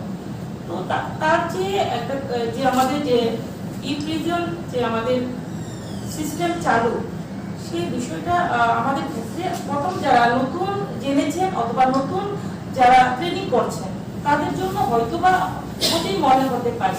তো যে কোনো জিনিস নতুন প্রথমে আমরা যখন জানি না সেই বিষয়কে আমরা হয়তো সেটা কঠিন বলে মনে হয়, যখনই সেই কাজটাকে আমরা জেনে নিই বুঝে নিই তাহলে সেটা ইজিলি আমরা করতে পারি। তো ঠিক সেভাবে আমাদের কেন্দ্র সরকার চেষ্টা করছে কিভাবে আমাদের ডিজিটাল ইন্ডিয়াকে মাথায় রেখে কিভাবে সমস্ত ইন্ডিয়াকে ডিজিটাল করা যায়, যাতে ইজিলি মানুষের প্রবলেমগুলো অতি দ্রুত সমাধান করা যায়। যেমন আজকে ধরুন এখানে আলোচনা হয়েছে যে ই প্রিজনের মাধ্যমে যে আমরা ধরুন আজকে আপনি আগরতলাতে আছেন, হয়তোবা আমার প্রয়োজন পড়ছে আমার দিল্লি কথা বলতে হবে অথবা আমার গ্রামে কথা বলতে হবে, তো ইজিলি আমরা ভিডিও কনফারেন্সের মাধ্যমে আমরা ইজিলি কথা বলতে পারি। তো ইজিলি আমরা কোনো একটা ডকুমেন্ট সাবমিট করতে হবে, কোনোটা আমার পাবলিক রিলেটেড কোনো ধরনের আমার কোনো ছুটির জন্য কোনো একটা ইস্যুর জন্য অ্যাপ্লিকেশন যদি করতে চান তাহলে এই প্রিজন পোর্টালের মাধ্যমে ইজিলি সেখানে অ্যাপ্লিকেশন সাবমিট করতে পারবেন।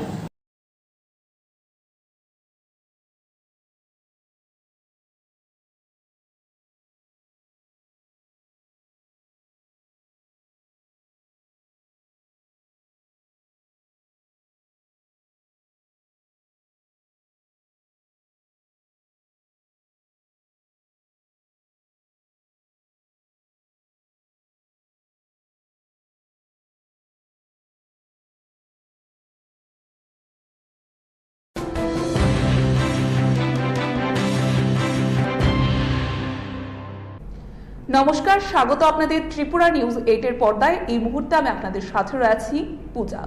ত্রিপুরার অতিথিশালায় ই প্রিজম শীর্ষক ওয়েব পোর্টালে 3 দিবসীয় কর্মশালা অনুষ্ঠিত হয় মঙ্গলবার।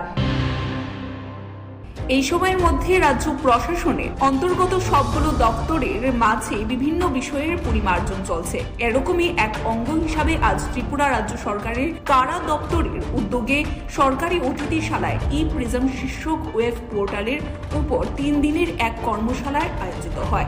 এই কর্মশালার আনুষ্ঠানিক উদ্বোধন করে দপ্তরের মন্ত্রী শান্তনা চাকমা।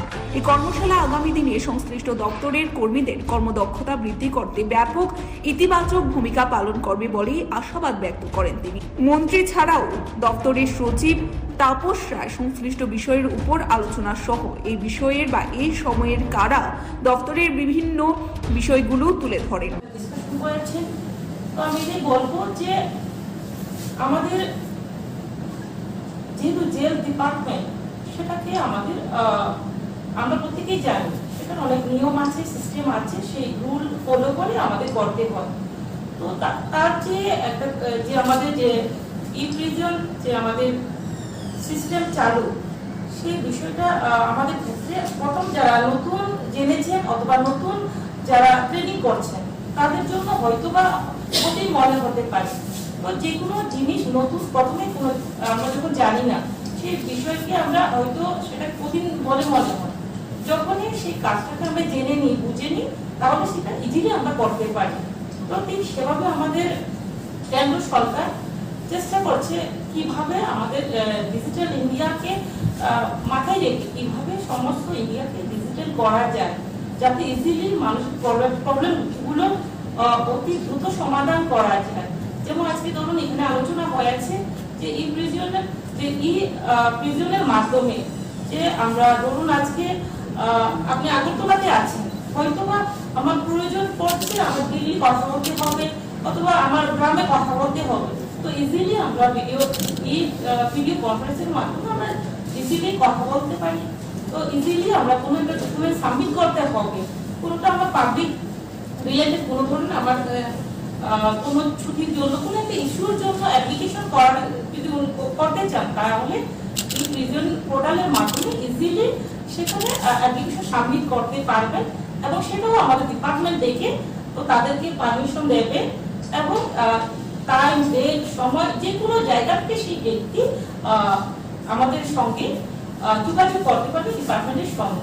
তো তো তার পাশাপাশি আমাদেরও ইজি হবে যে আজকে হাত দিয়ে লিখে আমাকে এক টেবিল থেকে অন্য টেবিলে কোনো একটা ইস্যু, কোনো একটা ইম্পর্টেন্ট ফাইল আমাকে দিতে হয়। আজকে সেটা যদি আমার প্রত্যেকেই জানে, তাহলে আমাকে যেতে হবে না, আমি ইমেলের মাধ্যমে, আমার পোর্টালের মাধ্যমে যে কোনো কিছু ইজিলি আমরা করতে পারবো। তো আমার প্র্যাকটিক্যালি যেতে হবে না, সেটাও অনেকটা আমাদের কাজে লাগবে। আমি আশাবাদী যে আমাদের এই পোর্টালের যে আমাদের যে কাজ, সেটা যদি কিভাবে করতে হবে আমরা যদি প্রত্যেকে ইজিলি আমরা যদি জানি, তাহলে আমাদের দপ্তর আরো কাজের ক্ষেত্রে গতি পাবে, কাজ আমাদের হবে। তো এটাই বলবো যে আমাদের জন্ম যেমন তেমন হয়, কিন্তু জন্মদিনে দিয়ে মানুষের পরিচয় হয় না, কর্ম দিয়ে মানুষের পরিচয় হয়। তার জন্য আমাদের কর্ম, আমি কতটুকু কাজ করেছি, কথা বলা বেশি, সেটা আমি মনে করি যে ভালো স্পিচ দিলে যে ভালো হবে সেটা কিছু নয়। যদি আমি প্র্যাকটিক্যালি আমার কাজটাকে আমি কাজে লাগি, কতটুকু আমি কাজ পারি, সেটাকে যদি আমি দেখাতে পারি, সে কাজের উপরে নির্ভর করবে আপনার যোগ্যতা কি। Bureau report, Tripura news 8। আগরতলার ইন্দ্রনগর স্থিত গোমতী দুধের ডায়েরিতে মিল্ক ইনসুলেটেড আজ শুভ উদ্বোধন করেন প্রাণী সম্পদ বিকাশ দপ্তরের মন্ত্রী সুধাংশু দাস। মন্ত্রী সুধাংশু দাস আশাবাদ ব্যক্ত করতে গিয়ে বললেন, এই উদ্যোগ আগামী দিনে রাজ্যের জন্য ইতিবাচক ক্ষেত্র তৈরি করবে। বিশেষ করে মন্ত্রী উনার দীর্ঘ আলোচনায় এই সময়ের মধ্যে